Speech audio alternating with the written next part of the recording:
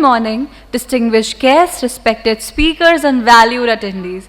I am Ana Imtiaz, your host for the event, and it is my privilege to welcome you all to the Day 2 of the 4th edition of Urban Infra Business Summit and Awards 2024. Now, it's time to begin with our first session of the day. It's an honor for us to have among us Dr. T.S. Ramakrishnan, Senior Consultant and Researcher Transport, who will enlighten us on managerial learnings from rail pioneer countries to develop indigenous rolling stock technology for conventional and high-speed rail system. I request Sir to please enlighten us with his insightful words. Can we please have a big round of applause for Sir? Good morning to every one of you. So I will be speaking about the managerial learnings from rail pioneer countries to develop indigenous rolling stock technology for high-speed rail in India. So you might be wondering why this topic was chosen by me, and the main reason behind that is in the recent news item you might have seen all that. Japan is demanding around 550 crore for a 600-seater train of high-speed rail, and the government of India has been negotiating very strongly with them to reduce the prices. And in the meanwhile, the railway minister also has announced that India will develop its own high-speed rail rolling stock designed by BEML in another 3-4 years, and which is expected to be costing much less than the 540 crores. So there must be a managerial learnings. I am not going to speak about the technical learnings. I am going to speak about the managerial learnings, how the different HSR pioneer countries have developed their high-speed rolling stock, and how India should learn from them. So this is actually the study was sponsored by Infravision Foundation, run by Mr. Vinayak Chatterjee, ex-CMD of Feedback Infra. So if at all we look at the managerial learnings, I want to take up the case of 6 countries which are pioneer. I have not included China because which have come to the HSR domain only very late. So these all are, I mean, in the same order: Japan, Italy, France, Germany, Austria, and Spain.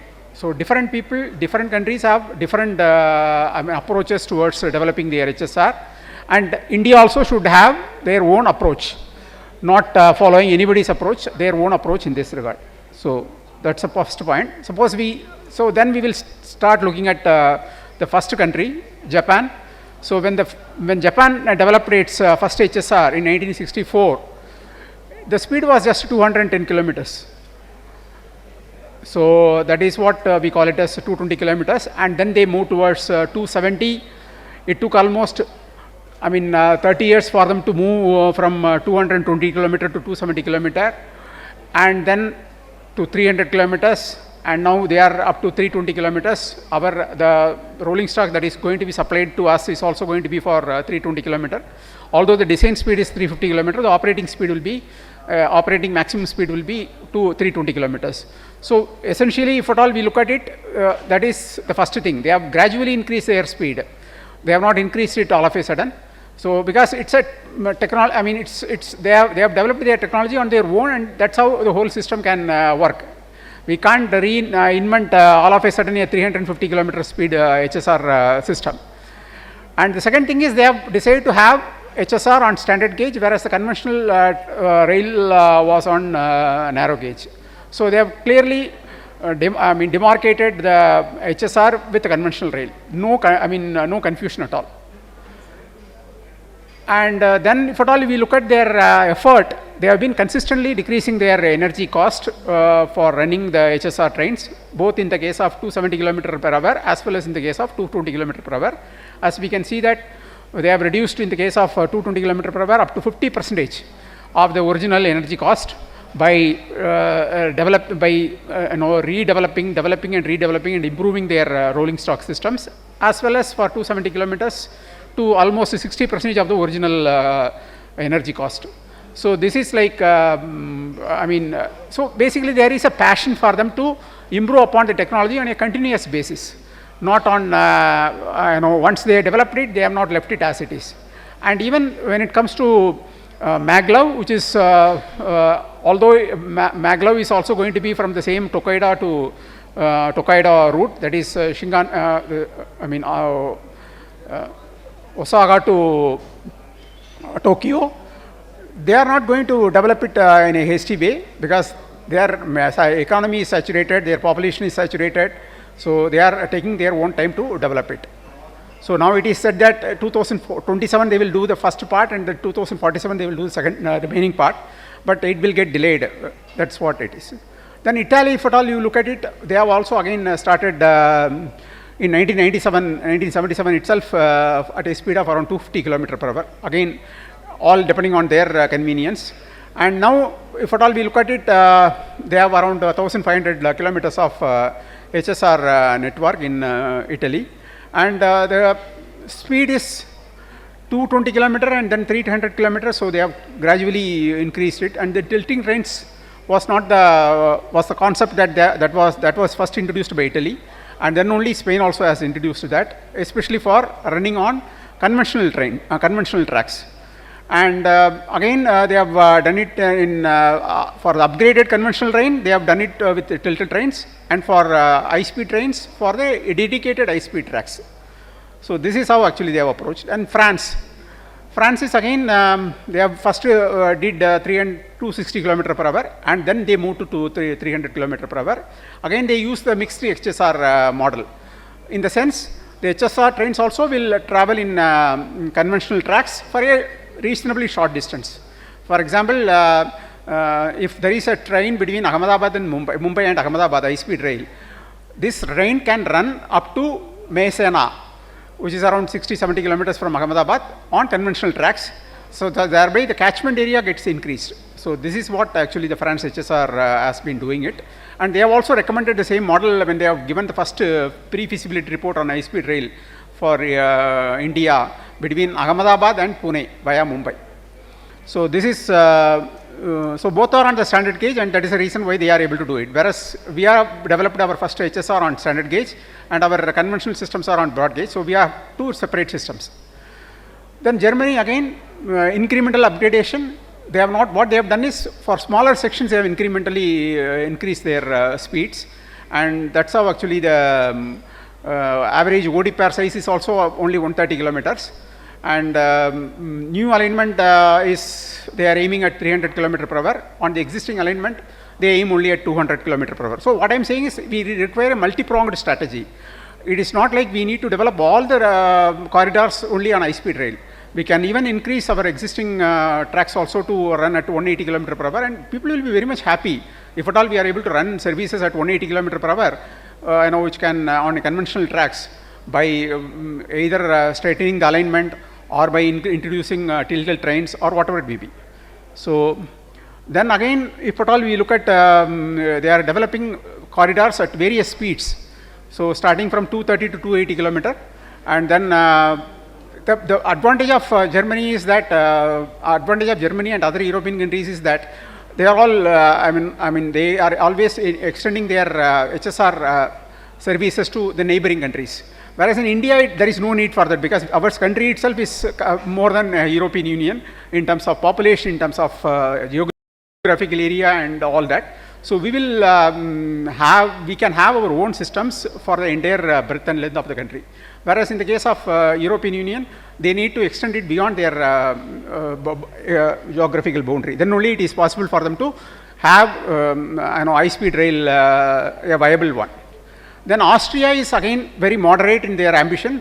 So they never aimed for higher speeds. So they are happy with the 200 to 230 km/h.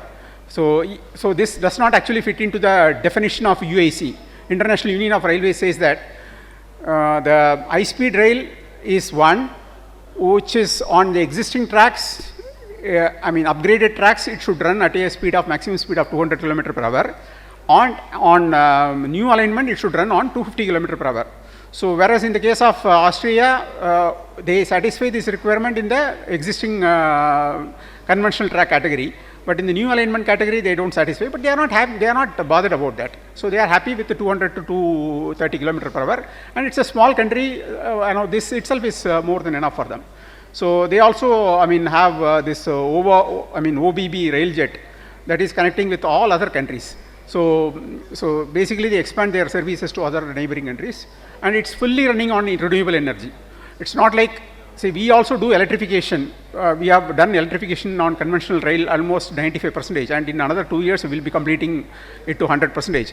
But the source of our energy is still from coal, whereas they have their source of energy is from non-fossil fuel. So that's a greatest achievement. And these are the routes for Austria. And then Spain is a wonderful country when it comes to railway development, especially whether it is a conventional rail development or in terms of HSR. Again, they have done everything on their own. They never depend on other countries' model for their development. For example, they have the largest HSR network next to China, despite having a reasonably a small country, around 7 crore population compared to 140 crore population of India. And then they also have 2 gauges, Iberian gauge and then standard gauge. Standard gauge is for high-speed rail. Iberian gauge is like our conventional railway tracks. And Iberian gauge and our broad gauge are very close. And that is the reason why we are able to get the coaches from Talgo and then run it on our tracks. Around 4 or 5 years back, 6 years back, we have done all that experiment. But again, we have not gone ahead with that. So mainly because they have achieved the travel between Delhi and Mumbai within 12 hours. So because of that. So they also take rolling stock from various vendors, and they have the ability to, they have developed what I call it as when the train can move from one gauge to another gauge by means of a third rail.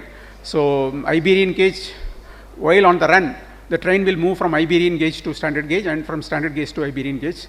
So this is what one thing. And second thing is to run on conventional tracks where there are a lot of curvatures and all. They have developed tilting trains. Of course, there are some concerns raised about the tilting trains because people get nausea, headache and all while traveling in that. But still, they have been very successful in that. So different models for different distances. They don't apply the same model for same distances. So one size does not fit all. That's a point actually. So this is what, and they are operating 3 types of services. One is long distance services operated on dedicated standard gauge high-speed rail, which can go up to 300 km/h. And then operating at a speed of long distance services, again operating at a speed of 250 km/h. And then medium distance services operating anywhere around average speed of around 150 km/h. So they have a multi-pronged strategy when it comes to increasing the speed of their train services. So the point is that if at all we wanted to do it, we need to develop our systems indigenously, HSR systems indigenously, although it may take some more time, maybe 3 years, 4 years, 5 years to begin with, and then we must work on that continuously towards another 10-15 years to improve our rolling stock as well as the entire system, because we also have learned a lot from the first HSR system. Say there are some invisible and visible technologies available to us. The visible technologies are civil engineering. So Japan has given us the technology, and without revealing the technology, we can't construct viaducts for HSR. So it is now known to NSRCL, it is known to L&T, which is carrying out the viaduct construction. So this is visible. There are some invisible things also, like electronic interlocking, or for that matter, centralized control systems, which comes in boxes. So we need to, certainly there is a substantial learning, but the learning is not complete with the first HSR that we have taken up with Japan. So we need to have a dedicated agency, dedicated research institution for this. So basically we need to develop a kind of National High-Speed Rail Technology Corporation for indigenous development, where we should bring not only the government officers, IR officers, but also private players into consideration. There are bright minds in India. We have, all our bright minds are working in different countries, but we also can have it here. It may take some time. Certainly, you need to fund money, you need funding, you need resources, you need to allocate space, testing tracks, so many things. But unless otherwise it is done, we can't develop as we envisage, we wanted to develop 10,000 kilometers of high-speed rail network in India. This can't be achieved by borrowing technology from outside. So a demonstrative project is very much required for the existing conventional rail system to operate at 200 km per hour. And then demonstrative new HSR system, first let us start with 250 km per hour. Although now the news item says that we will aim for 280 km per hour, but I have been speaking to all the IRSME officers, rolling stock experts, for so many years, for almost 5-6 years now. So they have been time and telling me that it will take time because it can't be developed in all of a sudden to higher speed. So let us grow gradually. If at all we are able to achieve 250 km per hour high-speed rail demonstrative project in another 4 years, that itself is a great achievement. And then tilted trains also we need to think about it. How we are going to develop it on our own, tilted trains, so that conventional tracks, it's very difficult to straighten the tracks since it is already laid. So it can be easily said, but it can be done so easily. And then we have to also think about radically aligning self-steering bogies like what South Africa has been doing, so that the freight traffic also can be increased. So recapping the whole story, so India should develop their our HSR technology indigenously. The imported train sets are extremely costly, and imported HSR system also is going to be extremely costly. So now the rough estimate is that by the time the first HSR between Ahmedabad and Mumbai is completed in 2030-31, certainly it is going to cost around 2 lakh crores, which means around 400 crores per kilometer, 500 kilometers for 400 crores. So it will be too costly. So if at all we are able to develop it indigenously, we can reduce the cost at least by 30-40% by various innovations, and because there is no royalty, there is no import of components and all. And then one size does not fit all. We don't have to develop HSR on all stretches. Wherever it is possible, we can increase the conventional track speed also substantially to 180-200 km per hour. And on the remaining corridors, we can do the new alignment HSR. And then both, new alignment HSR will be in standard gauge, and then upgraded HSR will be in the broad gauge. Let there be a two system. And transfer technology is an oxymoron, I have been saying. So especially in the case of HSR sector. And then setting up a national high-speed rail corporation is actually a very important point, because we don't have any research institution which is on developing technologies for us. RDSO is more of validation. So this is what I want to discuss. So thank you very much for your time, and any questions I will be happy to answer.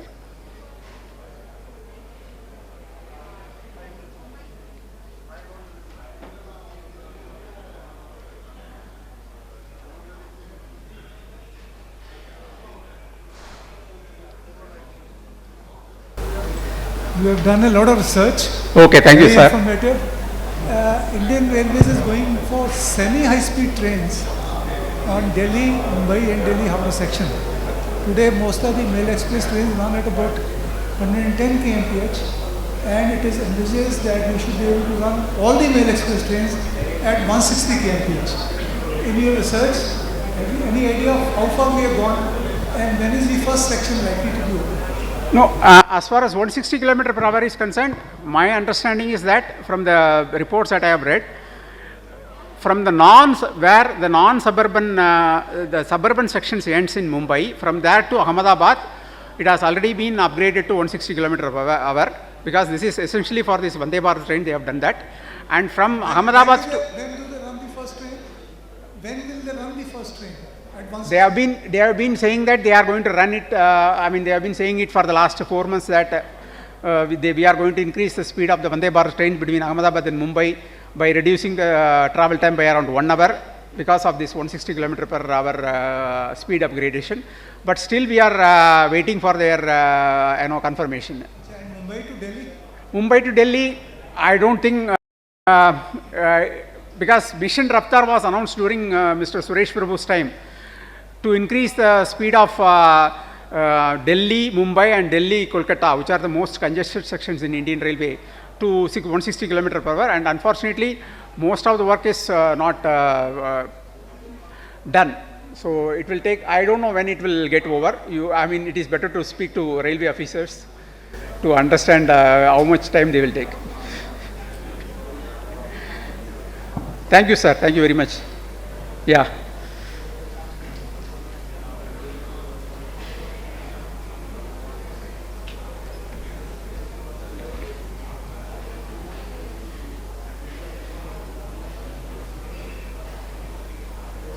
Yeah, give it to him. He is waiting. Sir, it was really excellent presentation. Okay. Now, in one of the slides, you have mentioned managerial learnings for around 6 countries: Japan, Italy, France, Germany, Australia, and Spain. My question is, all these are developed countries. Why you have not mentioned for China? Number one. Okay. Number two, India is planning to become a developed country by 2047. How these learnings will be suitably applicable in India's scenario? Yeah, fine. So there are 2 questions to his part. The first question is about why I have not included China. For 2 reasons. The China started very late. I have taken only the pioneer countries. China started their HSR journey only in 2005, and within a short span of time, they have developed more than 20,000 kilometers of HSR, and the information available from China is very, very meager. So it is never known. Even in terms of Hyperloop, they are saying that China has moved very much forward, and nobody knows how much they have moved forward. I could get information from any technology, whether it is Hyperloop or high-speed rail or maglev, from other European nations and all, because it's all available in the literature. Railway literature, I mean in research papers and all, whereas it is very difficult to get any information on China. So for these 2 reasons, and China is, according to my personal belief, it may be wrong, China is not the best example to learn, because there is a concern that they steal the technology from other countries. So that is a kind of impression that generally people have. So I have not included that. And the other question is about India will be developed country by 2047. Yeah, so there is a definition for that, because as per the which country is eligible for HSR, the question is always. So when the per capita GDP as of a country is exceeding $4,000 PPP, purchasing power parity, then that particular country is eligible for HSR. This is the general yardstick that has been developed by the literature. So we have already crossed this $4,000 per capita GDP around 5-6 years back, and by the time we develop these projects, another 5 to 10 years it will take. We will be reaching around $7,000, $8,000 USD PPP, purchasing power parity. So we are already very much into that, and if at all we take the specific segments like Delhi Mumbai or Delhi Ahmedabad or Chennai Bangalore, or for that matter other corridors, we are already far ahead of our capabilities. So I mean we are very much ahead of our the per capita GDP that is required for developing HSR. So we are already there. And it's a matter of people are ready to travel at a higher cost, if at all we give a higher speed and convenience. Professor, I would like to ask you that you said that we need to develop a high-speed cooperation for research and see what kind of technology we need. We have to develop our own technology. Do you think we need to do also a project to understand what is the requirement of our trains? Because typically we have now trains running from everywhere to everywhere. We don't have point-to-point connections which are giving linkage to a regional connection, which is giving linkage to a suburban connection, and finally giving linkage to a metro connection. We don't have any national plan, but we have the data. We know which passengers are traveling from which direction, from where, by which routes, everything. In the last 20-30 years, a huge amount of data has already been collected. So don't you think that at the same time we need to do an operation research model? Certainly, and do a proper transportation and assignment model, which has been done worldwide in the last 40-50 years after World War II. So we should do that and then decide whether we need 200 or 250 or 500. And I think perhaps once we decide that, maybe 200 will be quite enough, which we can do in 2 years' time. Yeah. So can we have that very quickly? And if we can have that very quickly, what is it that is needed to be done to get the government to do that very quickly? Yeah, you are absolutely right. We have not, although we have a lot of data on this, we have not focused on this, national level, forecasting plan, especially with reference to, how much, how we are going to provide the long distance point-to-point connectivity, and then short distance connectivity, and then connectivity to the metro. Basically, it's like a seamless connectivity through multiple, speeds and multiple systems. So that is what our former member railway board says. And hopefully, there is a plan to develop national rail plan for Indian Railways in 2025. Yeah. Again, making it again, but if at all, I become a part of that team, certainly I will focus on this, and then at least 1 or 2 chapters will be dedicated for this. That's what I can, because I am not representing railways, so I can't give any guarantee of, I can't give any assurance from my end, other than this. Yeah, in the next interaction, certainly I will be discussing that.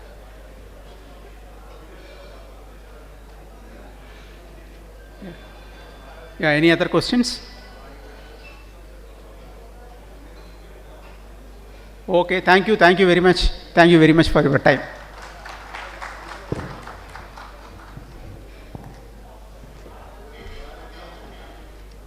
Thank you so much for such an enlightening session. Now I would like to request Mr. Vinod Shah sir to please present a token of gratitude to Dr. T.S. Ramakrishnan sir. I request Dr. Sir to please be on the stage.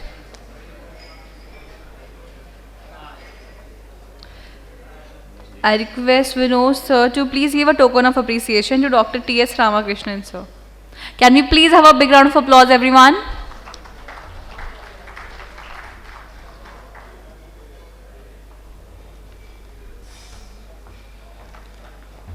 Can we please have a big round of applause, everyone?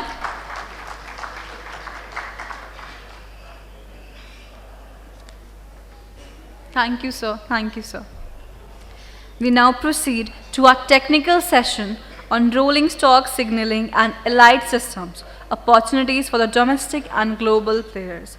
Please join me in welcoming our esteemed panelists with a big round of applause. I request Mr. Rajesh Agarwal, sir, former member RS Railway Board, to please join us on the panel.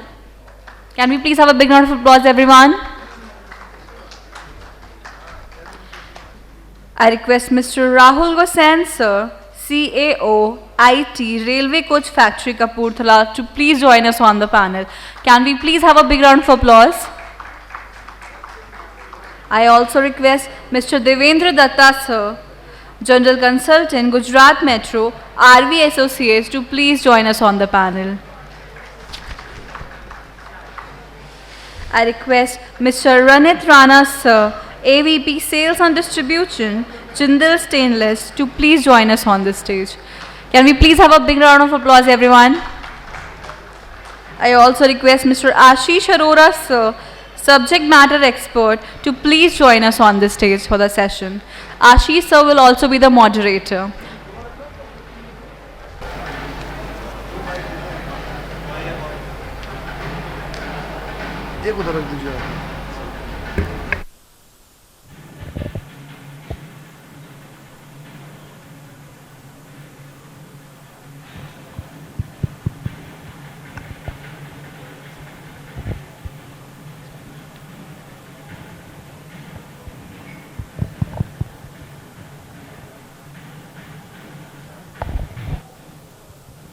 First of all, good morning everyone, and I hope everyone is active now or if not, be active. So we have a great discussion today about rolling stock, new technology and new capabilities and new growth in India. So topics are moreover related to Make in India projects and development of overseas technology and technology transfer in India. So we will start with the senior people are there, lot of experiences there with even from the railway experts and I would say the people from the industry. And so let's start with the question first, that how does the Make in India initiative create opportunities for domestic leaders, domestic players into the manufacturing of rolling stock and rail business? So this question is to Rahul ji and Devendra ji. I think you can take one by one and answer this. Very good morning to all of you. So, Make in India is an ambitious scheme which has been started, which entails rolling out policy support measures as well as incentives, reduce compliance burdens for domestic players, which is intended to boost basically manufacturing for export, manufacturing within India, simplification of the procedures, liberalization of the compliances for setting up of additional manufacturing units, making it easier for domestic players in terms of both setting up of new units as well as acquiring the required permits and compliances for those. Apart from that, it also visualizes rolling out financial incentives such as PLI to prompt them to boost their outputs, their investments in the domestic sector. Now, other than this, of course, other measures to spur investment are like tax holidays, manifestation of schemes for physical infrastructure such as special economic zones and special status attached to certain type or certain segment of industries. For instance, in case of the railway industry, in the railway sector, 100% FDI has been permitted. So essentially, broadly, the MII covers in its gamut all of those. Now, what are the benefits in terms of specifically encouraging our local domestic players to set up units in the area of railway manufacturing? So, it will boost and increase domestic demand. It will spur a kind of a critical mass, a consolidation around a certain segment or a certain industry in terms of developing capabilities in that sector. B, it will enable a lot of knowledge sharing, skill development, building of innovation, localization and indigenization of cutting edge technologies. It will in turn spur large scale projects and associated infrastructure. And what is expected is that it will do so by either FDI or by JVs, given that 100% FDI has been permitted in the railway sector. And this in turn will enable greater standardization of equipment manufactured in India, the equipment which is manufactured in India conforming itself to contemporary global standards. And this will help our domestic players firm up their position even in the international markets. This will help catapult them into global supply chains. So all of these measures will have downstream trickle-down effects in terms of higher job creation, increase the export opportunities. It is also likely to provide a fillip to PPP projects. And one of the best examples, I think, a living example is Delhi Metro, which is, of course, it started with import content, but later on it focused largely on developing indigenous capabilities. Similarly, the speaker just before us, Mr.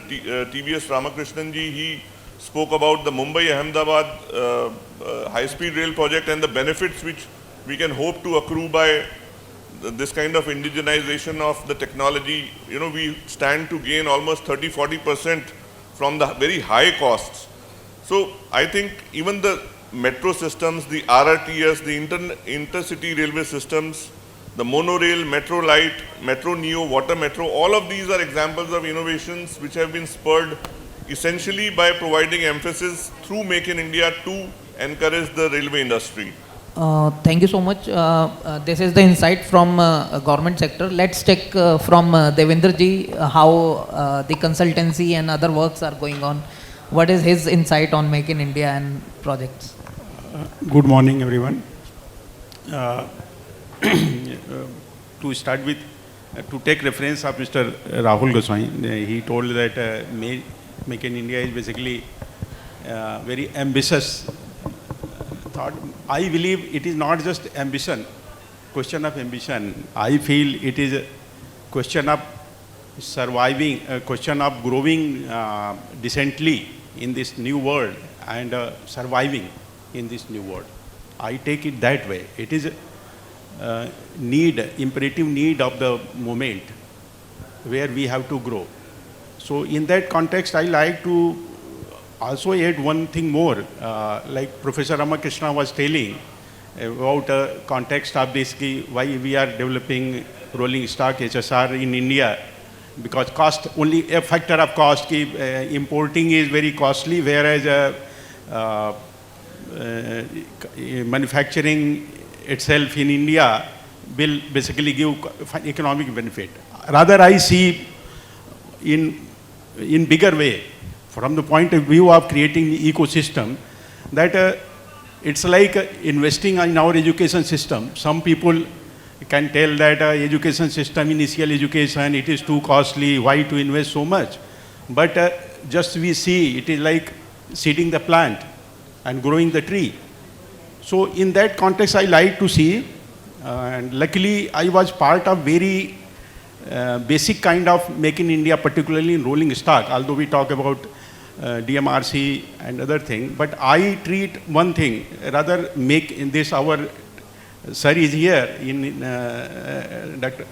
Sir Agrawal sir tenure, a very fantastic thing happened, that is Train 18 or our Vande Bharat. So I rather take it more as a Make in India.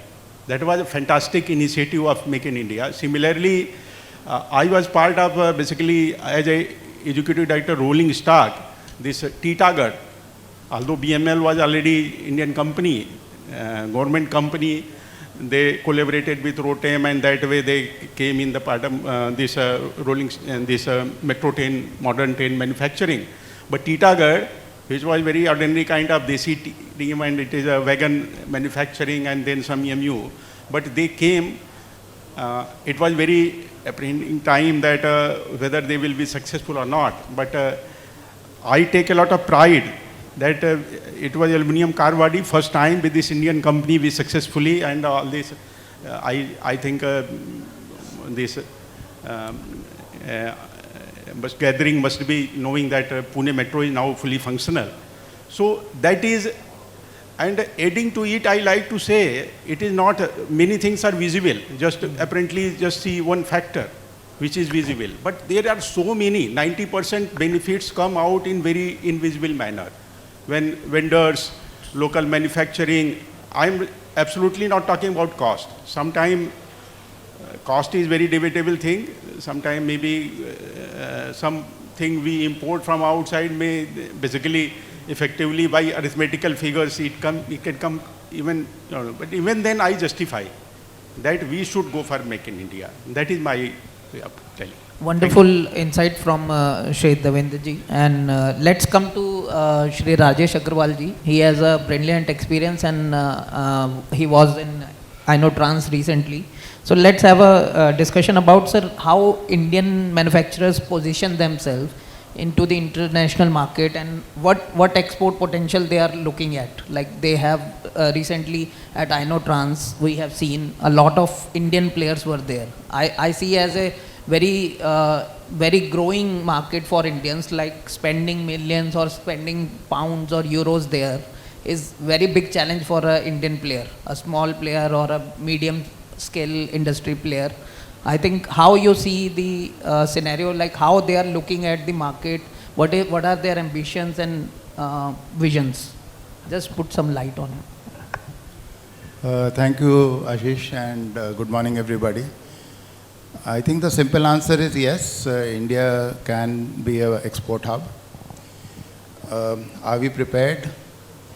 I think the Indian manufacturers, though they're showing a lot of interest and there's a lot of potential, only yesterday I showed that for rolling stock alone, it's an industry worth more than 6 lakh crores of opportunity worldwide, only rolling stock. Wow. Overall, the railway may be 20 lakh crores, but rolling stock alone is 6 lakh crores. So of 6 lakh crores, even if you get 6,000 crores, it's just 1%. China, if it can get maybe 50% of that, why can't India get 1%? So obviously the potential is huge, and the important is how do we go about it? So what are the steps? The first step, I think, is that you have to invest in it. For example, like if you want to get educated, you have to make investment in education. So if you're ready to make an investment, then you're sure to get the return. So that's the first mindset that we need to create, that we need to invest. And I think even the government needs to invest, so, but that's a separate story. But looking at you, yourself, you need to invest. Once you decide that you need to invest, then you need to find out whether you have the standards. See, if you're exporting to Europe, you have the ERA, the European Rail Association, so you have to meet their standards. If you want to export to the US, you need the FRA, the Federation of Railroad Association. You need to maintain FRA standards. Then there are some UIC standards, there are EN standards. The Japanese have the JIS standards.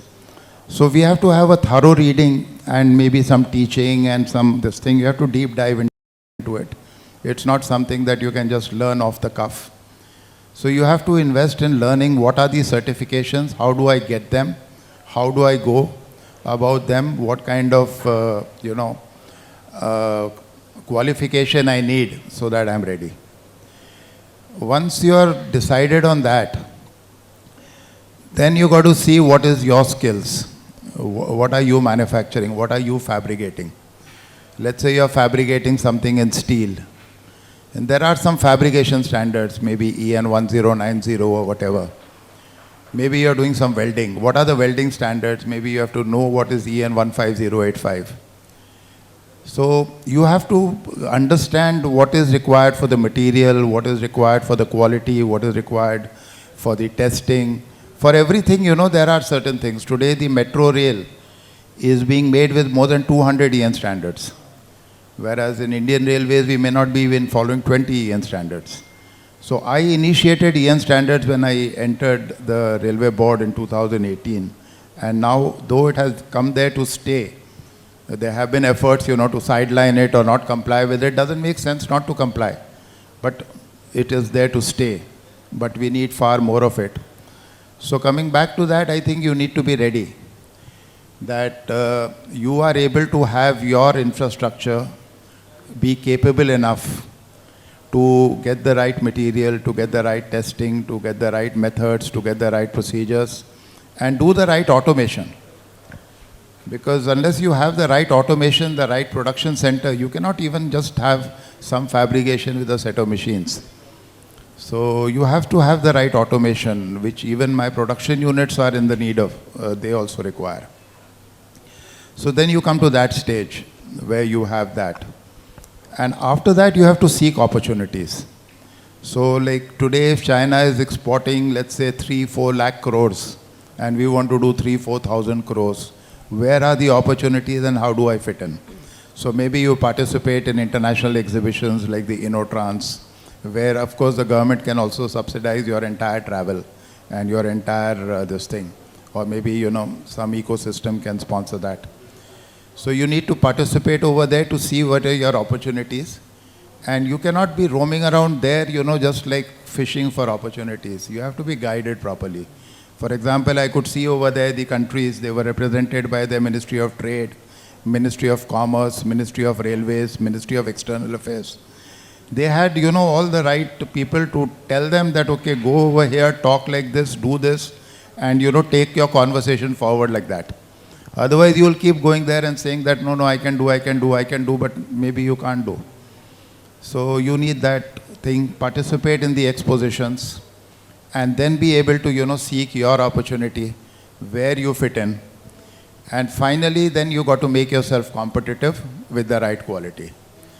Competition in the international market is fierce, but I can tell you for sure that from what I see and from my experience, I hope we could have started this in a very big way 5 years ago, but it's not too late. I know that the Indian industry can rise to the occasion. I've seen it myself because I could grow at 10,000 crores year on year for 2 years. So I think you can do it.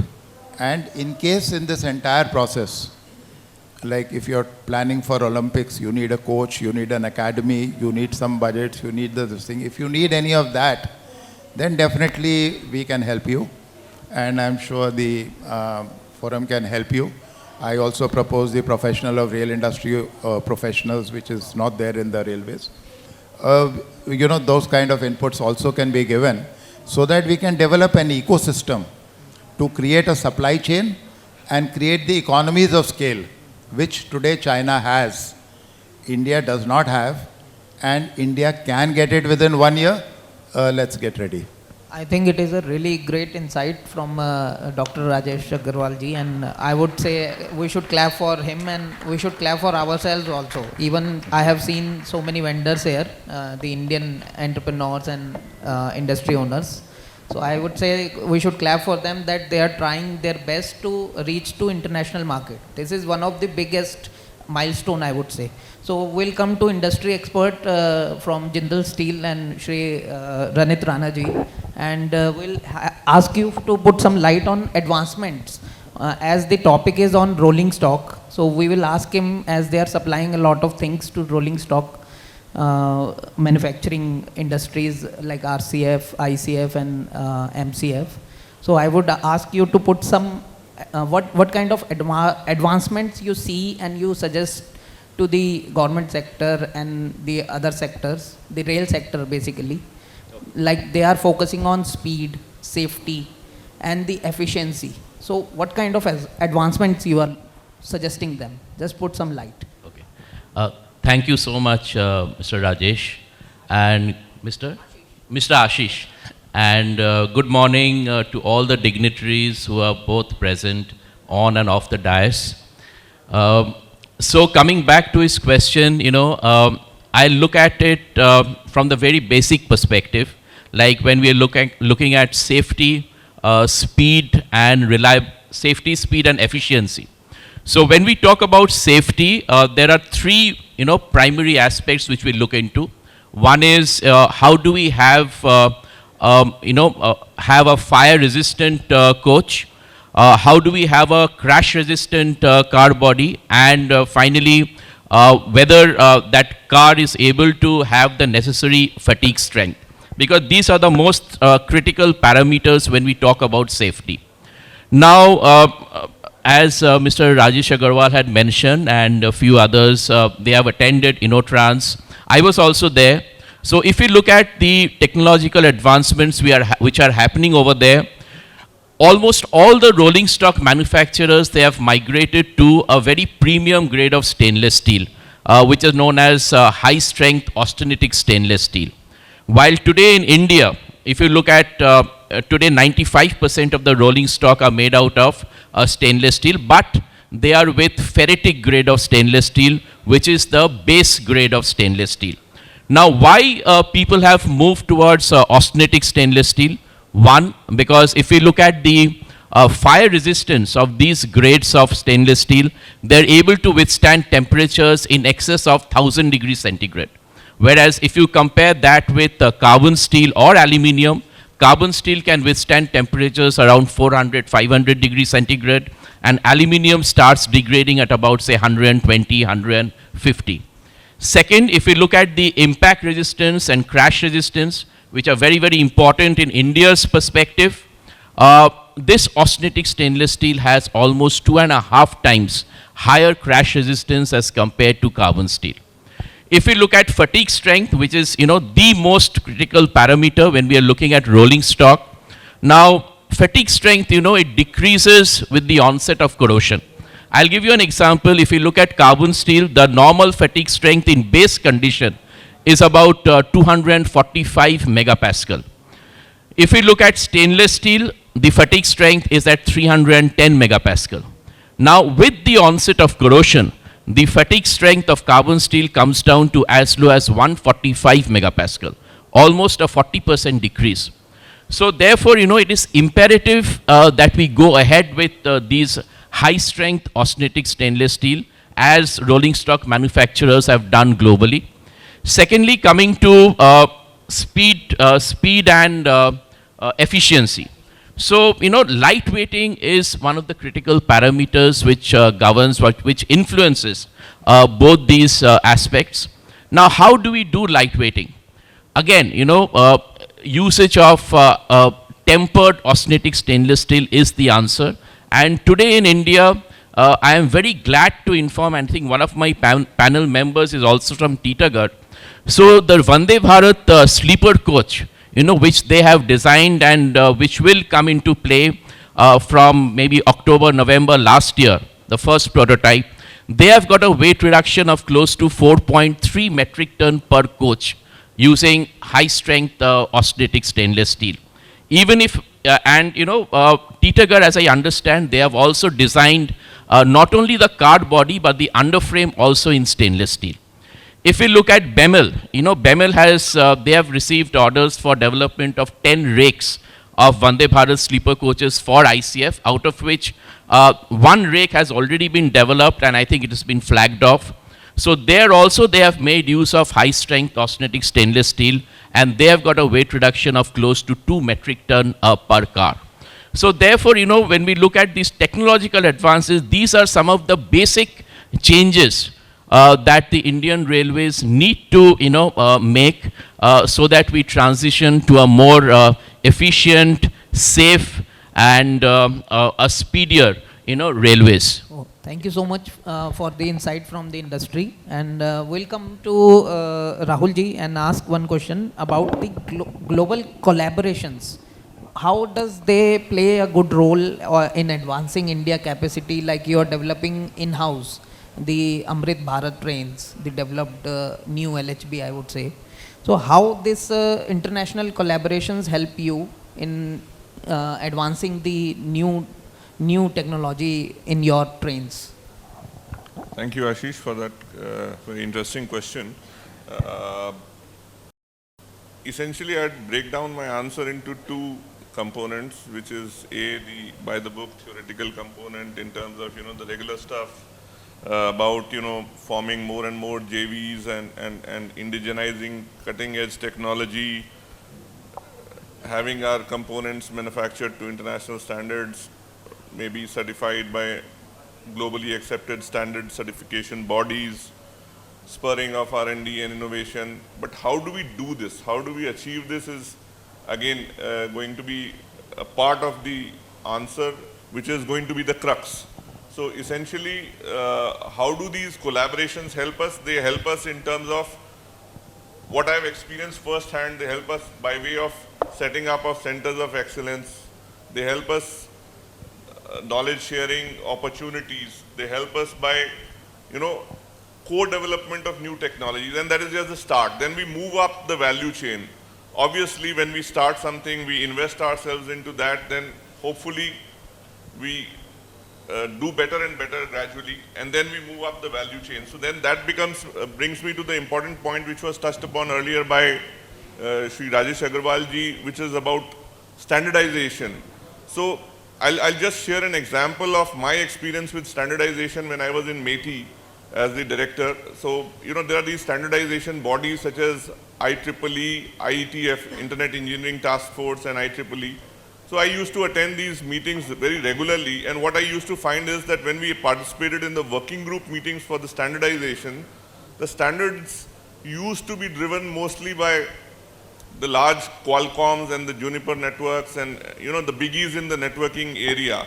So essentially, if we port that to the railway sector, then hopefully what I wish to see or hope to see in the future is, some of these big domestically developed and suitably handheld players to reach a stage in the value capture where they acquire the same amount of leverage, the same amount of heft as maybe a Qualcomm or, one of these majors in the international standard setting bodies. Now, for them right now, it may be good to say that, what is in it there for us.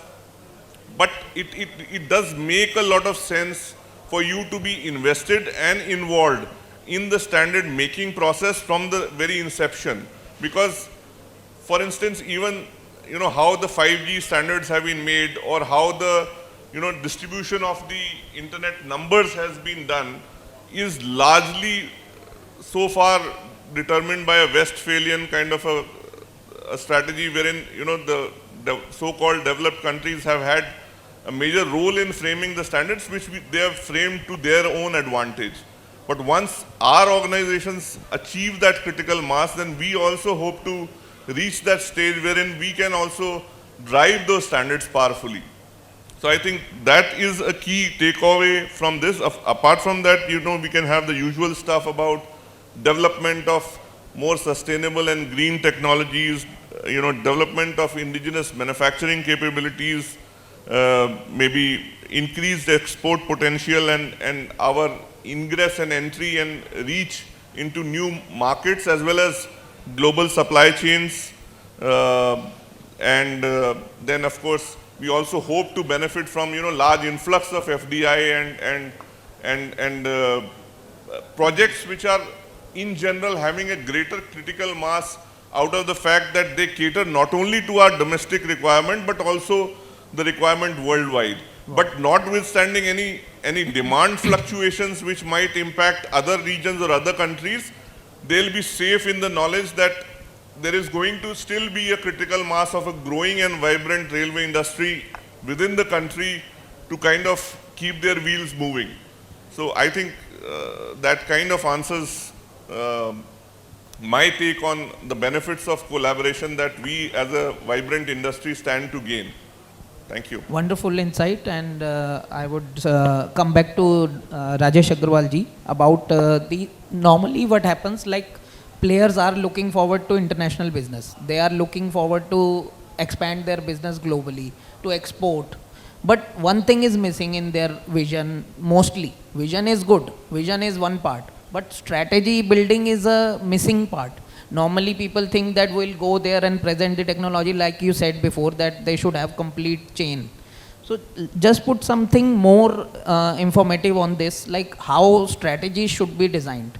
Because you have been expertise in designing strategies for MCF and when you were at member position. So I would just ask you to put some light on it. Ashish, thank you. It's a big question. You see, as far as strategy is concerned, I'm sure you are ready to put your best foot forward. You are ready to make an investment. You have the passion. You have the interest. You have the potential. But there is a huge amount to it, you know. It's a fierce, cold-blooded international competition. So there is a whole lot of things about standards. It's going to be difficult for you to, you know, go through that ecosystem. So you need some expertise to help you identify which standard, which compliance. You know, there are, if you go through the EN standards, you will have to study more than 500 standards, you know, before you get to a complete rolling stock system. So it's difficult. So the standards is one huge area. There are about 15 or 20 government subsidies available for export-import related items. You know, where import is exempted, where export is exempted, what duties are available. It's a specialized area. So there's a huge amount of area there to understand. So perhaps you need somebody to help you understand that entire thing. Then for your own development, your own factory, you got to have some expert to help you decide how you can restructure, how you can replan, how you can do economies of scale, how you can do better inventory, how you can do better automation, how you can do better robotics, how you can set up your production lines.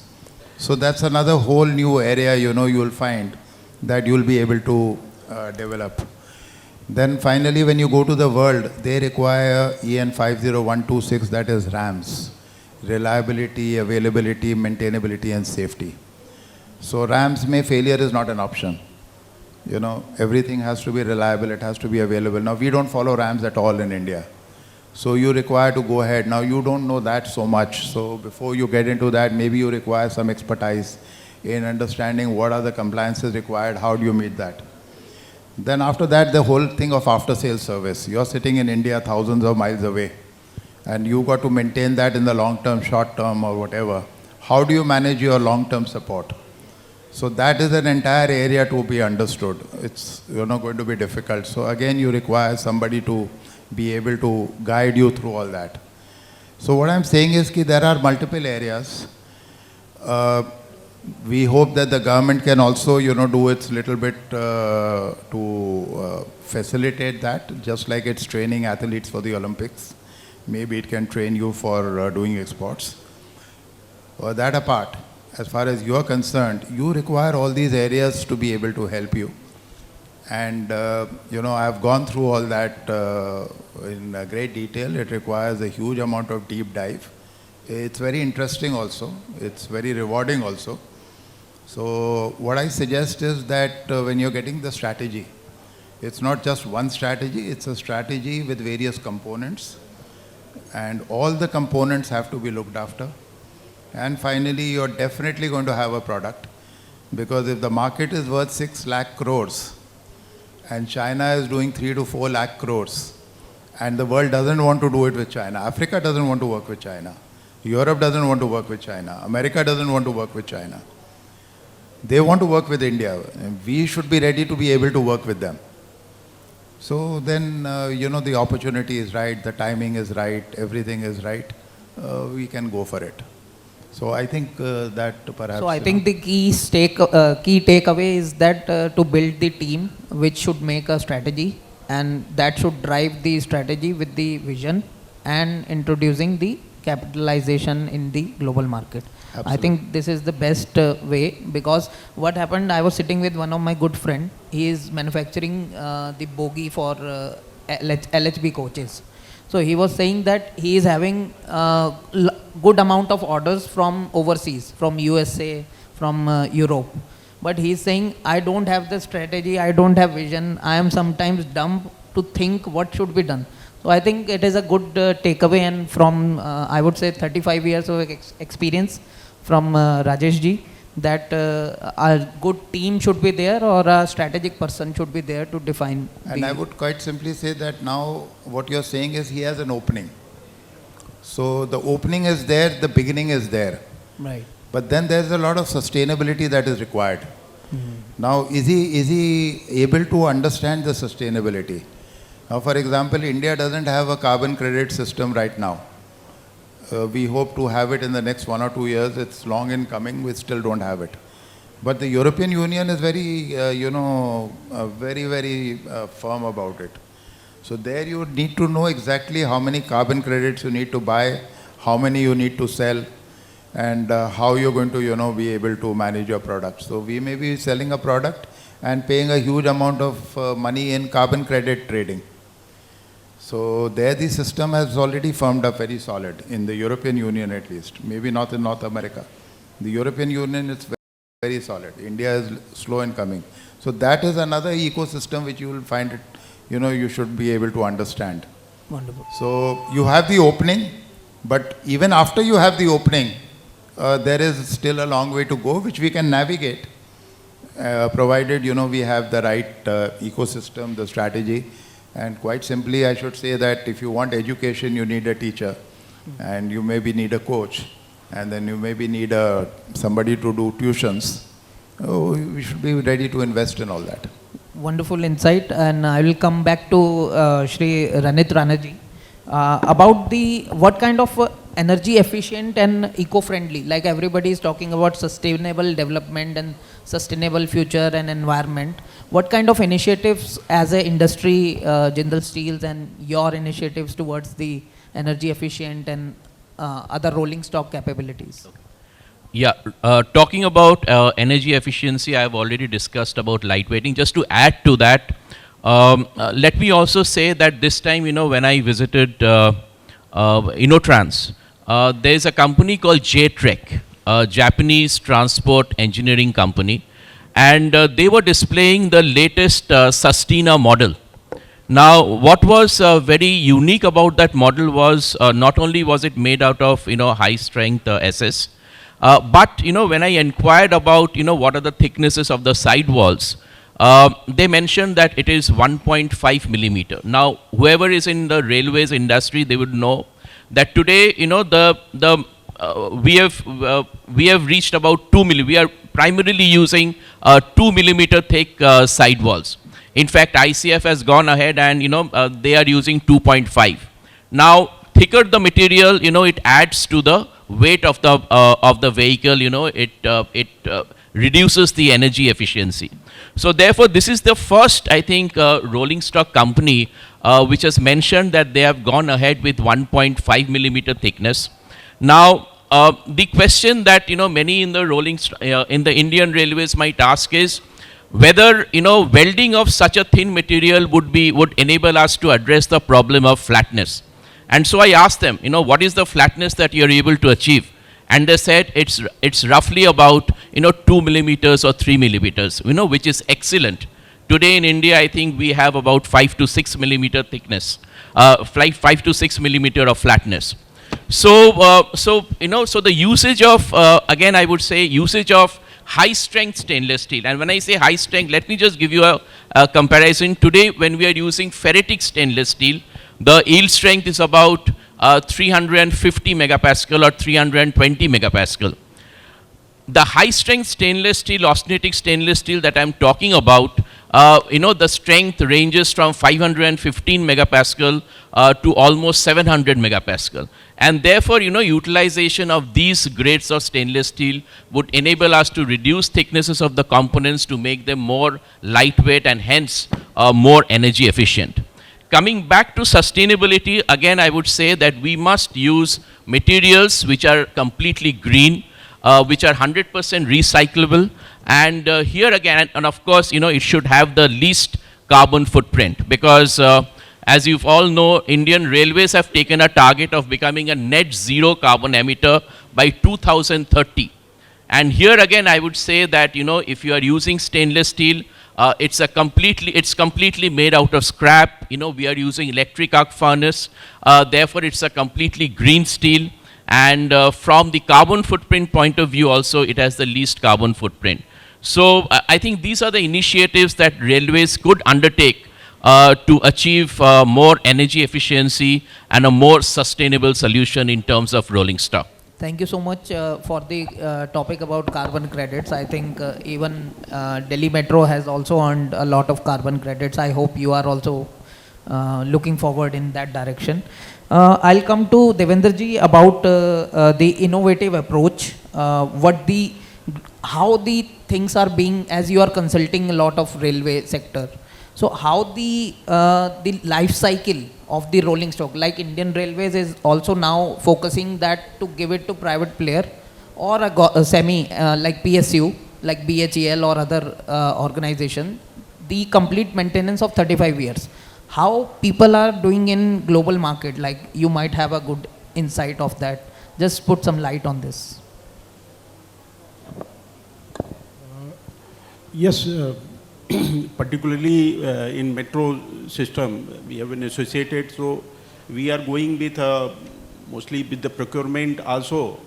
The key systems, basically long-term annual maintenance contracts. So that way OEMs are basically the best to understand the intricacy and the how to elongate the life of the system, delicacy of the system. So that way they are the best to get associated with the basically elongating and providing the best life cycle of our rolling stock. Here I would like to add, there are so many innovative things happening worldwide, although I have not personally gone through, but to the extent in literature I have come across, like in Japan, the OEMs are mostly engaged with basically operating companies as a partner in maintenance. That way they are direct stakeholder to basically associate that, so that inventory part as well as how to provide the best and healthiest maintenance to the system, that they are ensuring. So similar way, we have to gradually, basically it is not just kind of we are giving annual maintenance contract, it is a more like engaging them as a basically partners, where basically OEMs are stakeholders now and associating them in our maintenance, formalizing it in like kind of a joint venture or company, operating company, and that way So win-win situation creating, and that way harnessing the best out of the basically their competency as well as their interest also in basically keeping their product, providing best life cycle. So that can be one innovative way. Apart from this, now a lot of digital maintenance practices are coming, like our equipments are smart now. They are basically directly real-time data we can harness their health conditions. So that is leading to the predictive maintenance rather than very conventional type and very rigid maintenance sort of following. It is more imperative that we are able to predict, or even, for example, as I was mentioning, if we are able to monitor the basically wheel conditions or our brake conditions or even battery condition, all this, and their health condition can be predicted, and based on that we can take basically future action. So that will also help in our optimizing the inventory as well as basically ensuring that our basically downtime of the equipment is least. Correct. So such type of a lot of innovative strategy coming out, and I again repeat that OEMs, original manufacturer, their association helps a lot in engaging in them. So helps in one this. of the area which you are Thank you. talking predictive maintenance, that is my expertise into vibration analysis of the rolling stock. So I think this is the one of the key area where every body or every operating company is adopting this nowadays. Even worldwide, I was with the Deutsche Bahn in Europe, and they have introduced their system to calculate this prediction and all. I think BHEL and other players in India are also looking forward to this, and they will grow this. Thank you for the insight. I'll come back to, as we have less time, I'll come to Rahul ji, as he is involved in government policies and strategies being defined nowadays, which is a very friendly question for the players and vendors here. I think how government policies further can incentivize the global player collaboration with Indian players, like some make in India issue is there with people, but global players, how they can collaborate, because there is far way to reinvent something. If something is available with some player, it's better to use their products. Let me come in onto that. Let me try and take a stab at that, Ashish. Yeah. Actually, I've had a fair amount of exposure in other sectors, so I am in a position to comment about policy making in this area.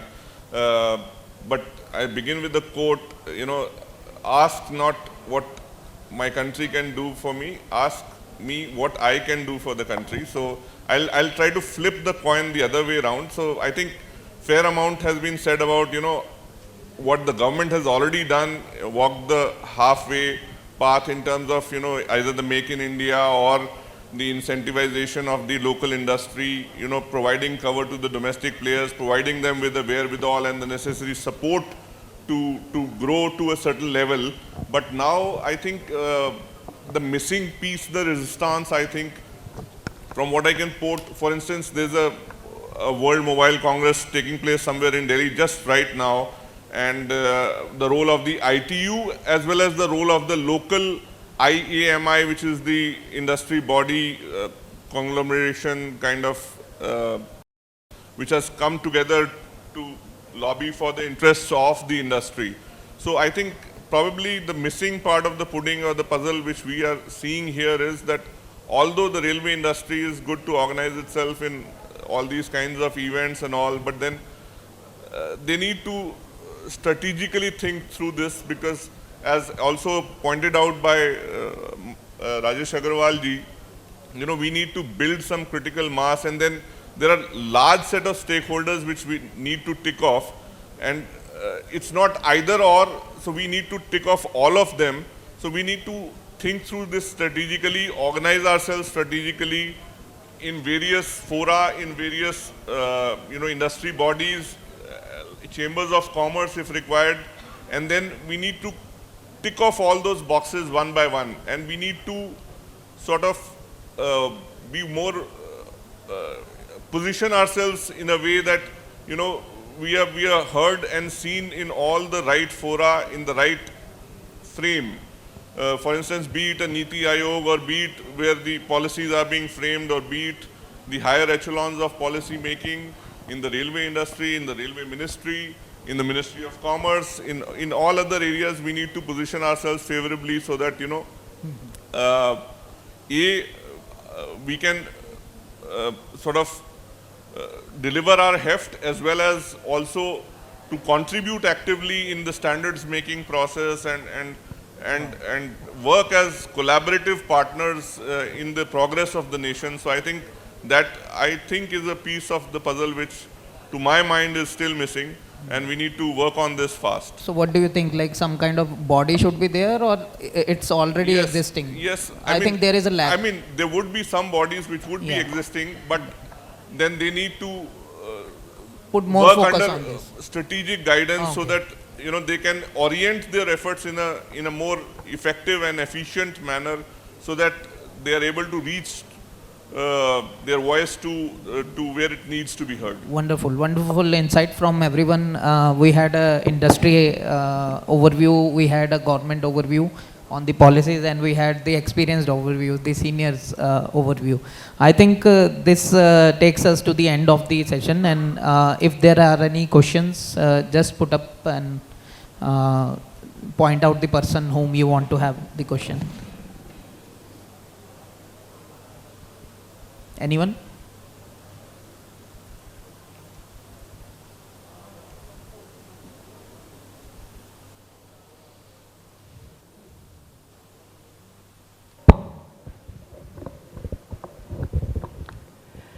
It was really excellent panel discussion.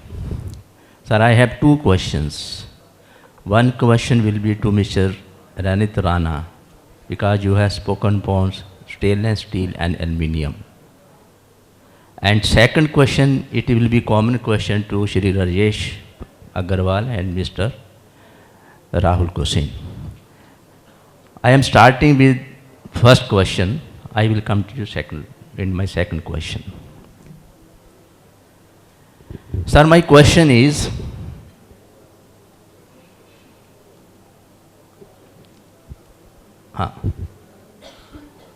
Rahul sir, my question is, you will start, then Mr. Rajesh Agarwal, he will add on.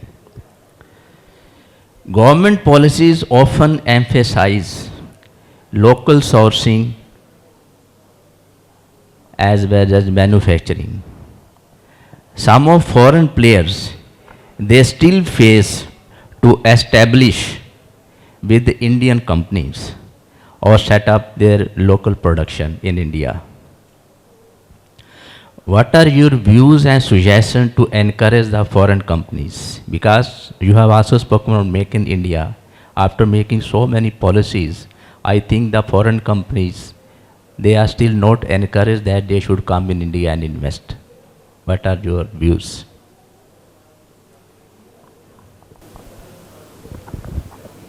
So my take on this is that we are already beginning to see green shoots in this area, and a lot of interest and critical mass has been built up by all our efforts and policies thus far.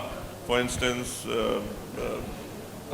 there have been cases of JVs where foreign partners have been involved, and they are slowly working towards materialization.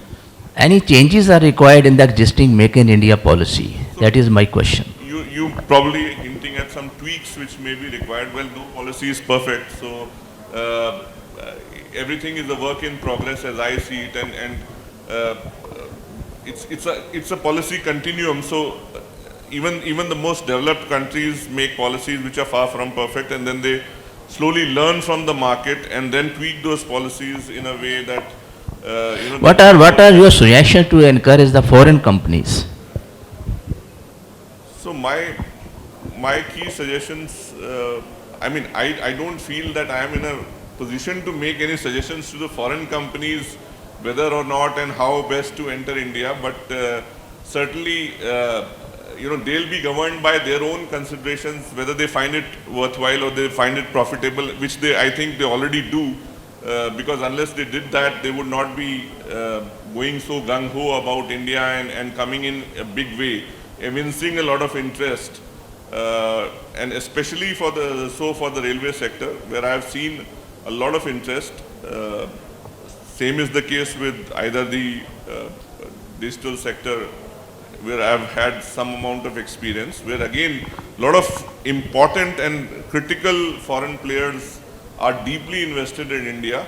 But yes, one thing which I do find somewhat missing is, for instance, at the global level, there is what you call the Internet Corporation for Assigned Names and Numbers, which is the body which deals with the whole domain name system and how it works. But they've got an office in India. A body as big as ICANN has an office in Delhi in India. Similarly, the Internet Society is the world conglomeration for internet enthusiasts all over the world. The end users, they represent the public at large, and they've also got chapters in India, in Delhi, in Bombay, in Kolkata. So in that regard, I would say that, you know, more and more global corporations, for instance, Wabtec, they have their offices in India. Similarly, Alstom have their offices in India. All these big rail corporations, which are the big industry players, have set up offices in India, are turning out products locally. So I think that's a big win for, I would say, Make in India. Rajesh sir, would you like to add how to minimize the problems which are faced by the foreign companies when they are interacting with the Indian firms? See, the foreign companies are very keen to come to India. I will say very keen to come to India. I think they are also very bullish about India. Let's face the issues. Politics is a huge issue. They are not so sure about the politics at the federal level and at the state level, and maybe even at the ground level. So that's something which definitely needs consideration. Apart from politics, there is a whole lot of issues about compliance. Like India mein 400 BC bhi chalti hai. It's something which they are not comfortable with. So there are issues over there. The third is that the Indian ecosystem is not like the European or the North American or the Japanese ecosystem. We have our own cultures, our local sensibilities, our local idiosyncrasies and our local whatever. So they need Indian partners to be able to understand a non-Western context. India cannot be a Western context like what you are doing in Germany, you start doing in India. So the non-Western context comes in. So they need an Indian partner who can, you know, stand with them. A partner who has the credibility. Now, so that's hugely, you know, something to be dealt with. So the foreign companies, they are very keen to come in a hurry, but they are hesitant. They are hugely hesitant.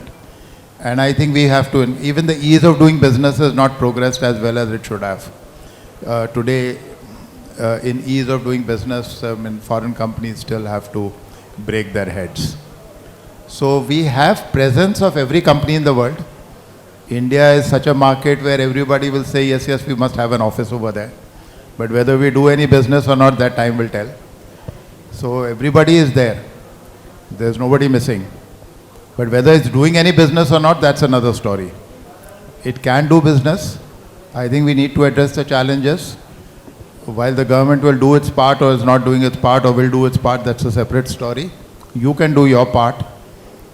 Do whatever it takes to help them with this issue, to help them with the uncertainties or unpredictabilities of Indian way of working, and you know, how to handle the ecosystem. In case we can manage that, we can get that in a big way. And as far as the foreign companies are concerned, I think they have to invest hugely in ancillarization. Because apart from the auto industry, which Maruti, you know, set up, and Suzuki set up, and Suzuki did the ancillarization. Like technology transfer. So these companies are not doing any ancillarization. I don't see Alstom doing ancillarization. I don't see Wabtec doing any ancillarization. There are so many foreign 500 companies in India, they are not doing any ancillarization. So let's say there is a company in India who's doing maybe 10 crores, 50 crores of business. Now what's the problem in this company ancillarizing them, training them, developing their skills and giving them 50 crores of business? There's nothing for them, peanuts, chicken feed. So they should be able to ancillarize. So when Maruti came here, Suzuki came here, they set up this whole Gurgaon. What was Gurgaon? It was not there where it is today. So they came, they ancillarized. So I find these fellows are not ancillarizing. And there again, we need to have, export-oriented zones. Our SEZs have not, gone the way, our EPZs have not gone the way they have to be. So there is work in progress over there. But I think as a rail industry, we can be a group of professionals, we can have our team, and we can steer this from the top. So if you're willing, I'd be more than keen, and I have actually had the experience to take it forward.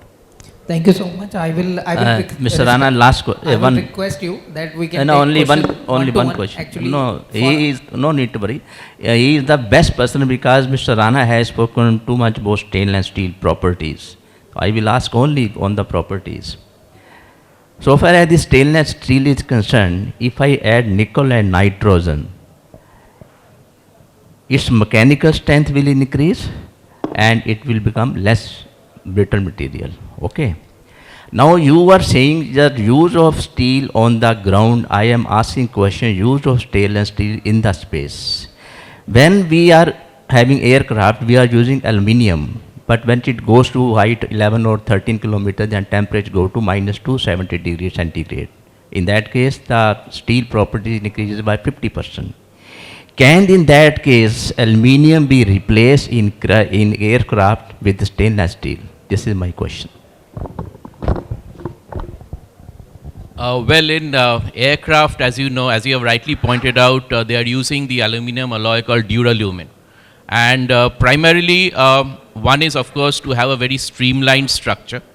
And secondly, of course, lightweight. Now, when we, if we compare that with railways, in the Indian context, if you look at the aircraft manufacturing, nothing is, hardly anything is manufactured in India. So it's all from abroad. Now, when we look at the Indian context, the advantages, I would say, of stainless steel is easy availability, easy fabricability, easy repair and maintenance, and of course, lower cost. Now, in Europe, if you see, people are using aluminum. It's not that aluminum trains are not running, but the underlying reason being that you have the necessary ecosystem, you have the long extrusions available, and therefore they are able to make it at a faster speed. So they are able to turn around the coaches faster.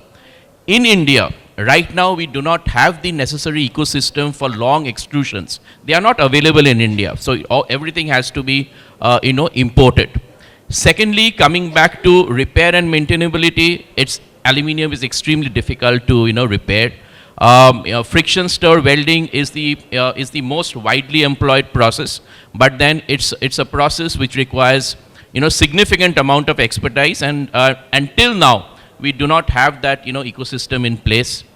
Thirdly, in terms of cost, and that is a very, very big factor when we look at the Indian context. Vande Bharat train sets, I'm sure all of you would have read, initially the tender was out for 200 train sets of stainless steel and 200 in aluminium. Yes. 200 train sets in stainless steel, the cost is 8 crore, roughly about a bit lesser than 8 crore per car. Yes. In aluminium, so it was about 120 crores for one train set of 16 coaches. Yeah. That was, in aluminium, was cancelled. Yeah, in aluminium, it went to 165 crores. And, I think the railways had asked for 141. Even that could not be met. Now, so therefore, it's costly. But what's the advantage that railways is gaining? If you look at the weight reduction, which is the primarily USP of aluminium, today with high-strength stainless steel, they have been able to, reduce the weight by 4 metric ton.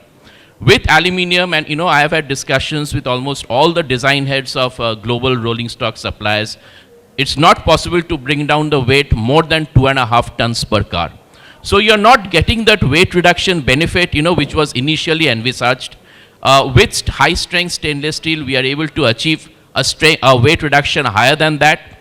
We are able to provide trains which are, much, cost effective as compared to aluminium. And finally, when you have the repairability, when we factor in the repairability, the availability of material, stainless steel wins hands down as far as India is concerned. And therefore, we feel that, yes, in the Indian condition currently, stainless steel is the most, optimum material for rolling stock manufacturing. Thank you. Wonderful Thank you very insight, much. and I will ask everyone to have one-to-one questions. And thank you for the good insights from the industry and from the government side. Thank you so much. A big round of applause for everyone here.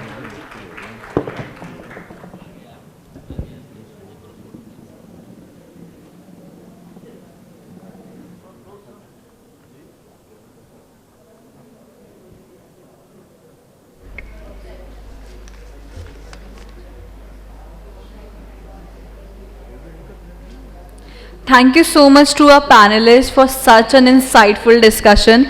We have really learned a lot from this panel discussion. Now, I would like to request Vinod sir to please present a token of gratitude to our panelists.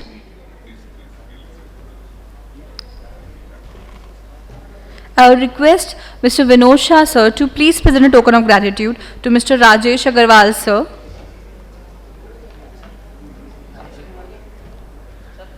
I would request Mr. Rajesh sir to please grace us with his presence on the dais.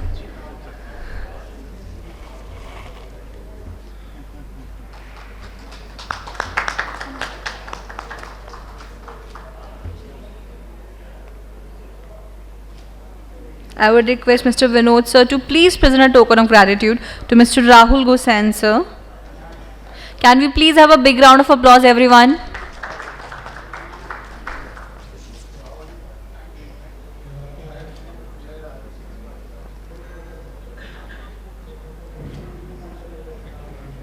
I would request Vinod sir to please present a token of gratitude to Mr. Devendra Datta Mishra sir. Can we please have a big round of applause? I feel the energy is missing. Can we please have a big round of applause?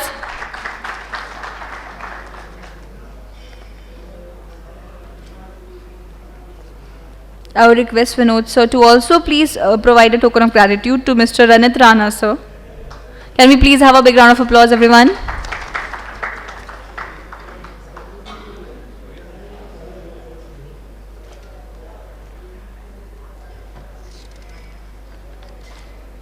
I would request Vinod sir to also please provide a token of gratitude to Mr. Ashish Arora sir. Can we please have a big round of applause?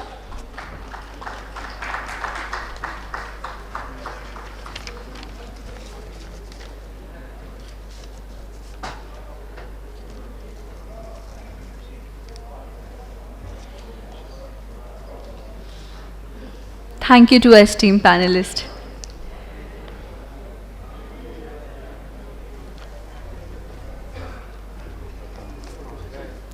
Moving forward to our next technical session on new innovations and technological developments in railways and transportation sector. Please join me in welcoming Mr. Surendra Kumar Suri sir, former GM Rail Coach Factory, Indian Railways. I request sir to please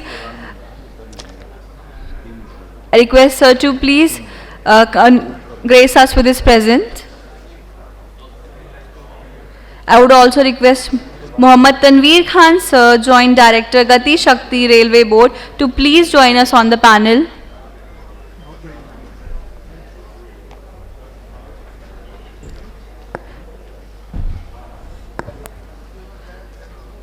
I request Mohammad Tanveer Khan sir, Joint Director Gati Shakti Railway Board, to please join us on the panel.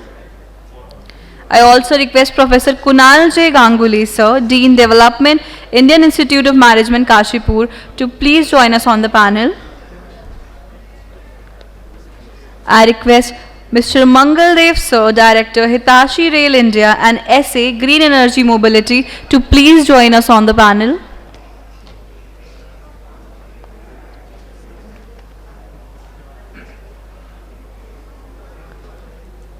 I request Mr. Mangal Dev Sir, Director Hitachi Rail India and SA Green Energy Mobility to please join us on the panel. I request Mr. Varun Pandya Sir, Additional General Manager BD Tata Projects Limited to please join us on the panel. I also request Mr. Harsh Thingra Sir, Senior Advisor Rail and Metro to please join us on the panel. Mr. Harsh Sir will also be the moderator for the panel discussion. I also request Professor Kunalji Ganguly Sir, Dean Development, India Institute of Management, Kashipur to please proceed with this presentation before the starting of the technical panel. Thank you.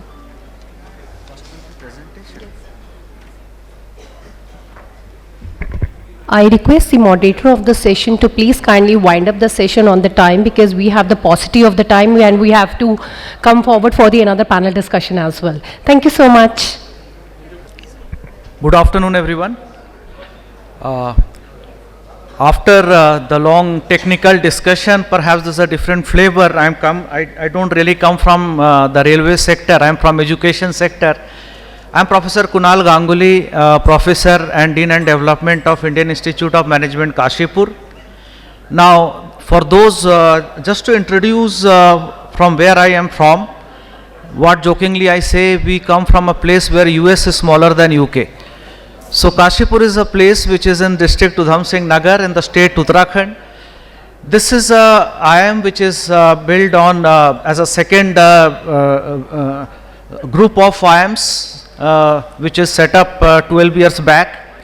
Now, it's not very usual to find a IIM in this kind of forum where our main focus are usually in the sector like BFSI. So we are one of those institutes among the group of IIMs whose focus area is into analytics, into logistics. Now, logistics in general and railway in particular has not been a focus area of many of the management institutes.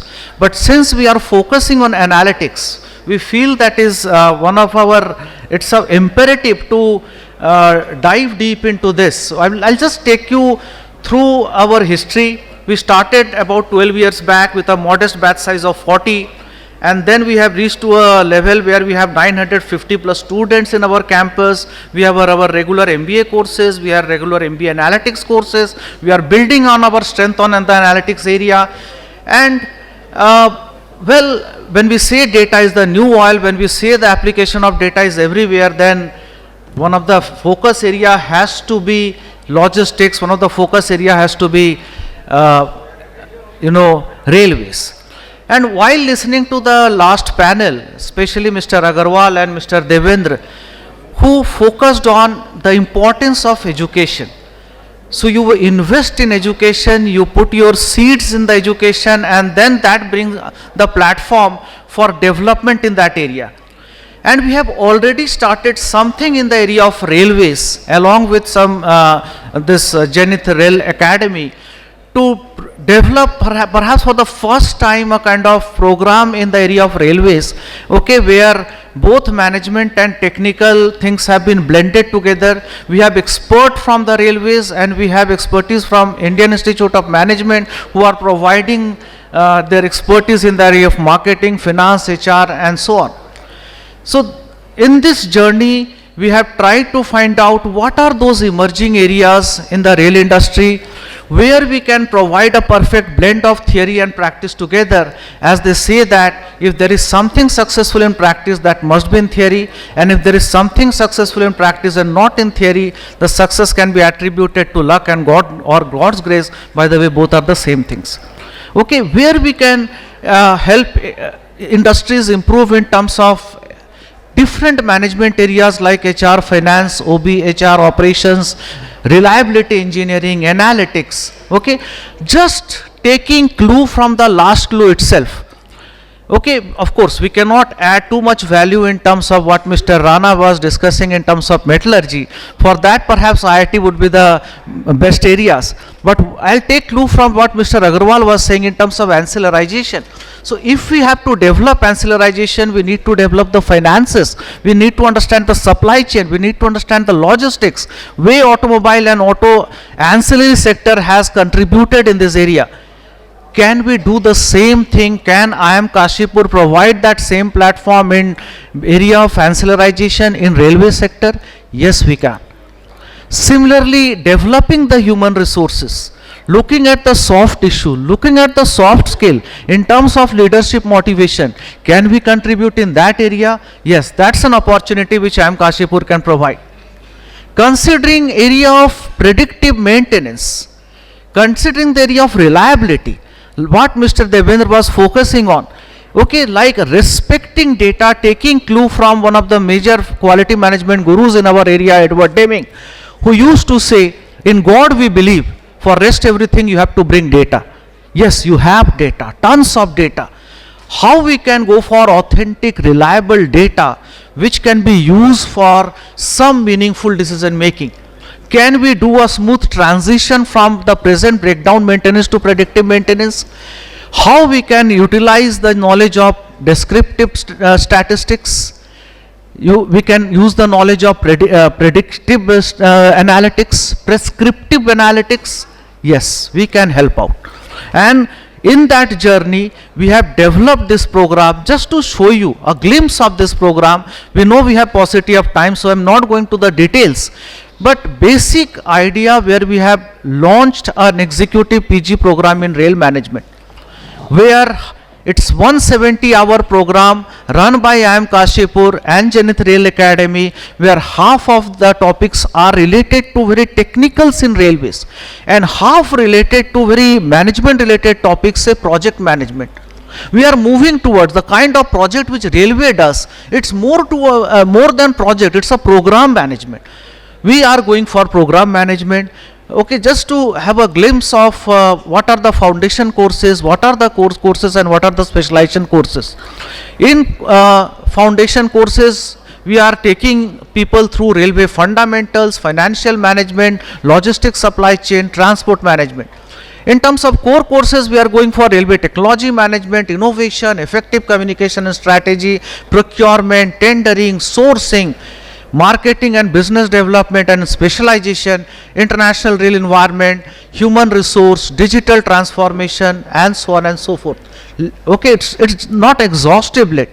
It's just an indicative list to take you or sensitize you basically how IIM as an educational institute can provide that platform where experts of the railway sector can come, brush up the knowledge, going back to the drawing board, relate theory and practice together.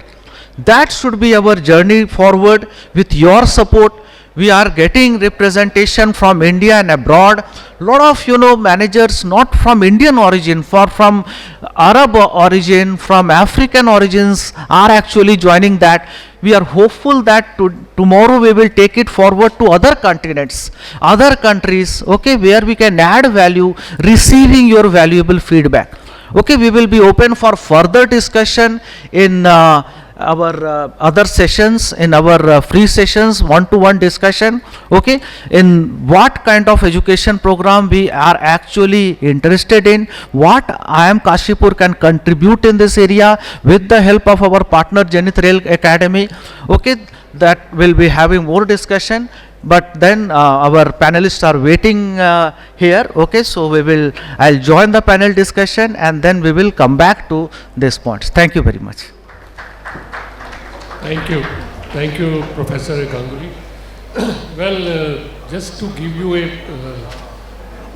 point on what the professor said, I recently happened to do the project review of the people, of the students who are undergoing this program, and I was really impressed. This was my first interaction with them. I was really impressed with the kind of coverage they were making.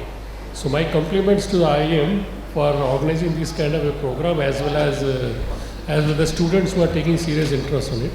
Only one more point I can just add here is that maybe some of the mentors which are available from the industries, if you can take use of them to take some kind of a support or help to these kind of students who are taking this course, that will be of great help.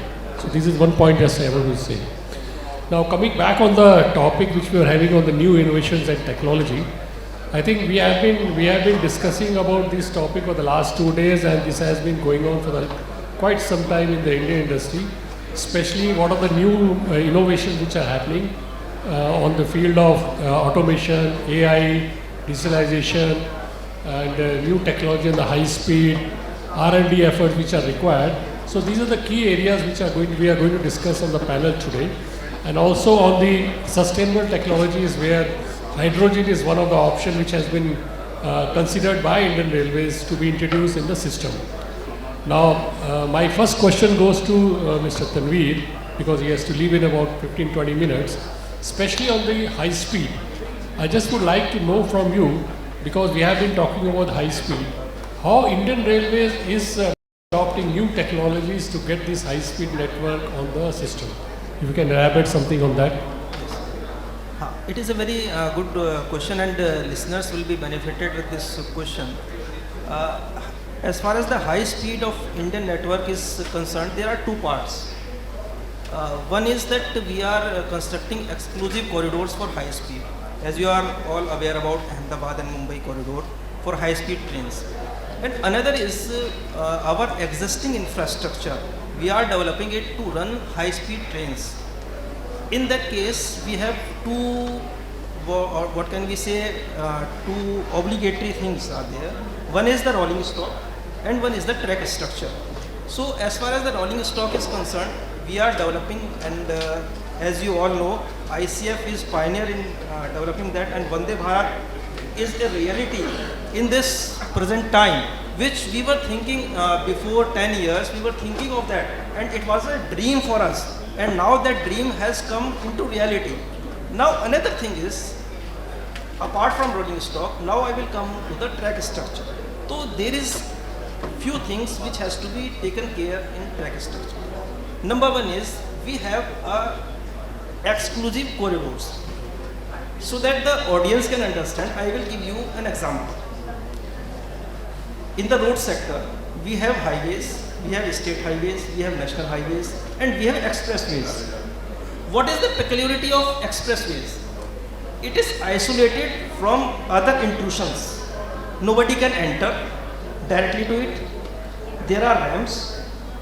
A protocoled entry is there in the expressways. So such protocoled entries and such restrictions to the entry for the foreign elements is to be provided on our Indian Railway tracks. Number one is there, we should have fencing all around the track.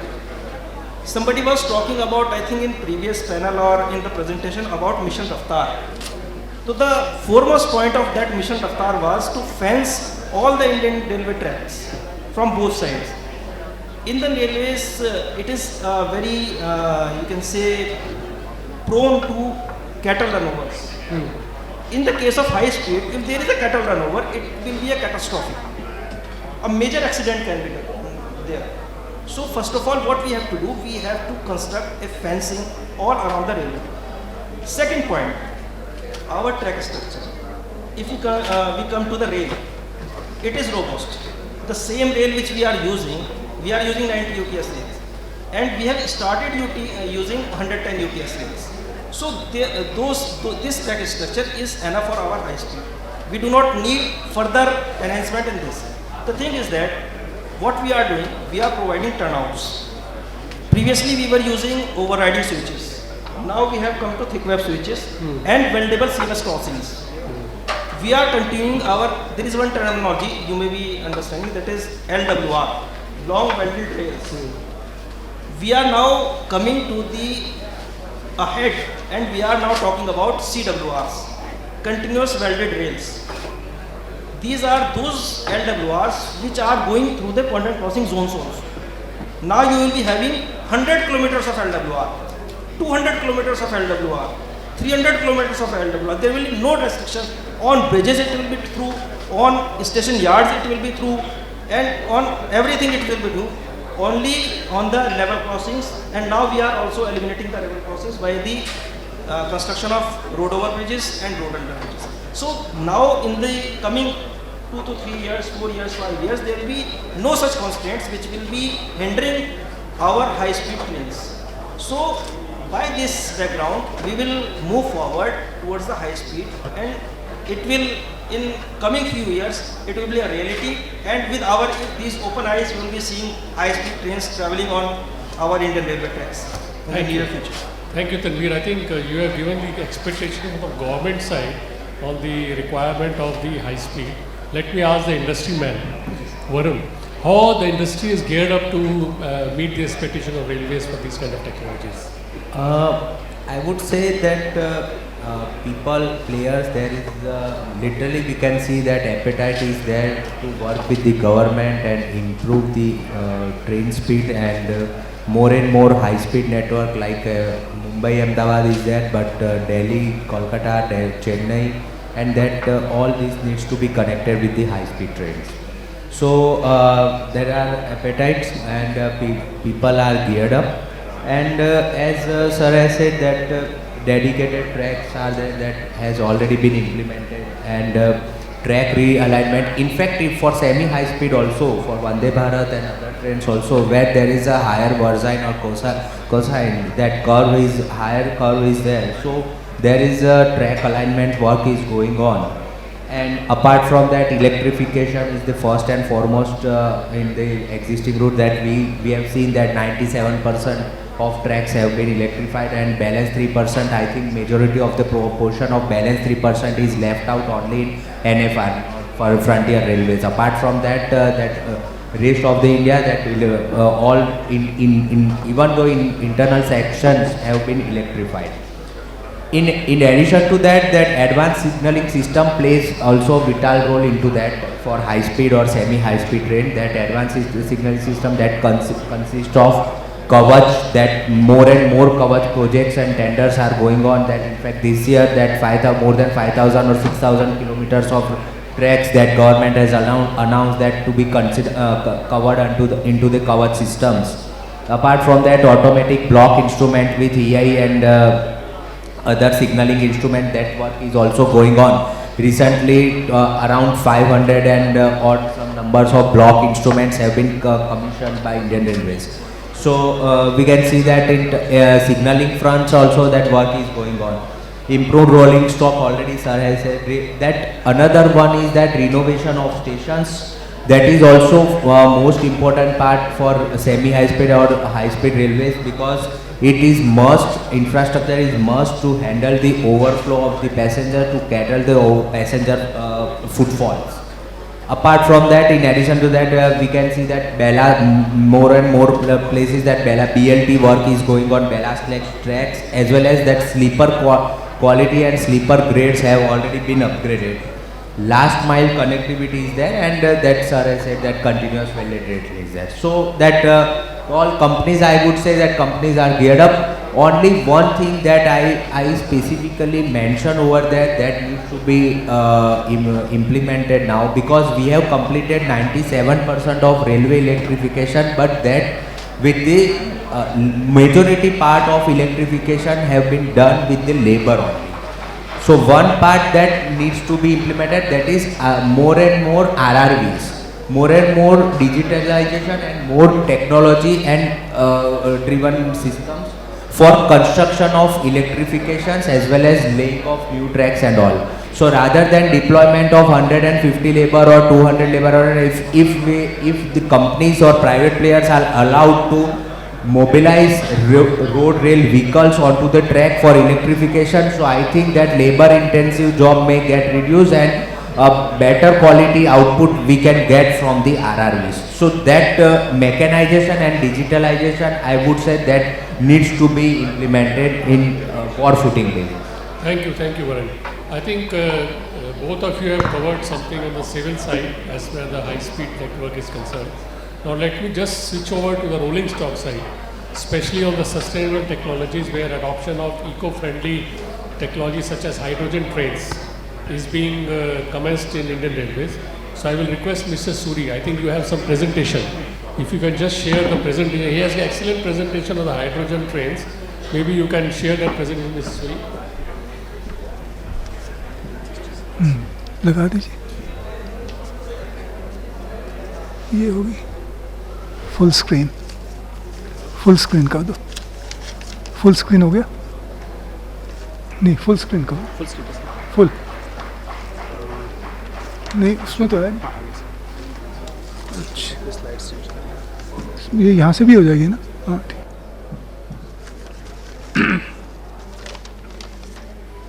Dear co-panelists, all the distinguished guests, ladies and gentlemen, it's indeed a pleasure to be addressing you in this forum. And in the next few minutes, I will fill your hearts with pride. Sorry. क्या हुआ? Touch panel नहीं है sir. अच्छा चलो ठीक. ये हो रहा है? नहीं, यहाँ से हो जाए ना. आई प्रेफर यहाँ से. है? ठीक. Normally the pudding is served after you have had your meal. Since I have to keep it short, I will serve the pudding right in the beginning.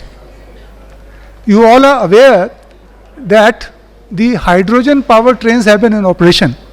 We have one hydrogen train running in Germany, and in 6 other countries these are under development. These are USA, UK, Canada, China, Japan and India. Can you make a guess which country is developing the most powerful and the longest hydrogen train? Any guesses? Well, it is India. All the other countries, they are in the process of developing hydrogen trains which will have 3 or maximum 4 coaches. In India, we are developing a train which will have 10 coaches. And what is the time schedule? In the next 2 months, the ground infrastructure, including the system for generation of hydrogen, will be in position. In the next 4 months, the hydrogen train will be rolled out, and allowing a month or 2 for oscillation trials, etc. In the next 6 months, first hydrogen train will be in operation in India.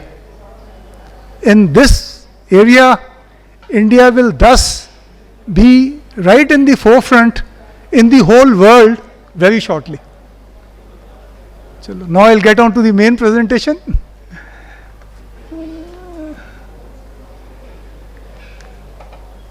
India has set itself the target to have net zero emissions by the year 2070.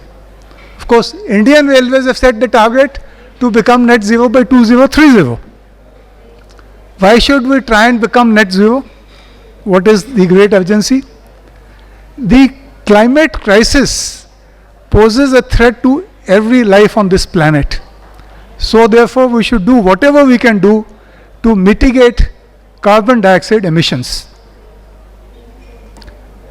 India, as well as most of the other countries, are heading towards hydrogen economy. Why hydrogen? Green hydrogen is the next frontier in energy transition. What is green hydrogen? Green hydrogen is hydrogen which is produced entirely by using renewable energy. Now, what are the attributes of hydrogen? Hydrogen is the most abundant element in the universe.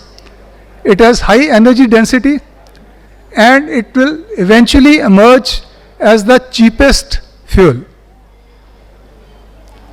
You must have heard of the National Green Hydrogen Mission. The objective of this mission is to make India the global hub for production of green hydrogen. By the year 2030, we would be producing 5 million tons of green hydrogen per year. From being an energy importer, we will become an energy exporter. Today, India imports 83% of its requirement of crude oil. Our current imports bill for fossil fuels alone is $125 billion per year. And by 2030 or maybe a year or two later, we would be exporting energy worth $300 billion per year. The mobility sector is also very important because it contributes a lot towards the greenhouse gases. We are already seeing transition from petrol and diesel vehicles to electric vehicles. And what is the future scenario? You may have all the vehicles powered by hydrogen. Hydrogen can be used in two ways. You have a fuel cell system. Hydrogen combines with oxygen to generate electricity. Alternatively, you can burn hydrogen as a fuel in an internal combustion engine. This is the slide showing a car which is running on fuel cell. At the bottom of it, you will see the fuel consumption. A diesel car, a moderate sized, may be giving you 18 kilometers per liter. A fuel cell car will give you 200 kilometers per kg of hydrogen. Today the diesel may be selling at about 85 rupees a liter. The cost of hydrogen today is around rupees 600 per kg.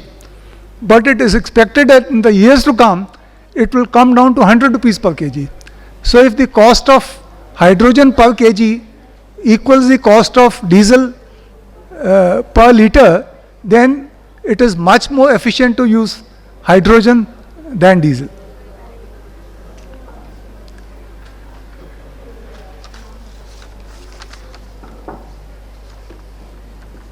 We already have some hydrogen powered vehicles in operation. Toyota have developed one brand of cars called Mirai cars, which are running on hydrogen. One of the world's first hydrogen fuel cell electric vehicle. A few of these are in operation in India, including one being used by Mr. Nitin Gadkari. Again problem aa gaya. Some problem.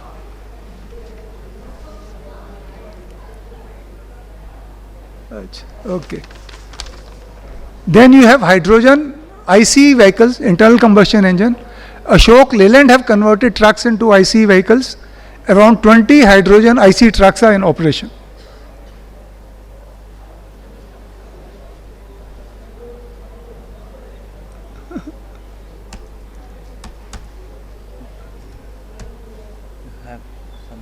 Chalo, theek, okay. This is how the hydrogen train will look, and this is the layout of a hydrogen fuel cell based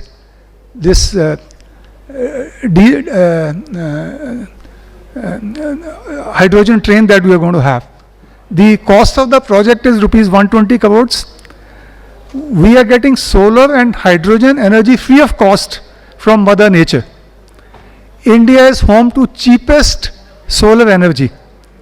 It has abundant availability of fresh water, and it is emerging as a global manufacturing hub. India will build its future on renewable energy. Thank you.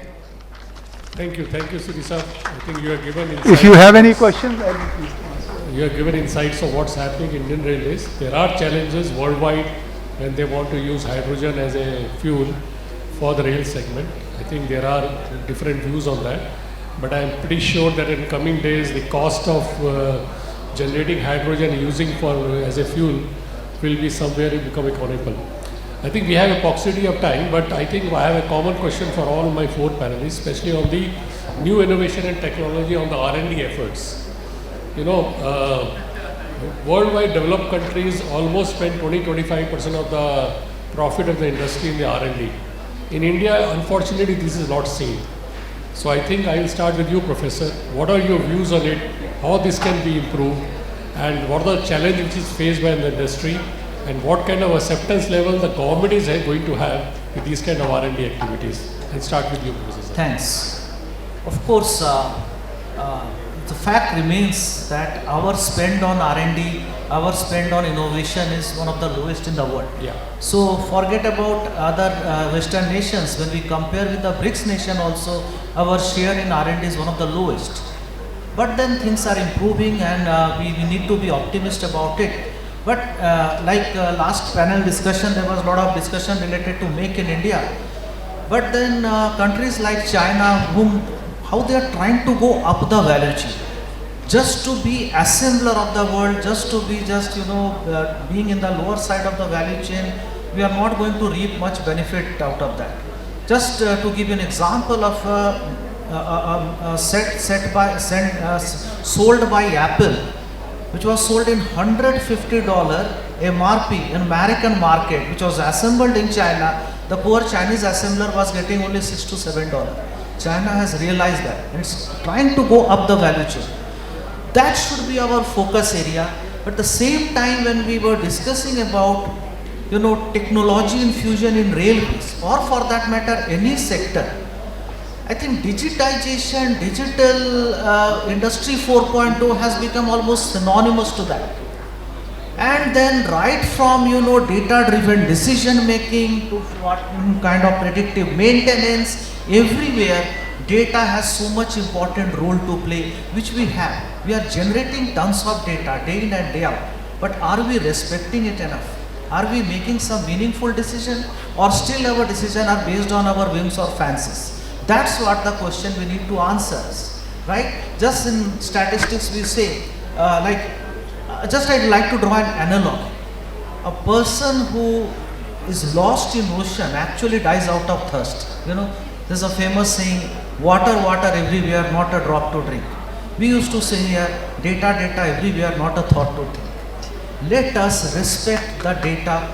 Let us respect the importance of data analytics. And when we talk about Industry 4.0 today, the way world is changing. Just a small example, our internet protocol, which we were running IPv4, Internet Protocol version 4, where we have limited, IP addresses to be given.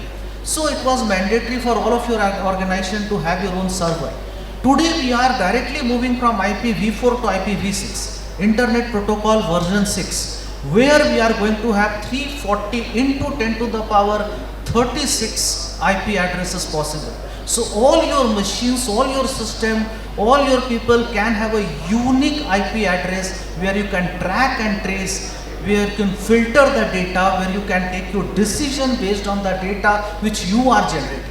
Now the big question is, of course, filtering the data, reducing the data quantum, which of course cloud computing is helping you out, which can help us to decide which data to go above, which only are statistically significant. Now I need not to be statistical expert. That is how the systems are coming up. That is where the importance of descriptive, predictive and prescriptive analytics, which has an important role to play. And when it's applicable to every sector, railway is also no different. Rather, so much technology driven sector where so much innovation is going on, so digital transformation is bound to happen. So R&D in core product as well as in terms of our operations. And more we move towards digitalization, perhaps we will be shifting our investment on capex from opex and reaping more benefit. That's my answer. Yeah, Surisa, please. Just 2-3 examples of what railways have done. Vande Bharat is one. Yeah. It has to be new, it has to be affordable, it has to be suiting the Indian environment. Hydrogen train, he has corrected me, he is from Railway Board. He said it is expected to, I said 4 months, he said it is expected to roll out by December. Very good. So it becomes 2.5 months from 4 months. Then the coverage system. So it is not that we are not doing anything, we are doing something. Yeah.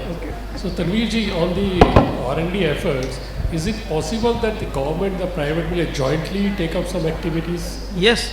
Can you share some example for that? It is necessary. Yeah. Because while we are doing the R&D, while in the government sectors, we run by the set rules. As far as railway is concerned, we have RDSO. But when private players will be involved, they will thought out of box. Yeah. What we say, out of box. And that thought And when we will sit on that thought and we apply our minds and have a thought-provoking discussions between all of us, then some new things will come. And when those recommendations are put up for the approval of the government, then it is the easy for government to give their go-ahead orders on those things. So it is very, very necessary as far as R&D is concerned. We have to work on private-public partnerships, and it is the need of hour. Would you like to add something on this? So in R&D front, that basically that players are working on to the IoT, AI, then machine learning, big data analytics, as well as blockchains. And apart from that, last is network connectivity. So we can see that with the help of all these R&Ds and tools that we are working, so it helps us in increasing the efficiency, like optimizing the scheduling, predictive maintenance, as well as traffic management systems. Main thing is enhancement of safeties, that is real-time monitoring, automated safety systems, and as well as that improve the visibility. Passenger convenience is there, so real-time updates, personalized services, and seamless ticketing experience to the passengers. And last one is that data-driven insights, that is performance analysis, capacity planning, that is during the surge analysis, that is peak hours and lean periods and all, and that sustainability, that all we are working on to that, that is energy on optimizations and reduce the emissions. So that's what I... Thank you very. I think our time is getting over, so I will just open the session for the panel, the audience. Maybe one or two questions from the audience side, in case they want to ask to the panelists. Yes, Piglani. Can I have a mic?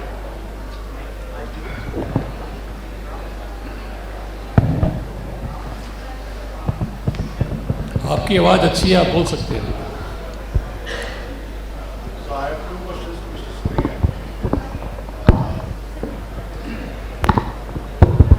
Surya. This is regarding hydrogen actually. This is regarding Hydrogen trains actually. So would like to know what technology you are using for hydrogen. Is it PEM based or it is an alkaline based for these trains? For generation of hydrogen. Yes. Yeah, PEM. PEM, you are using PEM. based. And you are importing this technology in which country? I don't know from where we are importing, okay? But it is PEM based, that is I know. Even the fuel cells are imported. Okay. But importing the components or the sum system is not so bad. Ultimately, if you are able to integrate and make it work, that is what is required. Okay? So we are importing these cells, fuel cells. From which country we are importing, I don't know. Okay. And we are going to use PEM for generation oil. Okay. Second question is it in a hybrid mode or it's a pure hydrogen mode? It is in pure hydrogen mode. Yeah. Okay. So what you are saying that we will generate the power with these fuel cells to run this DMU? Will it be possible actually? It will, the total composition will be 10 coaches, out of which 2 will be driving power cars, both of them will be powered, and 8 will be trailing coaches. And the distance we are going to run it from Jean to Sonipat. The distance is around 90 kilometers. We have also seen how to do the refueling, fueling and all that. The fueling time has been estimated as 1 hour. Okay? And once you have fueled them, then it should be able to do the return trip without requiring any refuel. Okay? And what is the charging mechanism of these fuel cells? What is the charging mechanism?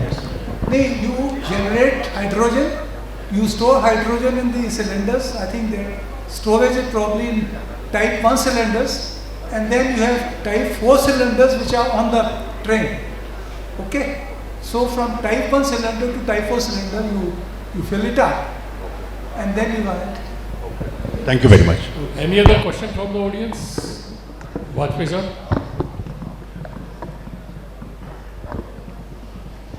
My question is to Mr. Tanvir. A very simple question, that by when we can expect that we all will travel by the train from Ahmedabad to Mumbai at a high speed? By when? Wish list. It is a, your question is very genuine, but being a government officer, I cannot commit anything in this forum. We are trying to make it a reality in near 3, 4, 5 years. But we cannot commit anything. You can ask me in another one-to-one. It will be better. Vajpayee sir, he has given a very practical view. Like 5 to be years. 2027 or 2028. Yeah, at least by 2030 Although a short we are stretch. expecting. Perhaps on a short stretch we will be running these high-speed trains. Shorter stretch. Thank you. Last Thanks a question. lot. Any last question before we wind up? Okay, thank you fellow panelists. One thing I want to say. Yeah, you want to say something, yeah. From the quote which Professor has said, that data everywhere and not a point to think. So what we are doing now, we are droning in information but starving for knowledge. So this is, we have to think of it, that information is there, but to make it a knowledge, this is our work. Thank you, Tanveer. Thank you, panelists. Thank you to our esteemed panelists for the enriching discussion and for sharing your expertise with us. Your insights have truly added great value to our event today. Now, I would like to request Mr. Vinod sir to please present a token of gratitude to our panelists. I would request Mr. Vinod sir to please present a token of gratitude to Mohammad Tanveer Khan sir.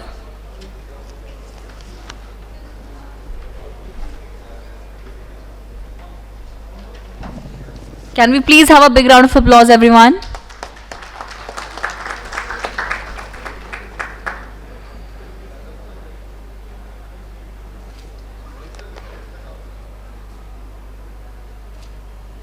I would request Mr. Vinod sir to please present a token of gratitude to Mr. Surinder Kumar Suri sir. Can we please have a big round of applause, everyone?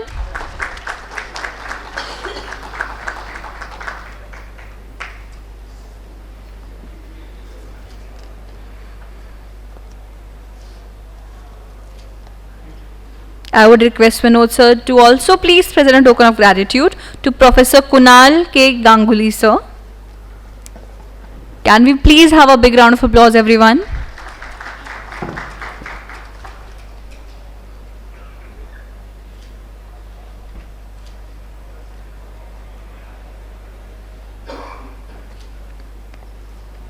I would also request Vinod sir to please present a token of gratitude to Mr. Varun Pandya sir. Can we please have a big round of applause?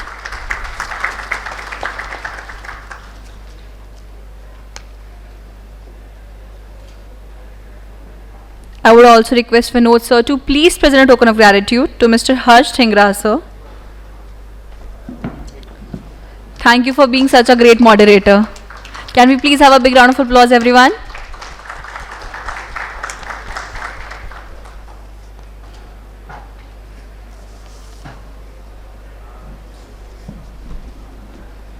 Thank you so much, sir.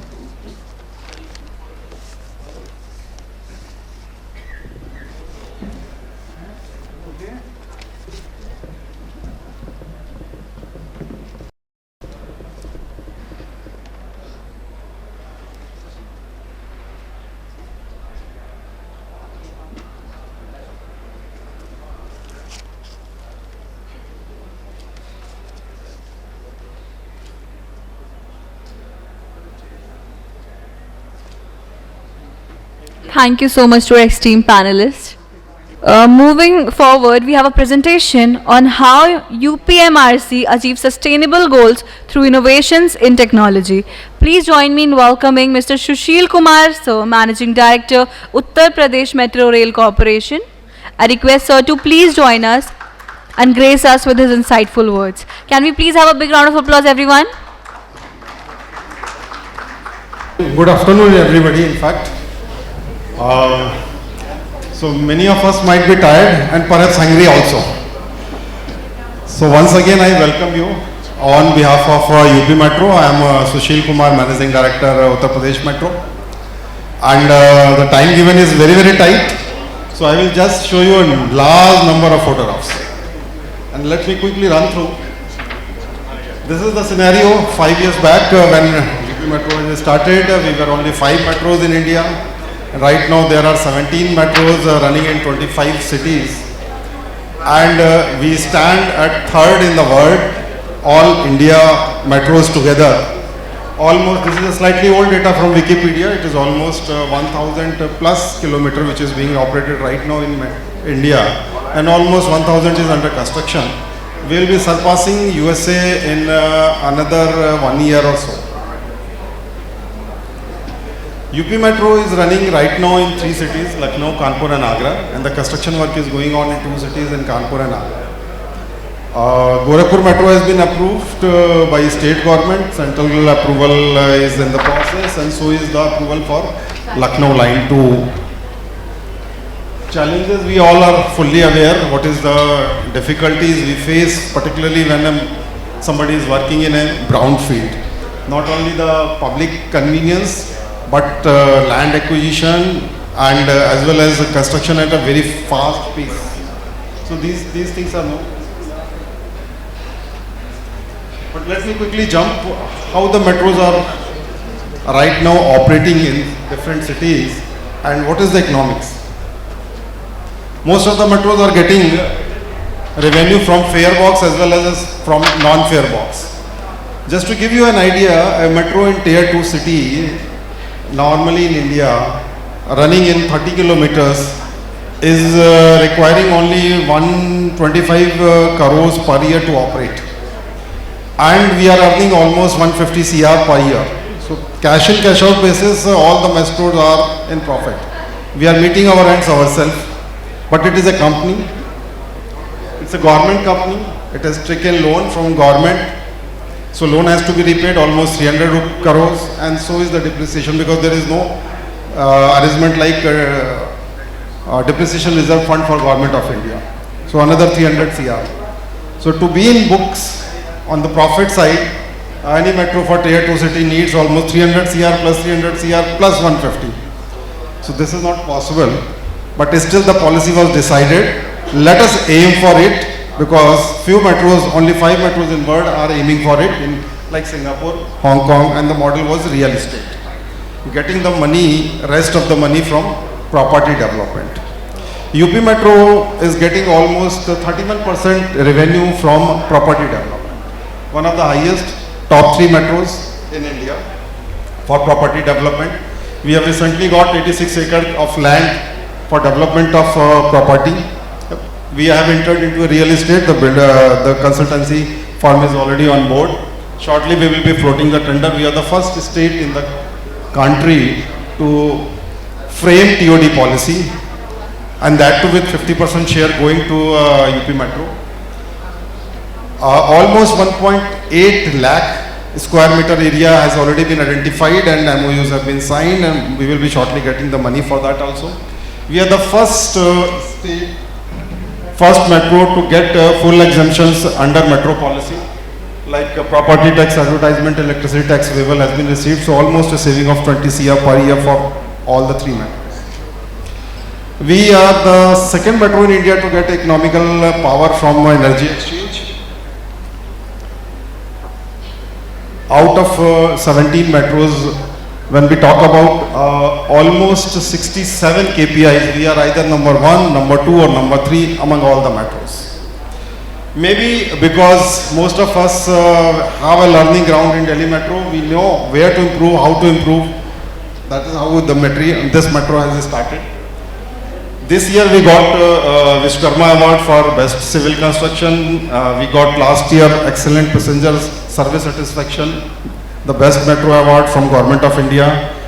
Last year we got the Best Metro Award for the last mile multimodal and last mile connectivity. And before that in 2019 and 21 we got Best Metro Award for Energy Conservation from Ministry of Power. Few things. The biggest asset, I will say, when we claim that we are getting a lot of passenger acclaim, is the item which are lost during transit by the passengers.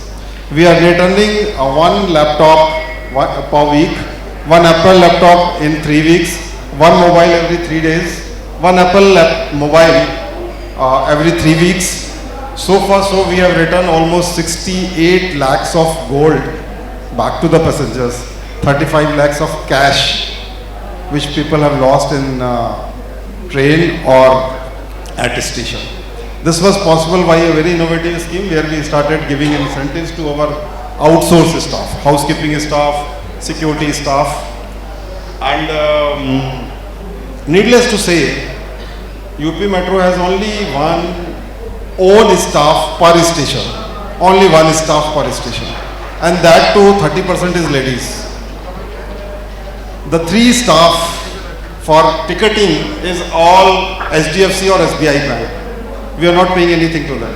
They are only keeping my ticketing amount in their account for 72 hours. That's all. First model, first time implemented. Other than that, we have a security again outsourced. 50% is again outsourced, 50% is by UP Police. First model in country, later on replicated by many metros to save the cost.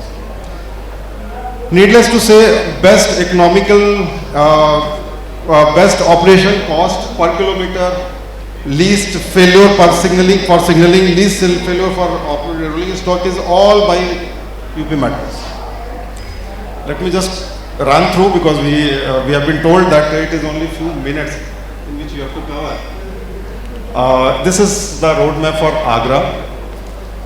Normally, metro is taking 6 years to start a priority section from date of approval. But completion of project is taking almost 9 years. This is the national statistics.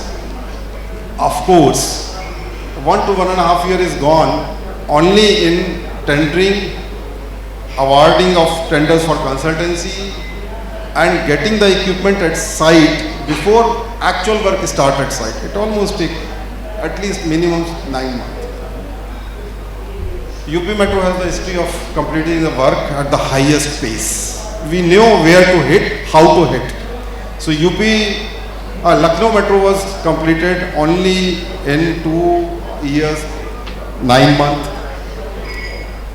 Then Kanpur was done in 2 priority section was completed in 2 years, 2 months, and that too in COVID, where all the labor was in labor camp. We were providing all the facilities. These all were elevated section. But underground section, which was completed recently in Agra for 6 km twin tunnel and 6 km elevated section, was completed in 23 months. Not only we have been repeatedly breaking our own record, it is fastest in India, but it is fastest in world. We are trying to complete remaining portion of Agra. It was delayed because of getting approval from National Monument Authority, as well as there was a total ban for construction, any construction in Agra because of Taj. Now we have changed the strategy how to construct an elevated station even more faster way. That we have awarded a tender just 4 months back, and we are planning that the connectivity to the last one station in the ramp, so almost 3 km area should be completed and open in next March. Another 6 months, so 9 months we want to open the initial section of 3 kilometers or so.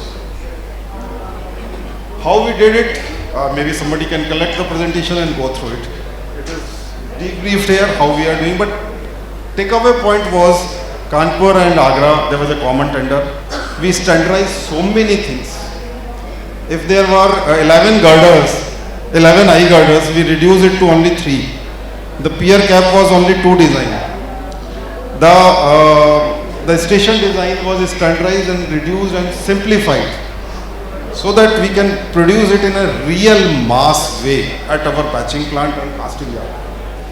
Testing, commissioning, since there was a common stock and common system, we reduced it drastically because of optimization of testing methodologies.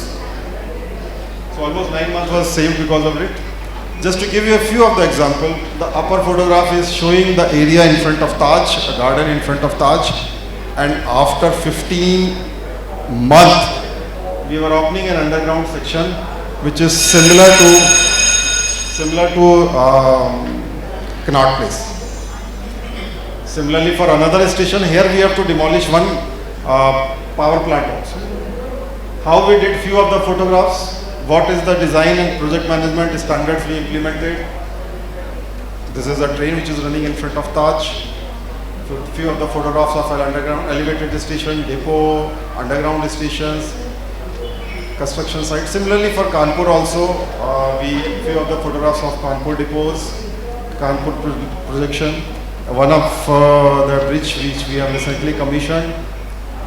We are shifting the trees, not demolishing it, not cutting it to the large extent. Almost 100 trees were recently planted to the cities. We are washing this is all standard things. Washing the trucks, washing the roads, marshals, providing the trainings, special trainings, because we are talking about the safety today. That is why I have added few of the photographs. We have a 14,000, 18,000 training classes, safety drills, safety paths, marshals. These are all standard things. This is the labor camp where almost 1,200 laborers are staying along with the doctors, along with all the facilities. Like dental checkup, eye checkup, blood donation, everything is done here. This is what we are planning right now in Kanpur, where our underground station will be, people can come out to a railway station, Indian Railways railway station, and directly connected to their railway station at Kanpur's level. How an integration of underground station, the way we have been seeing in Europe, this is the first project we are doing. This is another project in Agra, Kant, where our stations will be landing on top of platform 1 of Indian Railway station. Just like you have been seeing in abroad, many of the cities. We are just going to start this. Last but not the least, before I close, not only the metro project we are fastest, but procuring the train we are the fastest. Limca Book of Records talk about fastest construction of underground station. There are around 24 items which has been done, technical items which has been done for the first time in India by us. Say for example, our trains are having carbon dioxide monitoring also. So we don't take fresh air when there is a high temperature and passengers are less. We are saving 16%. Our trains are most energy efficient in India. We have done few things for the first time in world also. Like we have a CCD integration for camera, close monitoring. We went for sanitization of train, or not only tokens. During COVID, the way hospitals are sanitized using UV rays. Later on, this product was released for commercial application also. Few of the photographs how it is. This is a restaurant at our concourse. 13 such restaurants are there. We are running FM radios, we are birthday celebration, kitty party. Birthday celebration, not popular among kids. The first choice is for ladies and the second is men. Third is boys and girls. So just few photographs. I think I have almost completed everything. In one of the jail, where we received one of the laptop and there was no taker. So our younger generation station controller opened the laptop, cracked the password, sent the email to the person at the time was in Delhi, came back to Lucknow, took his laptop. So this is the news in Times of India later on. Only metro in India to have an NBT shop. Take a coffee, sit in the library. If you want to buy, okay, otherwise sit for hours and come back. You have a pizza shop also in front of her. Only metro in India to have an airport type launch at our airport station. Just few of the photographs, how we are celebrating shootings, shops, exhibitions, bookshop, art shops and all those things. And perhaps that's the reason where the standing committee of Lok Sabha recommended very clearly that UP Metro should be treated as a role model and rest all the metro should follow. Thank you very much. That's all from my side. Thank you so much, sir, for such an enlightening presentation. I would request sir to please have a seat and grace us with his presence for the panel discussion. Up next, moving forward, we have a panel discussion on safety and security in railways and public transportation, key challenges and solutions. Please join me in welcoming Mr. Keshav Chandra, sir, former member, Railway Board, Ministry of Railway. Can we please have a big round of applause for sir?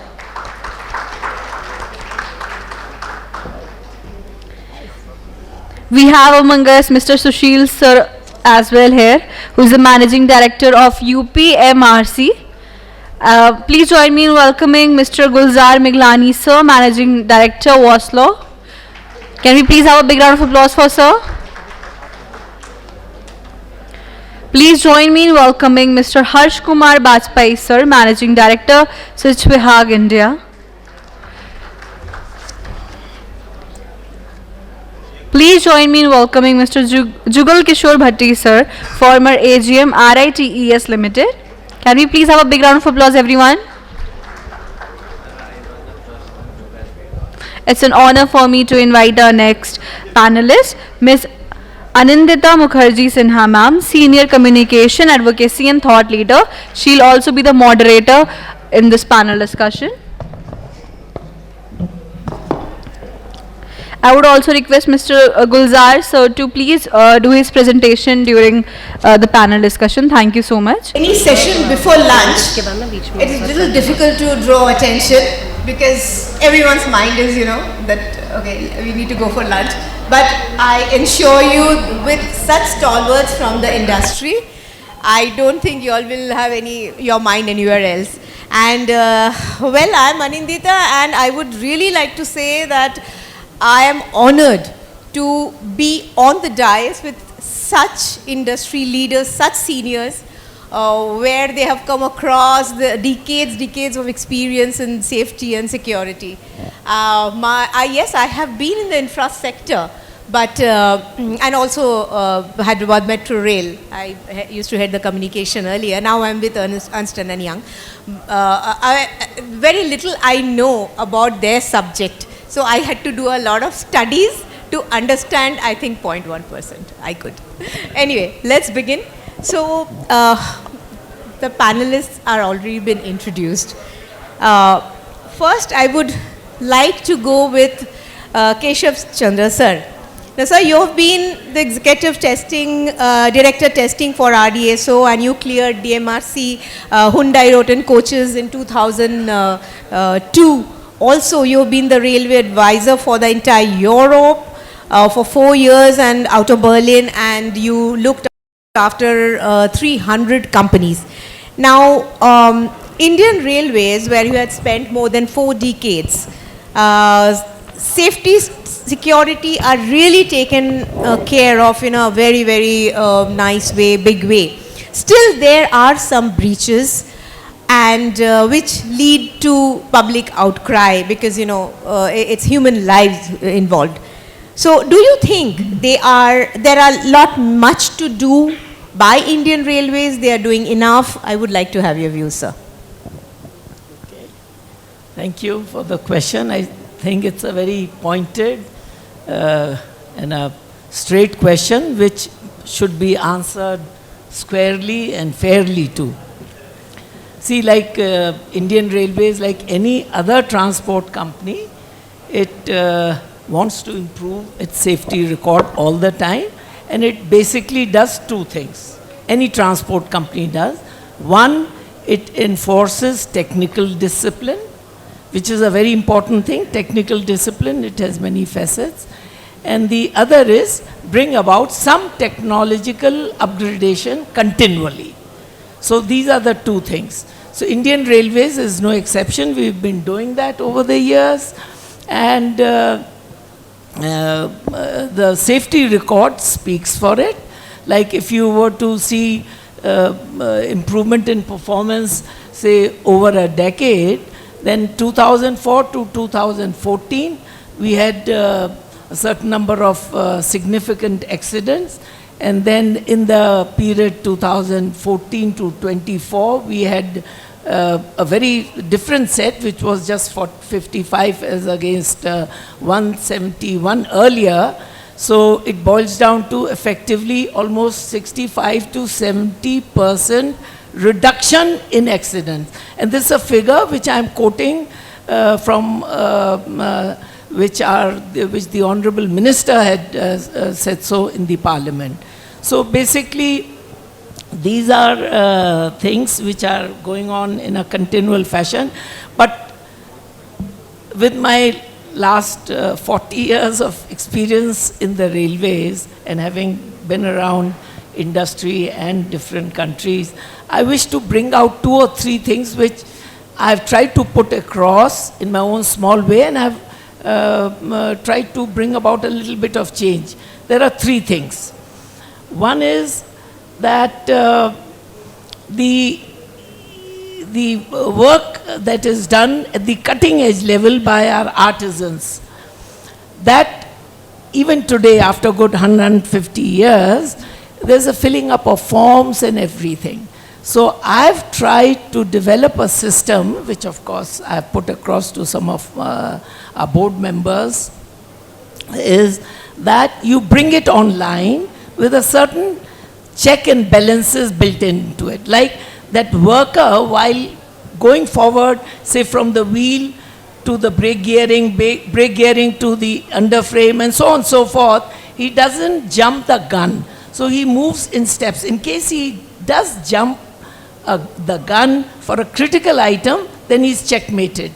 So there's an interlock built in. And while he's doing this, the immediate seniors, like the junior engineer, the section engineer, the senior section engineer, should also have access to what he is doing, so that he can also keep a little watch on what he is doing. This is one thing.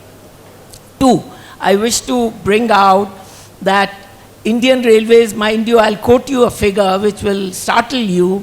Indian Railways on an annual basis, madam, does 1 million inspections. And who are these people doing it? People like me as assistant engineers, divisional engineers, and right up to GM and the board members. Each railway, there are 16 odd railways, zonal railways. Each railway does 60,000, 80,000, 100,000, bigger ones do even more.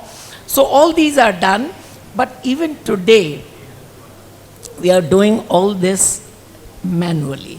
So we should switch over to an online system, plus again accessibility by the immediate seniors, like what the AEN has seen at the New Delhi station, or assistant mechanical engineer seen at Jagadri workshop, immediately should be accessible to the CWE, the chief workshop engineer, and the chief mechanical engineer.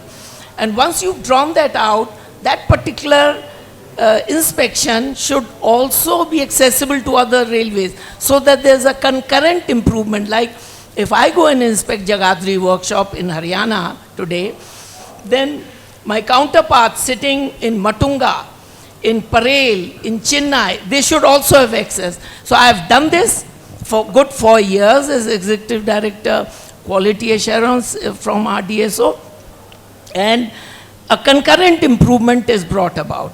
So this is something which we should do, and these are 2 or 3 things which I really vow for, and I really wish that they are implemented, and I've tried to get this message across, because in my own small way, I did bring about these technical quality audits. Wonderful. One more word to it, just I'll finish this. Sure. It's a very serious Yes. thought I'm bringing in, that the other zonal railways or units, you used to peep into those reports and say, okay, this guy has got this strength, so let me imbibe it.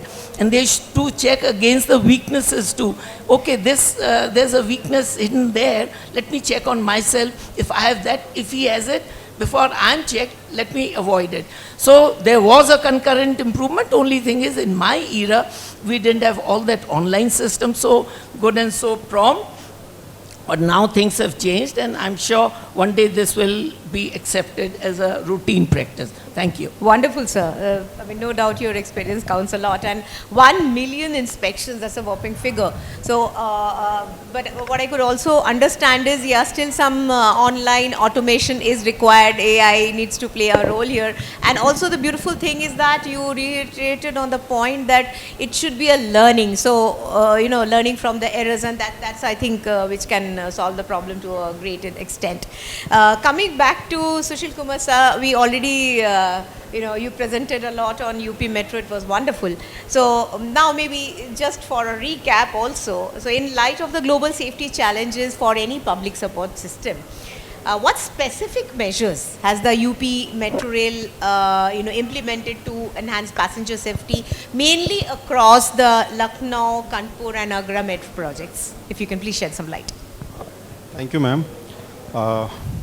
When we are rushing through, as we said, because we are fastest in completion of the project, the biggest aim was to streamline the safety also, based on our experience, because we worked earlier in metros, Delhi Metro particularly. First thing which we attacked was the design itself. Design, as I explained earlier, was optimized, standardized, and mass production started. So the type testing of the product was done in the presence of HOD. Hello. So type testing was done in presence of HODs. It was being monitored by deputies regularly. So standardization of drawing design was one thing. Also we modified it in such a way so that the difficulties which are encountered during the executions are also taken care of. So design is one part. Ensuring the safety in design is another part which was taken, because we made a detailed checklist out of it to ensure that there is no big blunder during this cut and paste business and design. The second part was the execution itself. When we have to work in a city environment, brownfield, a lot of passenger safety, the person who are already traveling on road is also required to be taken care of. So close coordination with the state government is also required. Again, there is a very close meeting regulation required on a day-to-day basis. We prepared 150 plus standard templates to review the project at every Tuesday at my level, to ensure not only what has been planned is executed, and then replan it again. And the first slide to start is the safety. She is one aspect which I have not learned much in railways, but it is very standard in construction. So what is safety, health, which is required to be ensured at site, was given utmost important. Independent testing of the product, not only the cement and the constituents, is also made mandatory. These were on the construction side. If I switch over to operation side, there are few very, very standard thing in the industries, like we are having 60 to 70 CCTVs. There is no black spot. Why it is taking place is, one, IB has to do an audit before opening of a metro, and every 3 years as per constitution requirement. So this automatically bring a lot of change. Needless to say, we have our own private our private security also through outsourcing, and 50% is coming from the policing, UP police. So this also ensure the security. Parallelly, say for example, in UP we have a 1090 hotline, which is very famous in country, so that all the incidences can be taken care of. They are doing audit once in 3 years, where they are pressing the switch, which is a passenger alarm button in the train, and then see whether the guard is available at next station. Train cannot, there are numerous features in the train. Say for example, the train will not, the guard has to be available on the next station when the door, that particular door opens, not any door. So there is a mechanism, there is a method statement to ensure that. And many standard features include, like if somebody is in need, maybe because of health or maybe because of some other reason, he will press a button. It is in front of door in all the metros. The CCTV will give your enlarged figure to the driver. You can talk to the driver. It will also relay that particular person image to the centralized control room, which is 24 hours manned by the UP police. So these are the features. Then parallelly, say for example, we have a glass lift, but mainly it is the culture. I have talked about the lost and found issues where we are returning more than 60 lakhs of jewelry and 30 plus of cash. But I remember two things. There have been in last 7 years, there has been only 2 incidences where a person who has taken away a lady's chain after chain snatching in nearby market, unfortunately ran into metros, and the lady ran behind him and just inform our people that this is the color of the t-shirt and he has just entered.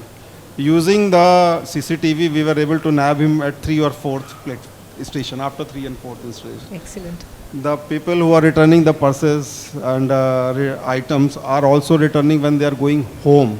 One of the purse which was found outside metro premises at road by one of the lady sweeper, suddenly found it that it belonged to a police officer. She rang it. It was having a huge amount, not only the cash, but card also. Individual cases of where the people have returned more than 1 lakh cash. One lady who was going for operation of her husband lost the cash in distress. It was returned back. But coming back to the safety, it is the culture of the organization. Absolutely. There are more than 37 mock drills done in a year, along with not only police, but also bomb squad on a regular basis. All police officers and staff working in our premises are trained for these kind of anti-terrorist measures. This makes it. Wonderful. Absolutely. Safety and security, these are, these cannot be defined under functions, but it is a culture. And as it is a culture, and UP Metro, you all are developing it as a culture for the organization, I think that is the reason where people even, when they're getting those valuables, they report immediately.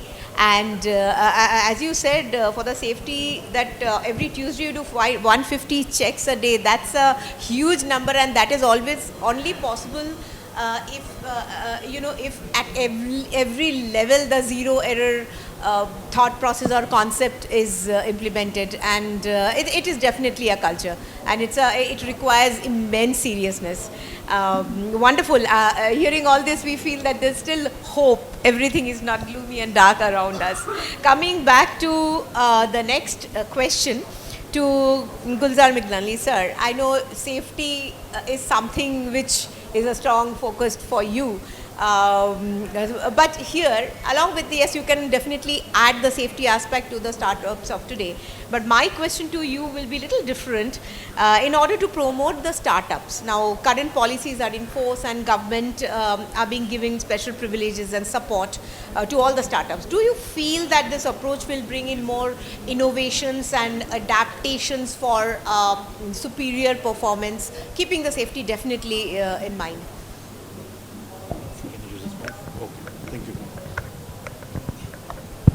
So I'm slightly caught off guard. I'm a track and a fastening guy and have to speak about your startups actually. So whatever I have, I'll just spend some time on this.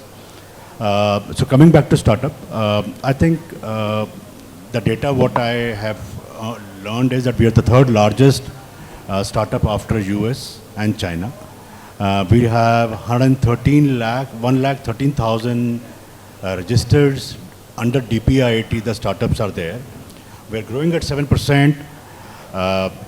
The startup will grow at 12 to 15% going forward. But their government has done enough. I think during COVID time, the interest rates were down and the funds were very easily available. And that then when you saw the startups were growing, a lot of money has come from 2009 to 2013, which is close to $70 billion, which has been invested in the startups. Very encouraging sign, and government is also spending, but there are some real challenges which are coming in terms of sustainable profits model, number one, regulatory frameworks which are there but which need to be redefined because the startups needs support. And couple of my view and where government need to do more is, I think, spend more of towards the MSME side, give more funds to them. I think the PSUs can also play a very strong part in giving funds to the startups, because until and unless they have funds, they cannot grow. So I think we are on a right track. Yes, since the interest rates have hardened up, the funds have dried up. Right now, the startups are facing real challenges. I think government need to do more going forward, maybe in the coming years, so that the startups have a sustainable growth model and a revenue model. Thank you very much. Thank you, sir. Yes, I do agree that a lot of startups are coming, but sustainability becomes a big issue. Even when funds are provided, the requirement is much more than what is required to run the business. And every startup, when they form, they have an aspiration to be unicorns for sure. But yes, utilizing the government, getting the government grants and utilizing them is definitely. And to Harsh Kumar Bajpai sir. So Indian Railways have already started operating the semi-high-speed rolling stock like the Vande Bharat, we all know, and which is designed and it's famous for its speed of 180 km per hour. And also now the sleeper coaches are being ordered for long distance travel. So what challenges do you see to operate such rolling stock in terms of safety and reliability when such high speed is concerned? See, every time, Anandita, first of all, thank you and good afternoon to all. Safety and reliability is a challenge and will always be a challenge, because ultimately the expectations will always be high. We are very proud that we are breaking record after record in various sectors. So ultimately it will be a challenge whenever we take any decision of increasing speed. But right now I will tell that this is my personal opinion that before ordering high-speed rolling stocks, the requirement is that whether the infrastructure is capable to handle that amount of speed. So why? So I will just tell you an analysis. Based on that, everyone sitting here can decide whether our current infrastructure is capable to handle the speed of 180 or maybe we can go up to 220. So this was one of the analysis which was done by me based on the data which I could find from the internet. So currently if you will see that most of the accidents or derailment, it happens due to various reasons. So one of the reason is track. So track contribute to 23% of all the happenings which is happening. Reasons could be the rail fracture, worn out rails, loose or missing fastening components, damaged or rotten sleeper. Like rotten sleeper, we don't have sleeper made of wood, so it is not applicable to us. Then incorrect track geometry, insufficient drainage, water gets accumulated and the condition of the rail get worsened. Then poor maintenance, and now a new thing which should be added is sabotage. So there are theft of clips, intentional track damages. This we cannot oversee because it is happening in India. We live in a country where anything can happen. So now what are the factors that are contributing? Aging infrastructure. You should be aware that 40% of our infrastructure or network is 50 years old. Heavy usage, then inadequate funding, then lack of technology. So only 20% of the tracks are inspected using modern technology. Lack of modern track fastening technology adaptation. So now Indian Railway has started working on it. From 7 to 8 months or maybe from last 1 year, we people are all working with Indian Railways hand to hand in order to bring this modern fastening on track. So let us see, but a modern fastening is the solution because the systems which will be adopted will be proven system that has been proved in various countries. So there are a lot of things which are happening. So I think soon we correct our infrastructure, we will be able to reach the speed of 180, 220, 230, any speed can be reached based on the fastening and the infrastructure we provide. So we will have to wait. Nothing to be concerned about, whatever the speed is, and as you said that you can go to 200 also. So yeah, as a passenger when we travel, we love the speed of it, but then yeah, that's at the back of our mind that going rolling stock or train going at such a high speed, whether the safety is there. Thank you so much for the assurance.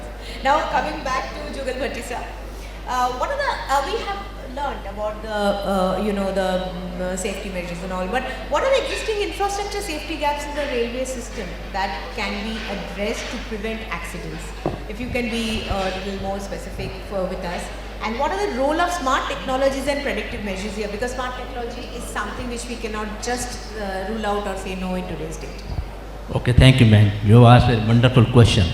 But I have seen, because this timer is visible to me, it shows only 5 minutes are left. I will try to finish my answer not more than 4 minutes. Part of the answer has already been given by Mr. Harsh Vajpayee. I can understand. Now, I will bifurcate my reply in three parts. First is what are the existing safety gaps, then how to prevent the accidents, and third, the role of smart technologies. If you see yesterday one of the presentation, the speaker have told that Indian Railway, they have started the Indian Railway with 34 kilometer length. If you go in the history, then in year 1890, I can say there was only 25,000 kilometer of railway track in Indian Railways, and now in 2024, it is 65,000 kilometers.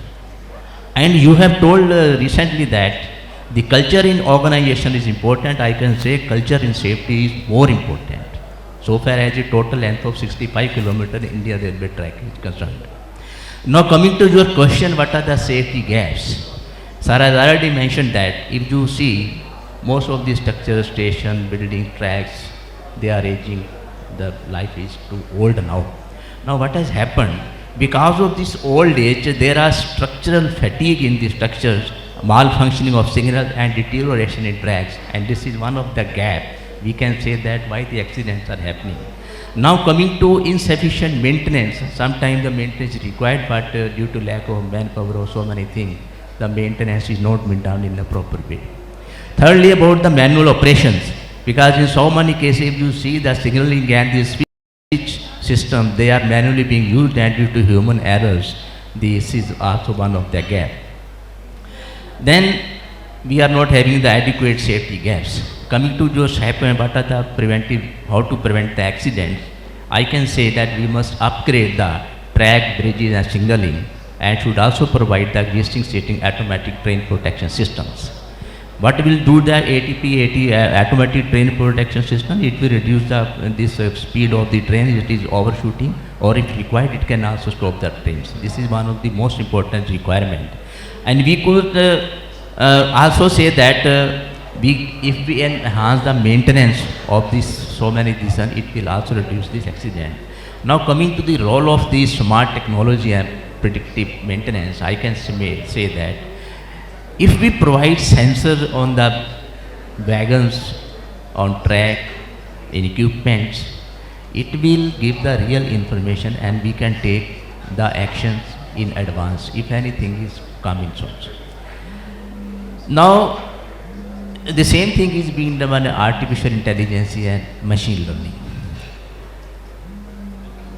If you see international level, they are also providing ETCS, that is European Train Control System, as well ATP. Now, if you are aware that so many the speakers, they have mentioned upon this Kavach technology. If you see, we are using the safety integrated level number 4, that is SIL 4. What does it mean? It shows that there will be probability of error, one error in 10,000 years. If we provide a Kavach system in our Indian railway system with proper signals and everything, and we are having proper maintenance, this manpower, aware about everything, if we provide the required this training and everything to this existing staff, I can say we can prevent a lot of accidents. Thank you. That's very promising. That's very promising, the figures which you have mentioned and the data which you have given. Okay, so quickly I'll come to the second round of questions. Now, unfortunately I had more time, but I have to give you one minutes, distinguished panelists. Coming back to K. Chandra sir, do you think the global, as Bhatti sir also mentioned that there are some foreign technologies coming in. Do you think that the global best practices can be applied in Indian context for better performance? Right, certainly. But first we must appreciate what we have already. There's this, for this framework you're talking about, the regulatory framework, we have this institution, the Institution of Commission of Railway Safety, which is headed by Chief Commissioner of Railway Safety, assisted by good 13 odd commissioners of railway safety across India. So that's a very old, 100-year-old institution, but it is limited broadly to a brand new line being opened or a brand new rolling stock being introduced on the railways.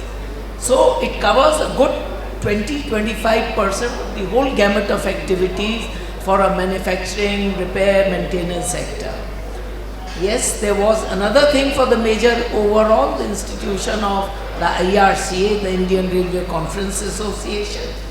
That also has been diluted and sort of disbanded. So it leaves a good chunk of 75%. So I spoke about it, and mind you, on Indian Railways, I have no hesitation in saying, because I have been a part of the system, that every time there's an accident, all of us go into overdrive. And what we do, simply, okay, the same thing now will be inspected dozens of times over the next fortnight, next week, next month. But mind you, you cannot build quality. The framework has to be such by doing more and more inspections. Every singular inspection should be meaningful, should be pointed, and should be in-depth. It should be like very deep cleaning, not just superficial. Only I wish to say that we develop a framework beyond new manufacturing, new lines, beyond major overhauls into the repair, maintenance activities and operations of a daily basis. And skill sets. Wonderful. So, Sushil Kumar sir, just coming to you in a minute, if you can just say, yes, you have established the safety measures and all. So, I don't want the data exactly that how periodically you do it, but what is the three most important thing you do to sustain or maintain the safety measures? One thing is very clear, when metros were introduced in India in 2002, the technology is more or less same. Now it is being adopted by Vande Bharat. So a lot of development has taken place over a year in these 20 years, and we were part of those journeys. Let me give few examples. It will give you in just half a minute, then it will be more clear to you. We were not getting the train data to a central location in Delhi Metro. We started it in Lucknow project. All the trains, what is happening inside them is getting available, all that information is available at one place, at central data. Consolidation. So I know how this train has misbehaved, what to do it. That is required to take out the train faster. But we went one step ahead, which is not only the preventive maintenance, but also the forecasting of it. Before a major failure is taking place, it is giving 3 transient failure or 4 transient failure. So my data is telling, okay, 2 failure होने गए, minor failure थे, अब major होने वाला उससे पहले ही गाड़ी को ठीक कर. Very nice. This is the change we brought in, and when we introduced this in 2019, Tube, London Underground came to know, they sent the person here, they bought this from Alstom in next 4 months. So there was many such technical developments which has been done over a period to prevent an incident.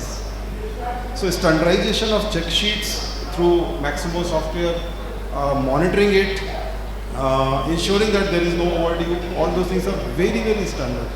Today's world is going for a prediction, not preventive maintenance. Predictive maintenance. So that is the philosophy which has been followed, and there is a tremendous work going on those things. To be crisis ready is something very important. We can give you one thing that what, say for example, overhauling which is done by Indian Railways in a 1 year, AOH, or POH which is done by Indian Railways in 5 years, is being done by a metro industry instead of 1 year, it is being done in 4 years.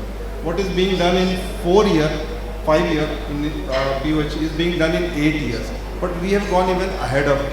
Okay. What is required to be done in AOH, we are doing it now in 6 years. What is required to be done in 8 years, we are planning it to be done in 12 years. And that is one of So long-term and short-term planning for both and strict money vigilance, predictive. It's Good. not only technological advancement, it is how you took advantage of it.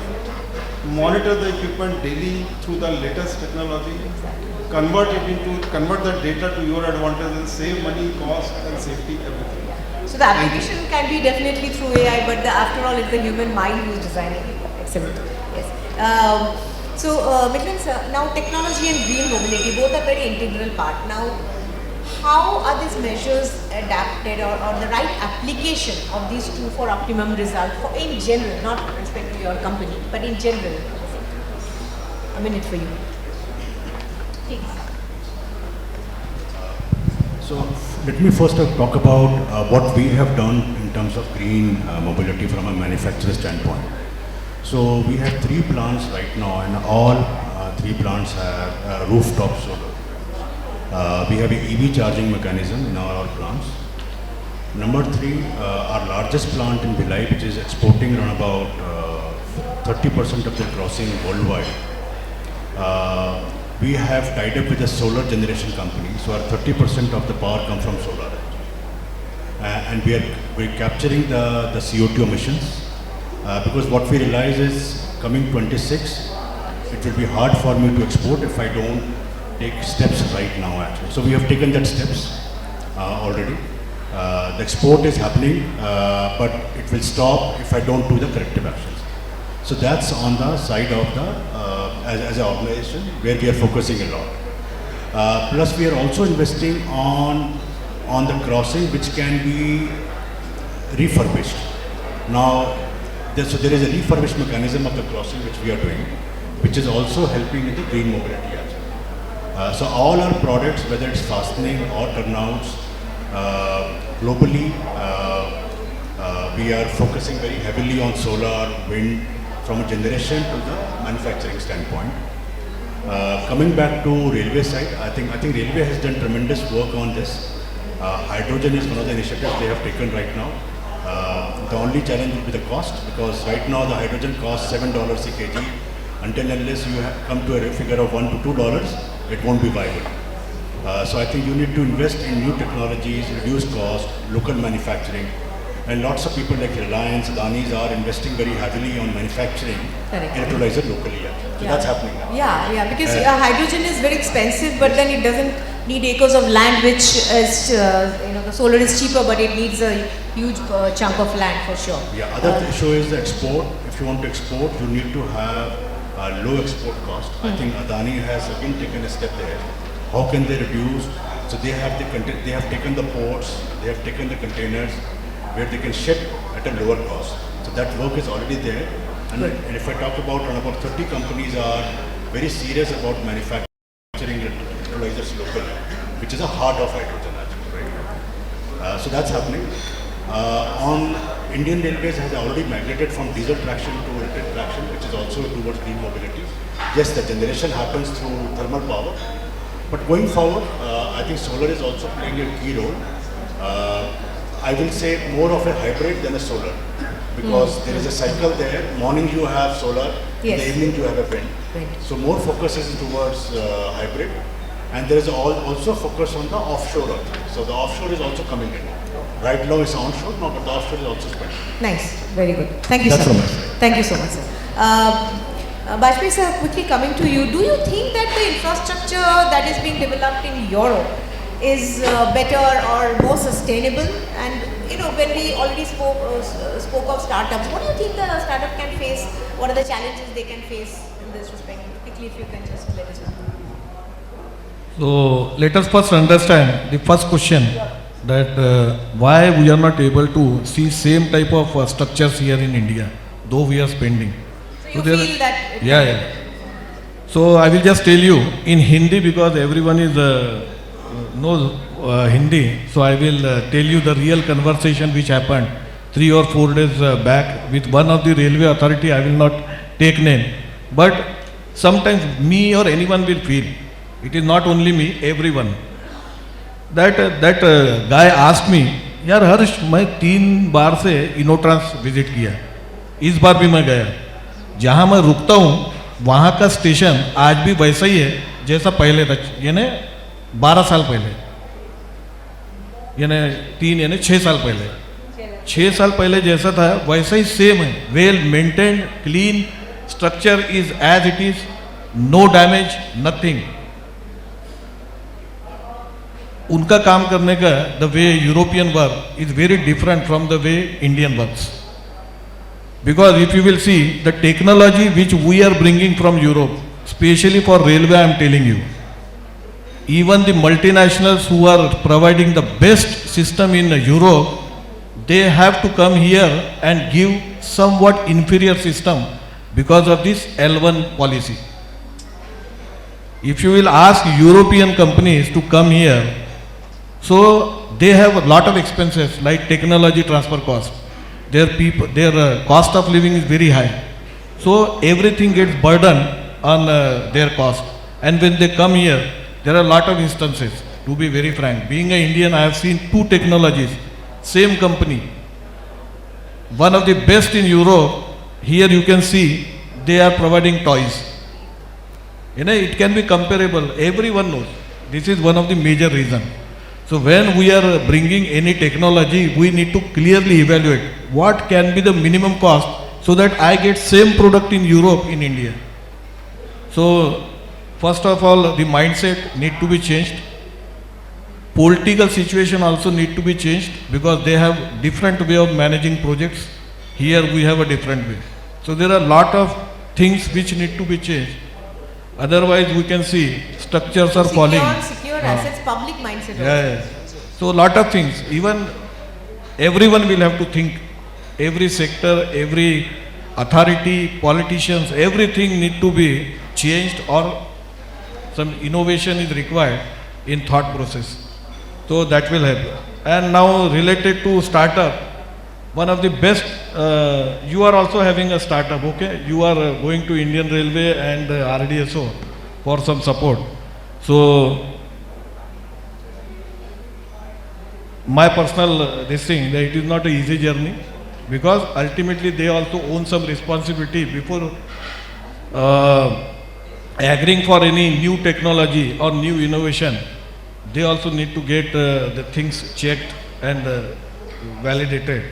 So generally, there is one poem which I really like every time I tell कि अगर आपको Indian railway में काम करना है और RDS और Indian railway board या इंडियन अथॉरिटी, बिकॉज ईजी नहीं रहता उसमें, everything is concern to safety, reliability, something. So that's why it is not so easy. लेकिन in order to motivate startups, I generally tell them कि कोशिश कर, हल निकलेगा, आज नहीं तो कल निकलेगा. अर्जुन के तीर सा सद, मरुस्थल से भी जल निकलेगा. मेहनत कर, पौधे को पानी डाल, बंजर जमीन से भी फल निकलेगा. ताकत जुटा, हिम्मत को ताकत दे. तो क्या है,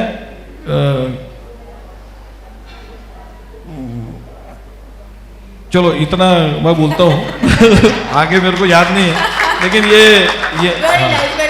तो हाँ, फौलाद का भी बल निकलेगा. ओके, यानी I need to recall because मेरी नहीं है पोयम, तो थोड़ा रिकॉल करना पड़ता है. So next conference we will hear something which you write. So coming back quickly to the last question to Bhatti sir. Now we can see the risk of cyber attacks in today's date on railway networks. So quickly, if you can just sum up, the cyber security measures which we need to take, or how it can protect the infrastructure. Thank you, ma'am. Harsha, no need to worry, because anything comes from the heart of a person, the other can understand. Although you have told only half of the story, but even everybody have understood. Now I'm coming to answer to your questions. I can say today in rail systems, we integrate smart transportation technologies. And with this, what is happening, there are chances of cyber attacks. And these cyber attacks, what they do, there is a threat to our signaling system, operation control system, whatever we are having, our electrified, we can say, control system, passenger information system leading to subsea, then it will disrupt so many of the subseas. So this is one of the most important, that is the cyber threat being noted nowadays. Hence I can say, ensuring robust cybersecurity is essential to safeguard integrity and reliability of modern rail networks. Now I will divide the answer to your question only on 2 to 3 parts, and I will sum up within 3 minutes. Now coming to cybersecurity risks in rail network. As you are aware, I am talking about the supply chain risks. Why I am giving this example? If you say in rail infrastructure systems, mostly we are dependent upon the contractor and the suppliers, and they are giving the software, signaling system and hardwares. If there is any breach, then automatically there will be a problem to the Indian system. So there should not be breach in the supply system if it is being controlled by the suppliers and the vendors. Now one more example I will give, that with the cyber attacks, what they are doing, sometimes they will try to log operations and demand some ransom money. So we should make our system in such a way that it should not be controlled by the outsiders. Otherwise, whatever system we are providing, the whole will be come and stand still. Thirdly, I can say the cyber attacks could compromise personal data. Why I am saying personal data? Because if you see, we are having a lot of passenger data, and these are being utilized by the cyber attacks, and they should not be misused also. Now, what are the cyber security measures to protect this one?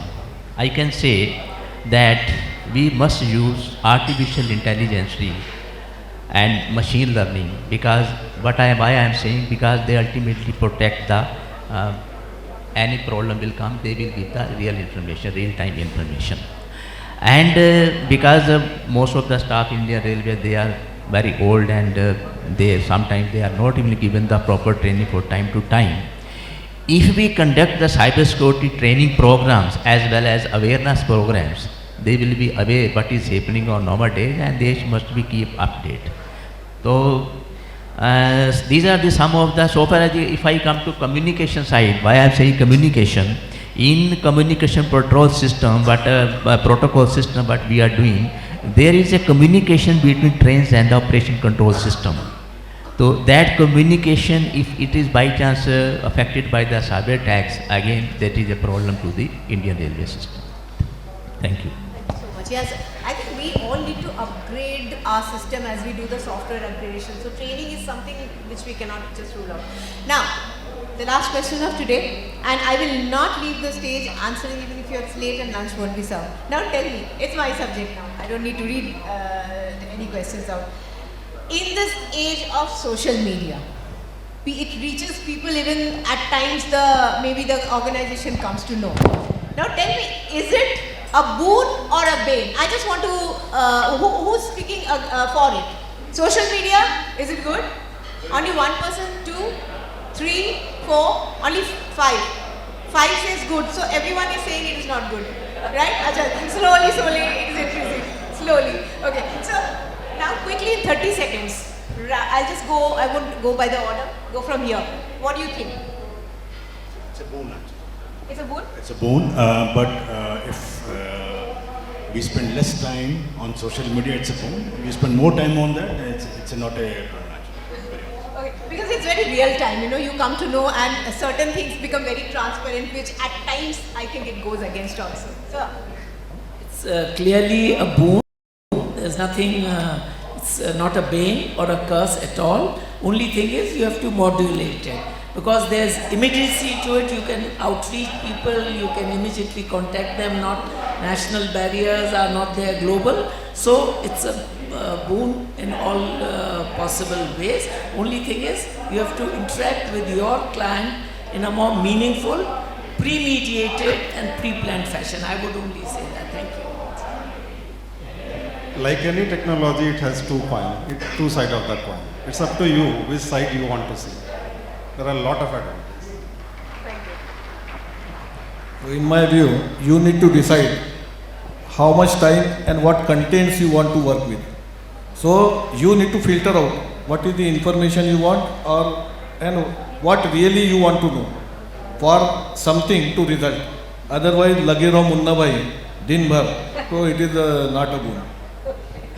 Sir, ma'am, I can say it is a boon if tackled strategically. Why I am saying strategically, give you one example only with 10 seconds. In social media, we are having so many fake news and misinformation. If the PR is not assigned or is not giving the prompt reply, then sometimes the positive feedback or negative feedback, it will become a bane, not in boon. Why I am saying? Because in bane system, in PR system, whatever we are saying, it reaches to million of people to Facebook, Instagram, LinkedIn.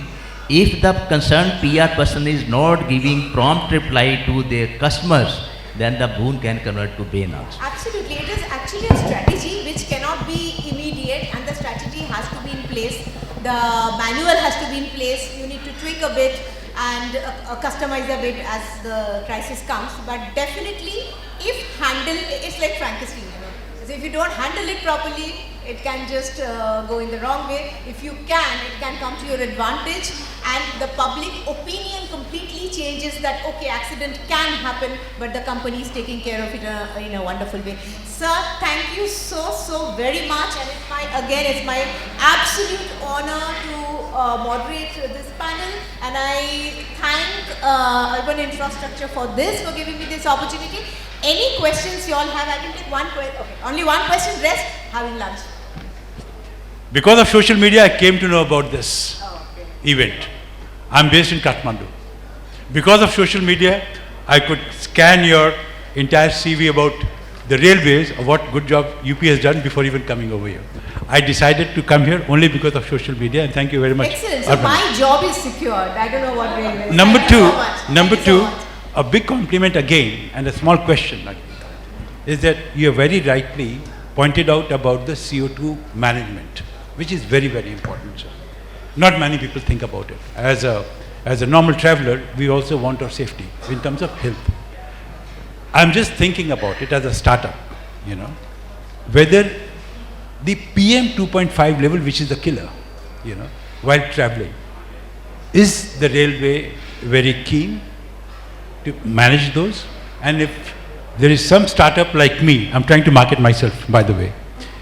If there's a startup who wants to contribute to railway, not only because he's a startup, he's also a responsible citizen, and also ex-railway, I would say, will the red tapeism, which is prevalent, can be shortened? That's a different topic altogether. We'll go to the... No, what I'm saying, if I have to, let's say, introduce the technology, like me, there are many startups who are here. Their only objective of coming over here is to meet the decision makers face to face, which is not possible. Thank you so much. You're a great PR, my competitor. Thank you very much. Thank you. I request all of you to kindly send me your LinkedIn handle, so when I do a LinkedIn post, I want to tag all of you, and by God's grace, I have a good number of 20,000 followers. Thanks. Thank you to our panelists for such an enriching discussion and for sharing your expertise with us. Your insights have truly added great value to our event today. Moving forward, I would now like to request Mr. Surya Shah Sir, Director, Urban Infra Group, to please felicitate our panelist.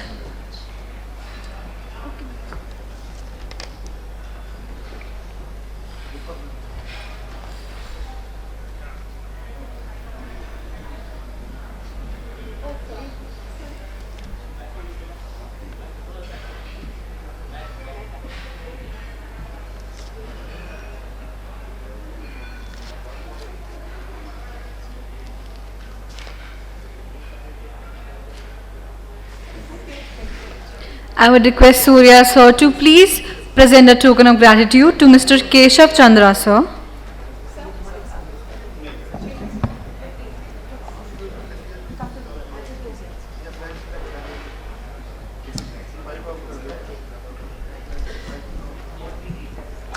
Can we please have a big round of applause, everyone?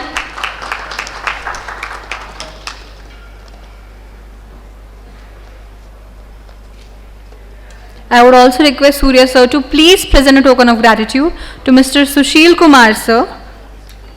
Can we please have a big round of applause?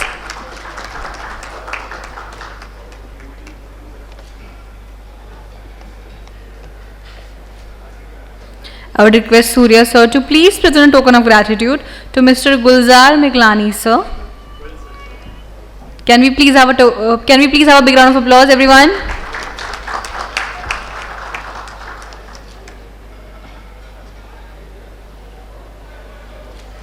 I would request Surya sir to please present a token of gratitude to Mr. Harsh Kumar Bajpai sir. Can we please have a big round of applause, everyone?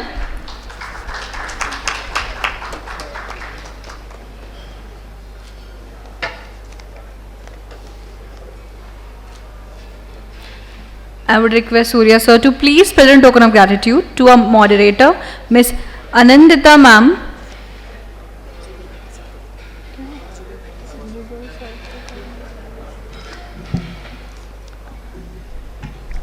Can we please have a big round of applause, everyone?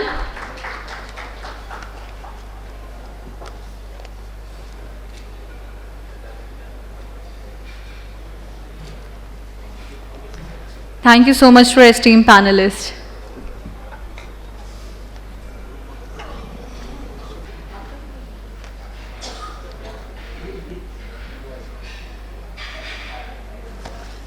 Moving further, now it's time to have a presentation. The topic would be harnessing AI for efficient underground space engineering, investigation, analysis and visualization. It's an honor to invite on stage Mr. Saurabh Sharma, Joint General Manager, DMRC and Governing Council Member, TAI. Can we have a big round of applause for Mr. Sharma? Respected dignitaries and my dear friends from the world of infrastructure, a very good day to all. First of all, before beginning, I would like to thank the organizers for providing me a last-minute wildcard slot, because there is something very enticing happening in the field of tunneling which I want to present. Before beginning, I would like to just brief where it all commenced. So I belong to DMRC, and DMRC in 2022 decided that in order to bridge the knowledge gap between the industry and academia, we should come up with something which can basically create a knowledge bank with both the partners. So we came with CETUs, that is Center of Excellence in Tunneling and Underground Space Engineering, as a joint venture between DMRC and IIT BHU.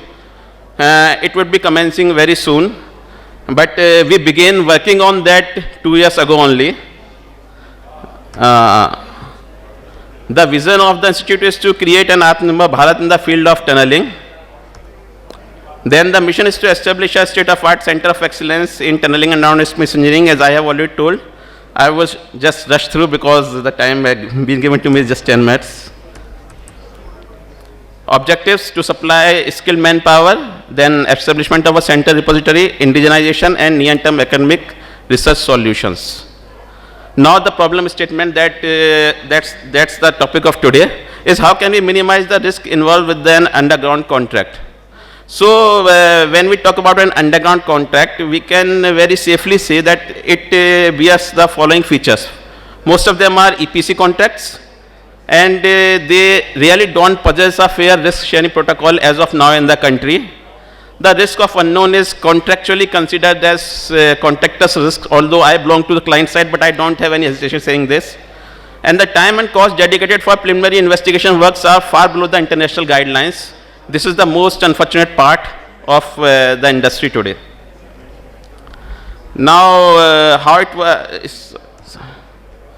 Now, if we analyze more into the unknown territory, then what are the unknown risks that we face in the underground stretch? That's almost all the unknown risks are belong to either the category of unknown geological strata or unknown utilities or unknown archaeological remains or unknown aquifers, something which is below the ground. On behalf of this, there is a claim, there are time extensions, there is a cost variations coming to hundreds and hundreds of crores, and it all belongs to the category of preliminary investigation works.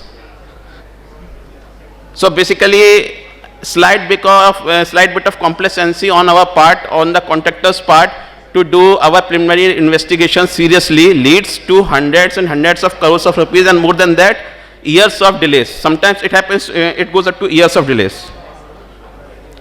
The result of this half-hearted approach, as I being a client put all my contractual risk on the contractor is deemed to bid higher, thereby considering all his risks.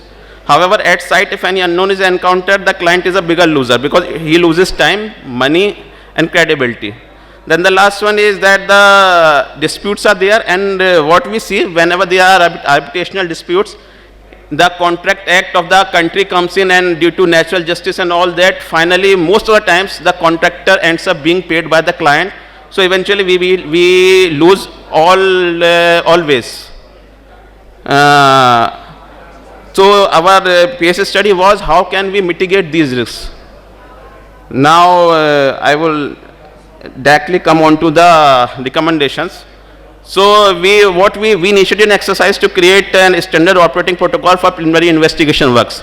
Basically, most of the people who are doing these investigation works are small agencies, and they really don't know how to carry out those works, what should be the standard operating procedure. And this was our cases, our main agenda, that we should create a guideline for this. It was also recommended in the guideline that AI may be introduced as an analytical tool to bring optimization and speed to the process. And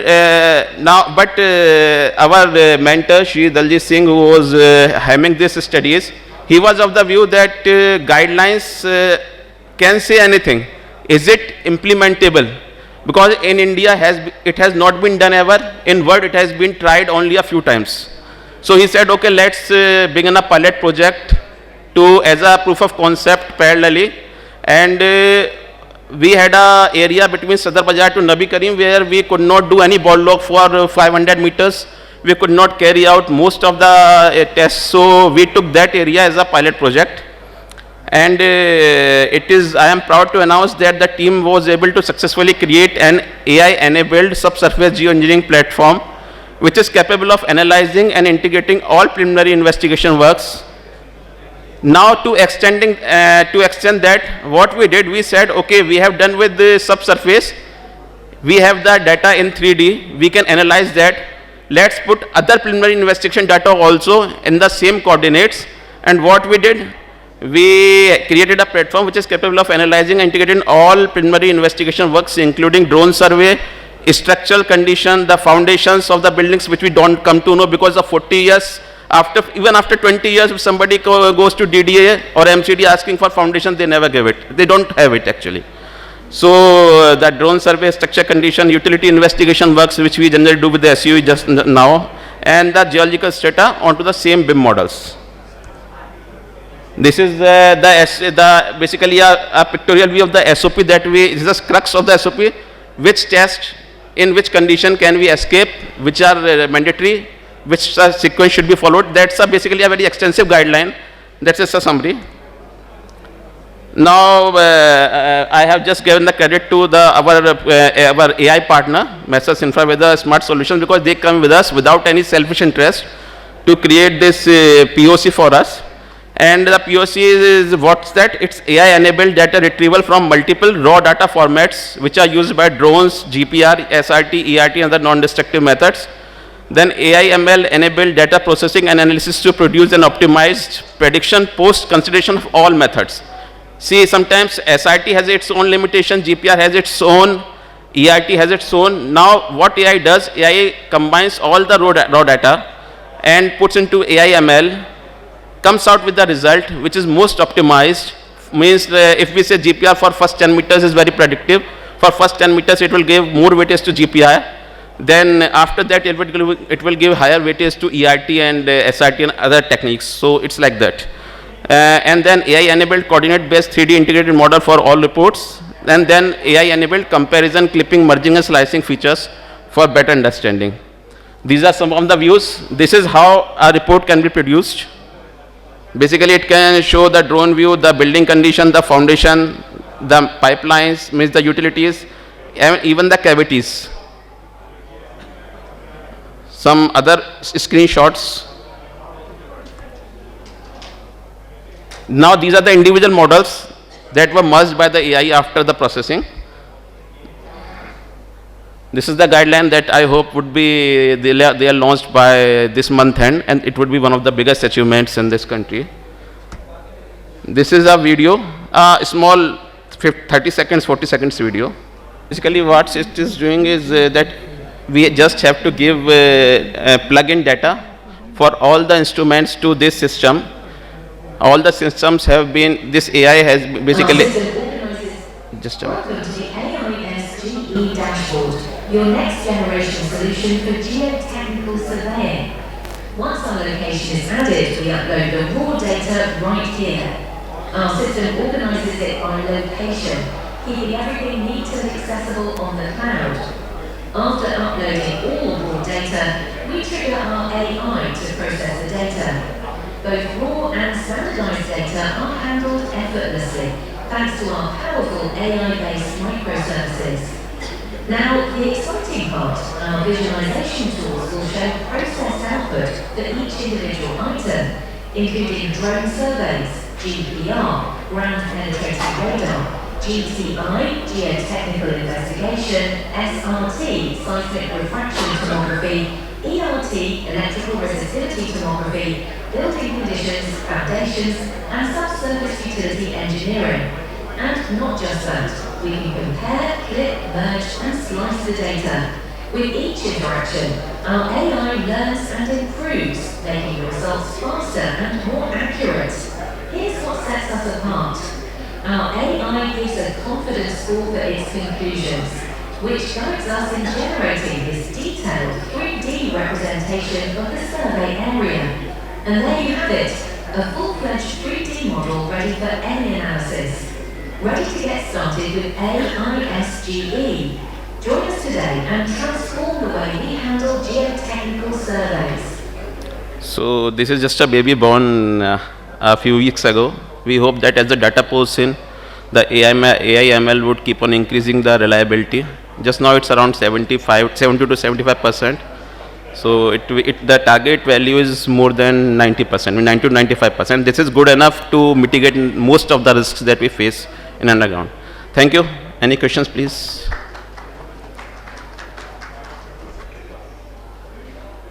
Thanks a lot. Thank you so much, sir, for such an insightful presentation. It's an honor for us to have among us Professor Manoj Chaudhary, sir. I would request Ms. Mamta Shah, ma'am, to please present a token of gratitude to Mr. Chaudhary, sir, and welcome him. Can we please have a big round of applause? Professor Chaudhary is a Vice Chancellor of Gati Shakti Vishwavidyalaya. Can we please have a big round of applause, everyone?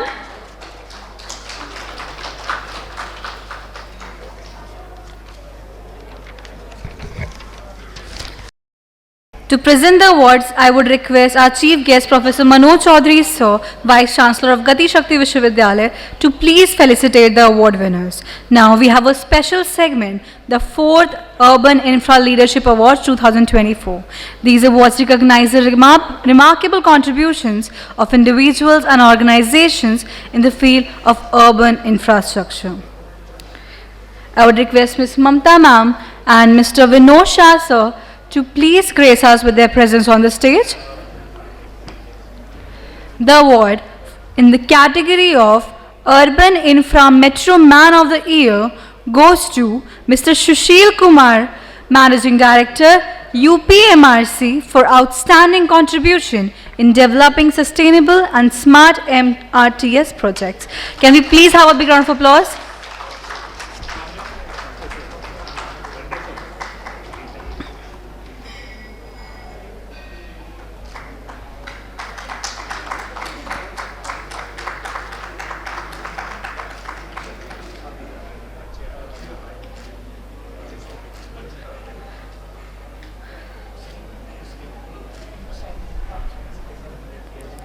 The award for the most exemplary urban infra leader of the year for lifetime achievement goes to Mr. Rajesh Prasad Sir, ex-Director Operations, Rail Vikas Nigam Limited, for outstanding contribution in developing railways, metros and urban infrastructure. Can we please have a big round of applause, everyone?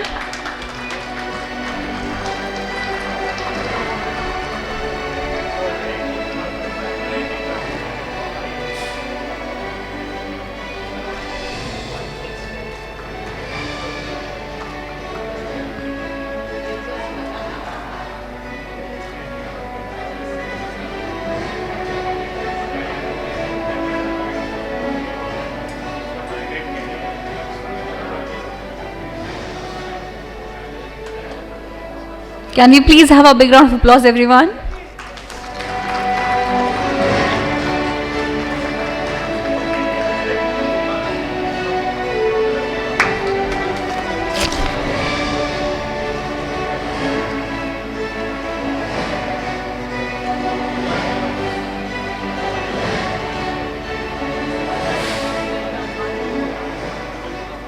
Our next award is in the category of Most Innovative Urban Infra Man of the Year. It goes to Mr. Daljit Singh, Advisor Special Works DMRC, for outstanding contribution in developing smart and sustainable mass rapid transit system. I would request the representative of Mr. Daljit Singh to please take the award on his behalf. Can we please have a big round of applause, everyone?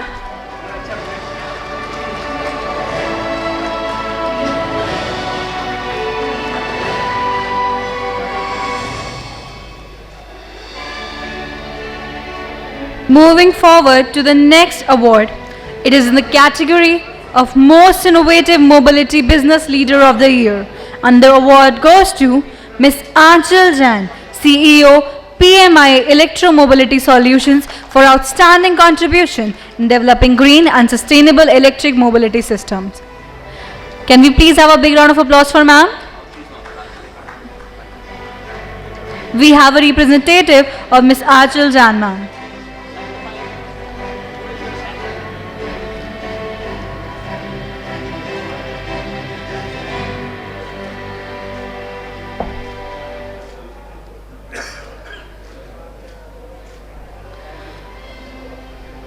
Our next award is in the category of Most Innovative Urban Infra Architect of the Year, and the award goes to Mr. Anuj Malhotra, General Manager, Planning and UG, Srinagar Smart City Limited, for his outstanding contribution in developing sustainable plan for smart urban infrastructure.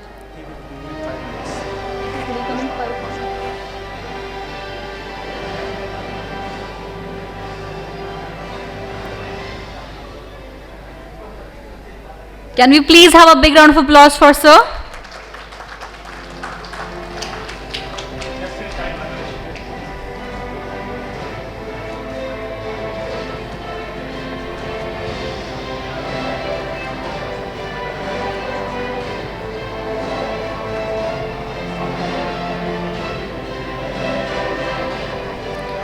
Our next category of award is Most Innovative Urban Infra Architect of the Year, Women.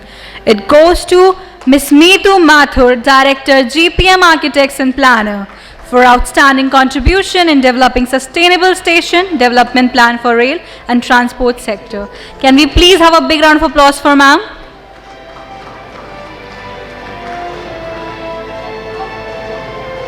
Can we please have a big round of applause for ma'am?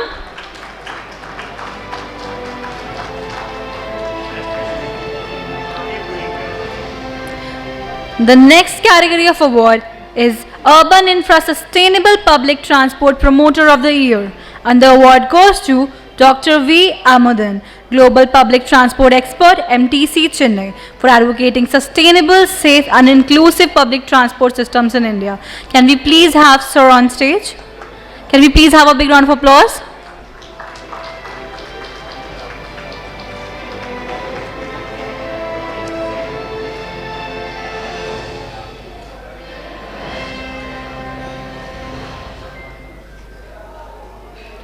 Our next award is in the category of Urban Infra Sustainable Public Transport Promoter of the Year. It goes to Ms. Sonal Shah, founder the Urban Catalyst, for advocating sustainability, safe and inclusive public transport systems in India. Can we please have a big round of applause for ma'am?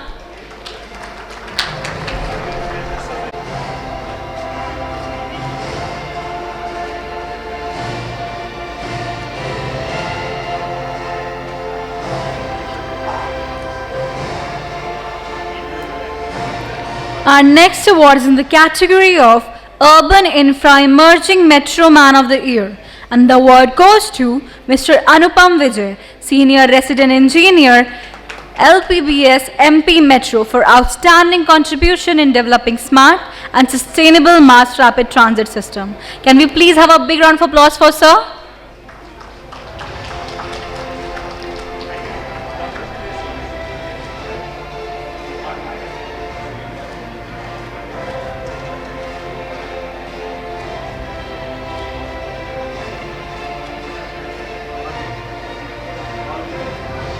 Our next award is in the category of Urban Infra Young Tunneling Man of the Year, and the award goes to Mr. Anurag Pandey, Tunnel Design Engineer, Lombardy India Private Limited, for outstanding contribution in developing sustainable underground urban space in India. Can we please have a big round of applause for sir?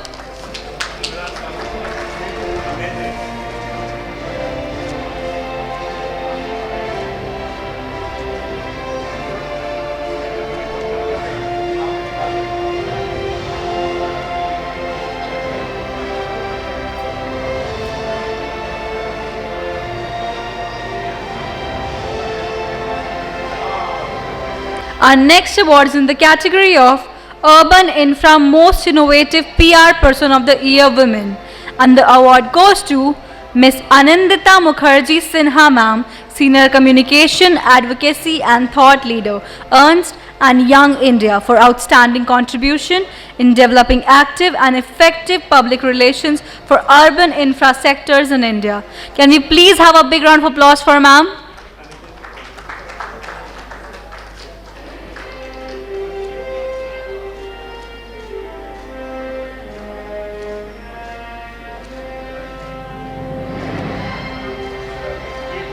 Our next award is in the category of Urban Infra Rail Business Leader of the Year, Rolling Stock, and it goes to Rail Coach Factory Kapurthara for excellence and innovation in the field of rail transport infrastructure, especially for one-day metro project. Can we please have a huge round of applause?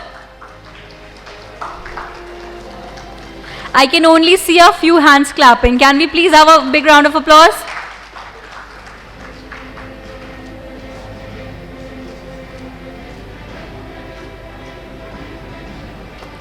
Our next category of award is Urban Infra Rail Business Leader of the Year, Telecom Solution, and the award goes to ABS India Private Limited, Gurugram, for excellence and innovation in the field of telecommunication systems for rail transport infrastructure. Can we please have a big round of applause?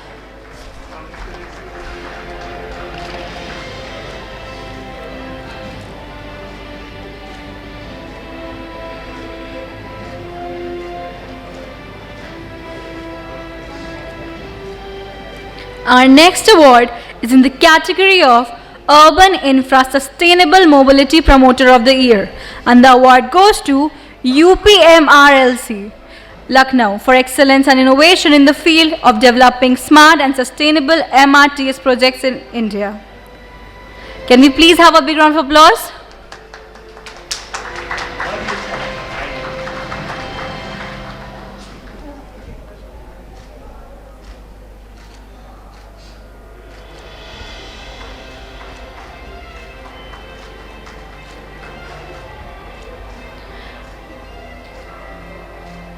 Our next award is in the category of Urban Infra Consultancy Business Leader of the Year, and the award goes to RV Associates, Architects, Engineer and Consultants, Hyderabad, for excellence and innovation in the field of project management consultancy and rail and metro sectors. Can we please have a big round of applause?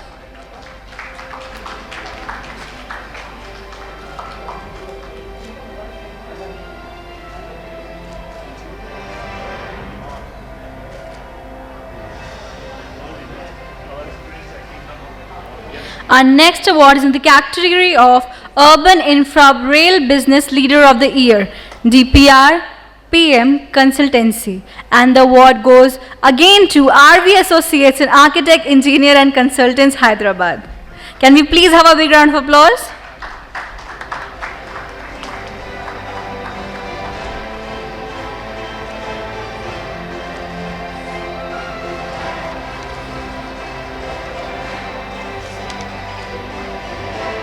The next award is in the category of Urban Infra Commuter Centric MRTS of the Year. It goes to Mumbai Metro 1 Private Limited, Mumbai, for excellence and innovation in providing commuter-centric services on Mumbai Metro Line 1. Can we please have a big round of applause?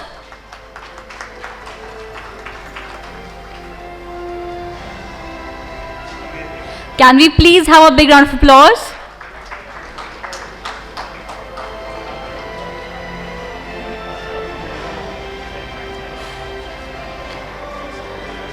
Our next award is in the category of Urban Infra Excellence in Fire Safety Solutions.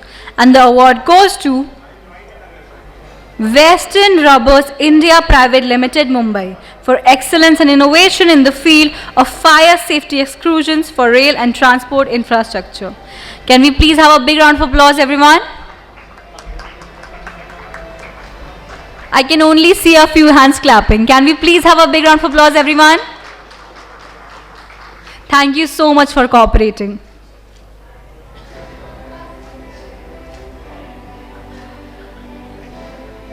The award in the next category of excellence in rubber extrusion solutions goes to Western Rubbers India Private Limited, Mumbai, for excellence and innovation in the field of rubber extrusions for rail and transport infrastructure. Can we please have a big round of applause again?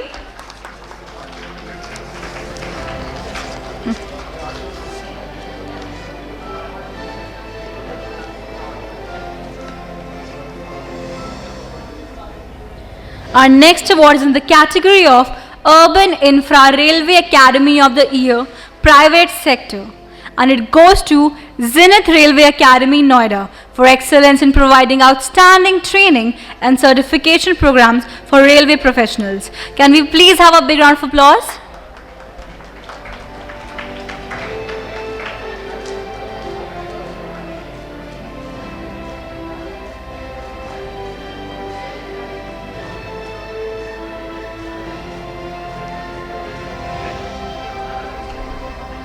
The next award is in the category of Most Innovative Company in Rail Fastening and Turnout Components Technology. It goes to Sichvihag India Private Limited, New Delhi, for excellence in providing innovative products and solutions for modern railway tracks. Can we please have a big round of applause, everyone?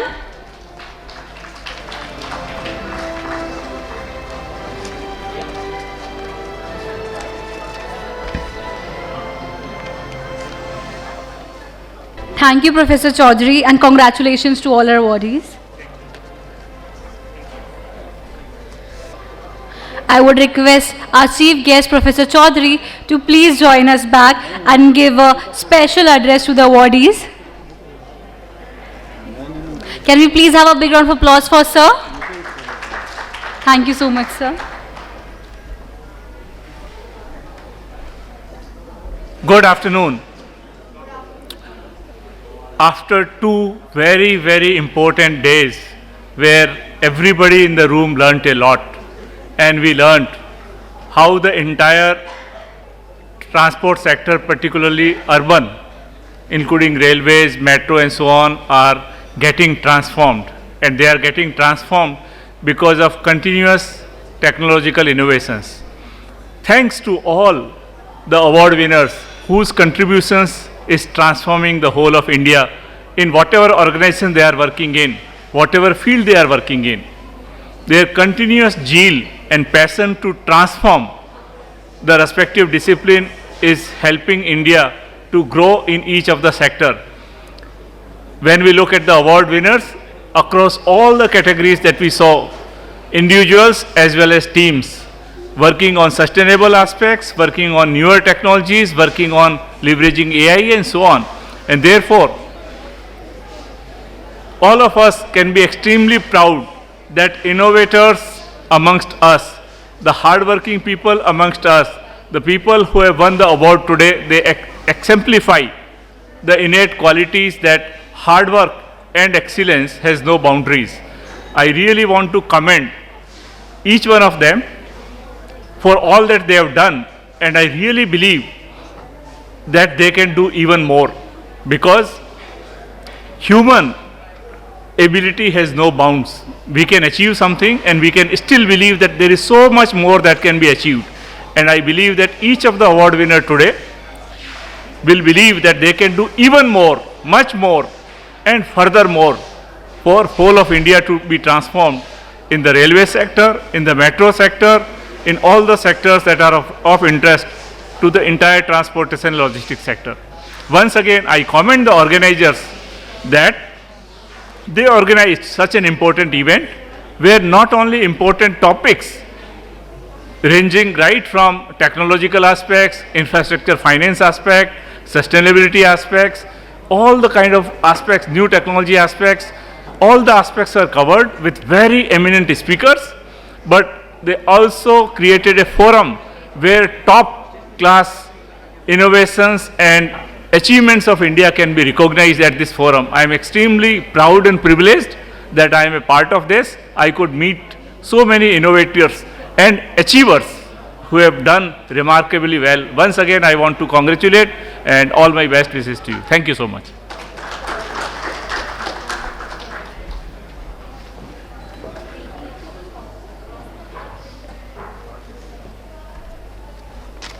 Thank you so much, sir. Now, I would like to invite our exhibitors and partners for the cooperation and their efforts. I would like to invite Scott Barrer India Private Limited to join us on stage. I would request Scott Barrer India Private Limited to join us on stage. इसके बाद संबट का भी है, next भी है.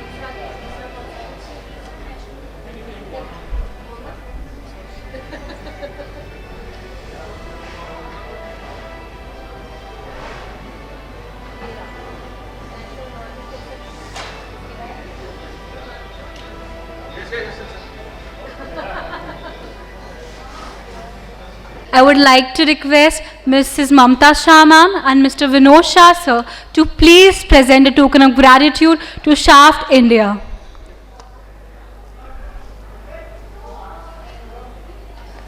Can we please have a big round of applause for Shaft India? They are doing really well in the exhibition. Congratulations, sir. Can we please have a big round of applause, everyone?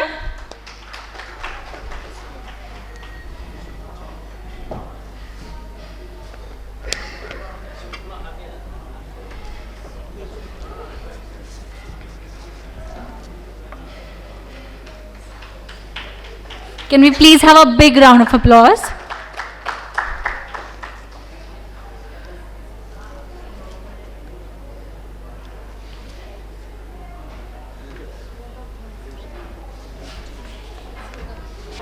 Can we please have a big round of applause?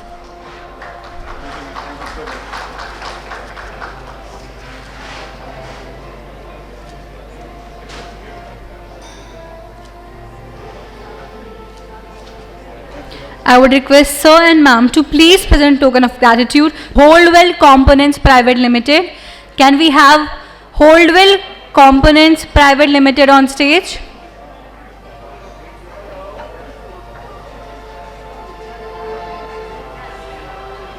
Can we please have a big round of applause, everyone?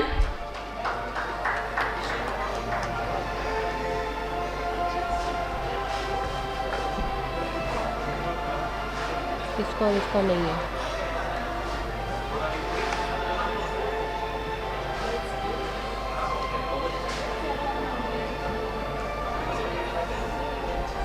Can we please have a big round of applause? Can we please have a big round of applause? Thank you so much for cooperating.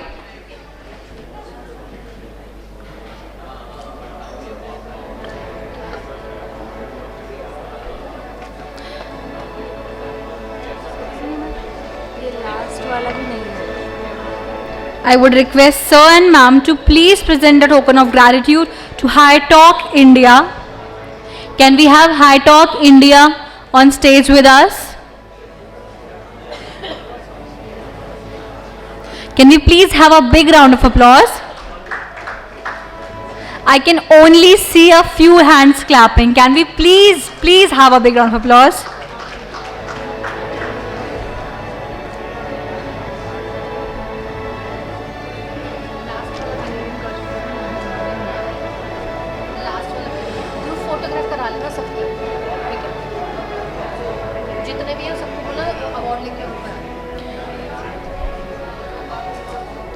I would request sir and ma'am to please present a token of gratitude to IIM Kashipur. Can we please have IIM Kashipur on stage with us?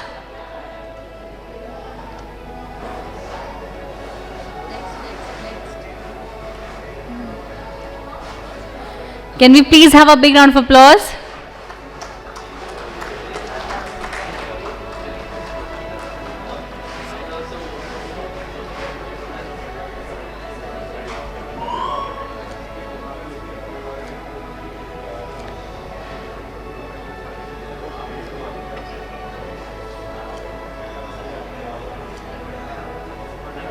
I would request sir and ma'am to please present a token of gratitude to Zenith Railway Academy.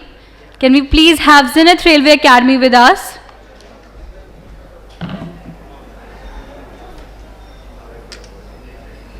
Can we please have a big round of applause?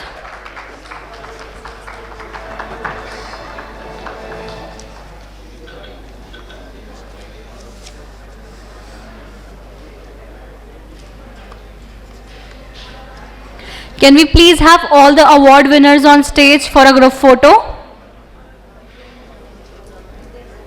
With their awards as well.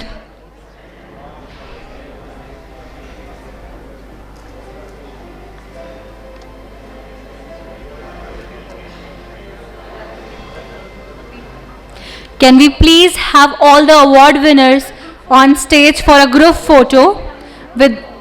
I would request them to please come with their awards.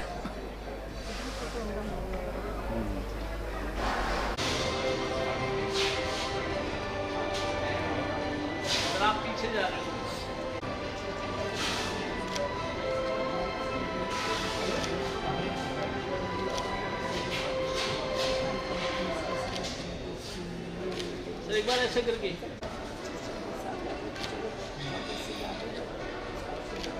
Thank you Mrs. Mamta Shah ma'am, Mr. Vinod Shah sir and Mr. Surya Shah sir to please present a token of gratitude to our chief guest Professor Manoj Chaudhary sir, Vice Chancellor Gati Shakti Vishwavidyalaya. Can we please have a big round of applause, everyone?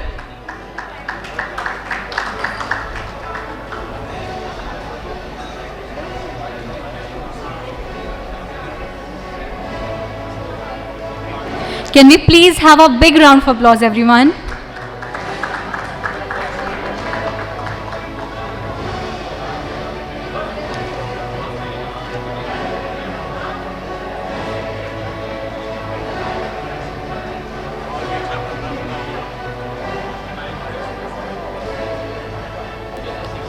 Thank you so much, sir. Thank you so much, ma'am. I believe feedback is really important, so I would like to invite the awardees one by one to have a feedback by them. Can I please invite Mr. Sushil Kumar sir on stage for a feedback of 2 minutes? Can we please have Mr. Sushil Kumar sir on stage with us?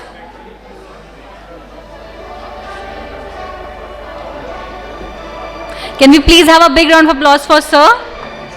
Congratulations for the award. Thank you. Feedback about the session and your award. Okay. So thanks a lot. It has been really a very interesting interaction with all the people who are available here, as well as the sessions, morning and evening sessions, which we have today. It was really a wonderful feedback and interaction.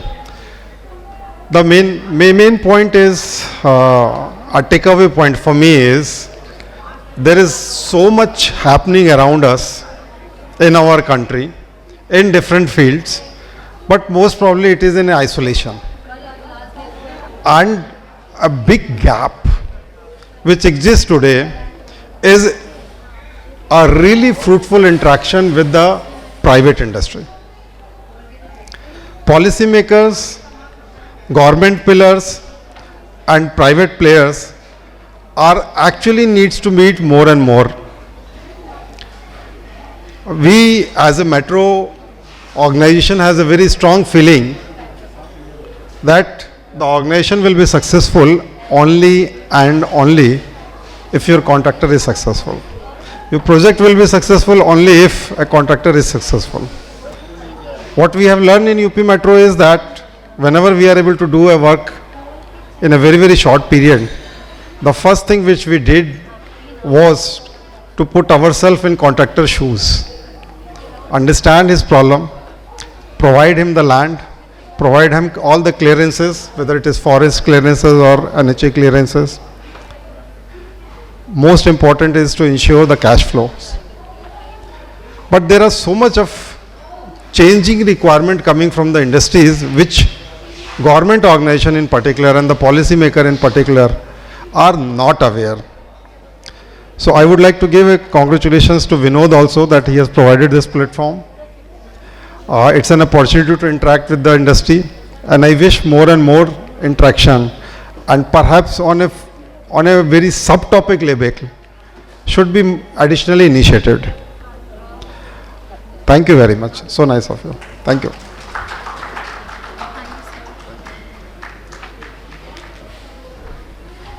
Thank you so much, sir. Can we have among us Mr. Anuj Malhotra, sir?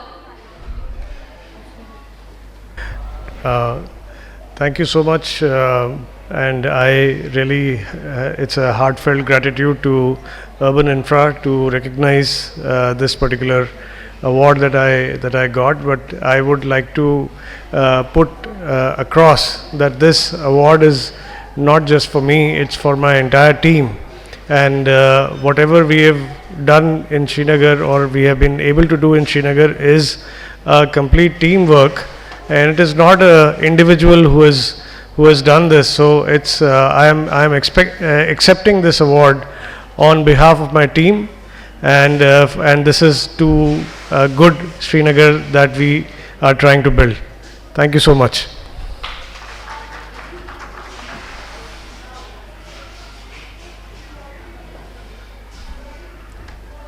Thank you so much, sir. Can we have Ms. Meetu Mathur, ma'am, to please give a 2-minute feedback on the event and the journey of the 2-day? Can we please have a big round of applause for ma'am? Congratulations on your award. Good afternoon, everyone. I'm really grateful to be here and being recognized as a budding architect in this field. This field is something which is primarily dominated by engineers, and it is highly technical. But I feel that the power of design is something that is being showcased at such a level which is very critical, and how as architects we can contribute to a larger perspective is something very encouraging. So thank you so much to the entire forum, to the judges for encouraging the power of design in infrastructure development for our growing economy. Thank you so much. Can we please have Dr. Amudan Valavan sir to give a 2 minutes feedback? Can we please have a big round of applause for sir? Good evening. Dear RailTrans Expo organizers, congratulations on a successful event. I am honored to receive the Sustainable Public Transport Promoter of the Year award. The conference and expo provided valuable insights, networking opportunities, and showcased innovative solutions. Thank you for recognizing my contributions to sustainable public transport. Thank you. Thank you, sir. Can we please have Mr. Anupam Vijay sir on stage to please give a 2 minutes feedback? Can we please have a big round of applause for sir? Thank you, madam, to give me the opportunity to express my gratitude. First, I would like to thank the whole team of Urban Infra Groups who organized such a great brainstorming session along with award-winning session along with the exhibitions. And from the heart, the bottom of my heart, I would like to thank the board of jury who recognized my work, my nomination. He selected my name for this award and this honor. At the same time, I would like to thank my bosses, my colleagues, all my co-workers, stakeholders, all are. Thank you very much. And as far as the feedback is concerned, I think since the last session that one session should require the learning from the mistakes. What mistake we did in phase 1 should not repeat in phase 2, should not repeat in phase 3. Like that we can put one direct session, straightforward. No indirect English, no indirect wordings. We should learn how the common mistakes we are doing, how to recognize the person, adequate person, and make available all the presentation well in advance to the at least participants so that they should come after learning something. And thank you very much. Thank you one and all. Thank you, sir. Thank you so much, sir. Can we please have Ms. Anandita Mukherjee Sinha, ma'am?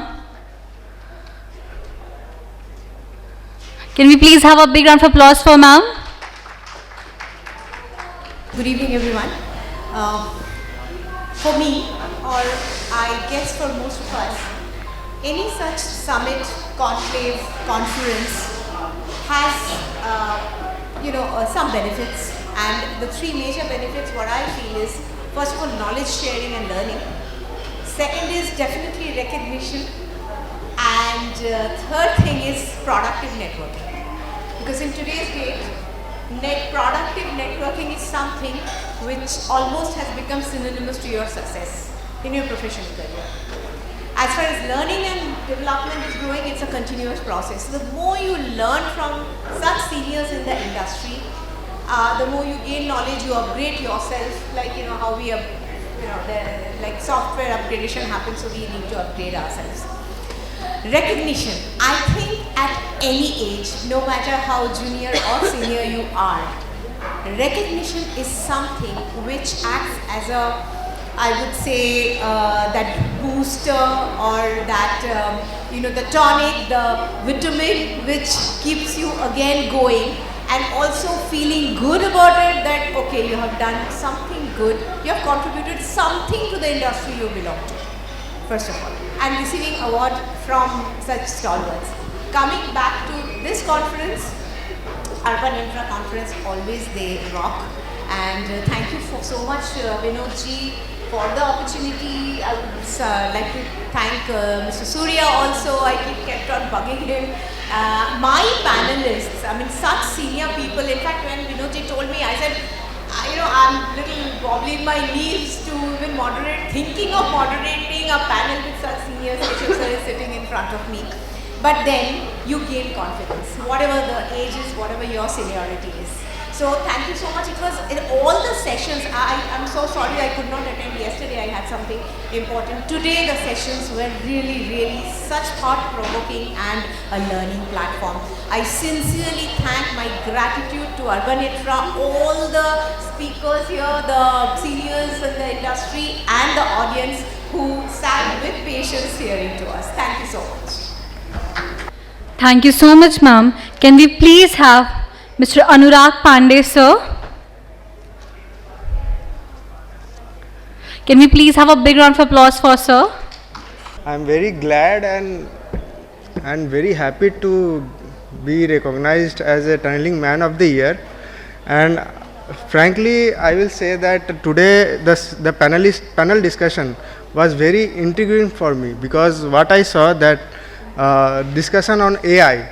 Actually, I am also pursuing PhD, and also I am developing an AI to help the designer to make a good decisions.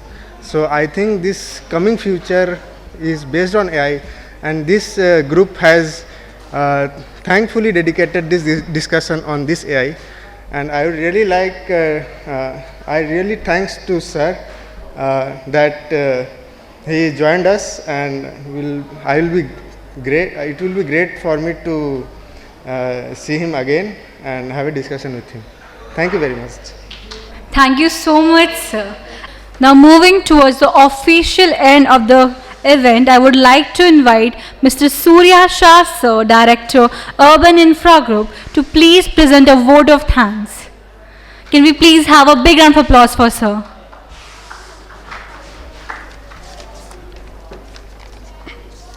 Thank you so much, ma'am. So, thank you, ladies and gentlemen. As we conclude the 4th Urban Infra Business Summit and RailTrans Expo 2024, I would like to extend my heartiest gratitude to each one of you, your invaluable contributions to the success of this remarkable event. We are particularly thankful to our chief guest, Dr. Manoj Chaudhary sir, Vice Chancellor of Gati Shakti Vishwavidyalaya, Vadodara, and guest of honor Sri Anil Khandelwal sir, former member Infrastructure Railway Board, which he is not present here right now, but he was yesterday, for honoring us this presence and sharing profound insights. Your wisdom has greatly enriched our discussions today. To our esteemed guest speakers, thank you for illuminating our understanding of the challenges and opportunities within the railways, transportation, and urban infrastructure sector. Your enlightening presentations have been instrumental in shaping our conversations. As a special acknowledgement goes to Mrs. Mamta Shah, MD and CEO, and Mr. Vinod Shah, Director of Urban Infra Group, for their visionary leadership in conceptualizing and designing this event. Your dedication to excellence has set high standard for our future endeavors. To all participants, speakers, sponsors, exhibitors, and attendees, your active engagement and valuable contributions have made this summit a resounding success. The exchange of ideas, the forging of new connections, and the recognition of excellence during the award ceremony has collectively created an enriching experience for everyone involved. As we depart today with fresh insights and strengthened connections, I want to express my sincere appreciation to the entire urban infra community. Your commitment to advancing the urban infrastructure sector is commendable, and I am confident that the discussions initiated today will pave the way for innovative solutions and collaborations in the future.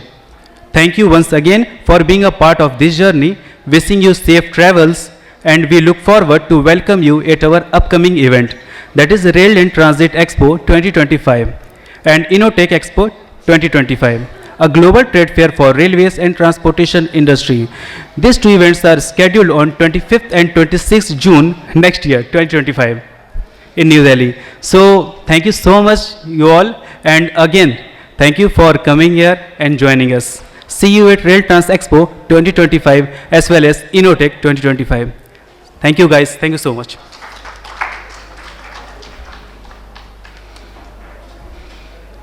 Thank you so much, sir. Before concluding, can we please have a big round of applause for the awardees, for the exhibitors, and for such an amazing audience. With this, we conclude the 4th edition of Urban Infra Business Summit and Leadership Awards 2024. We hope you found the sessions insightful and engaging. Please join us for tea and further networking opportunity before we close the day. We look forward to see you all again in the upcoming events for the day of learning and collaboration. Thank you and have a great evening.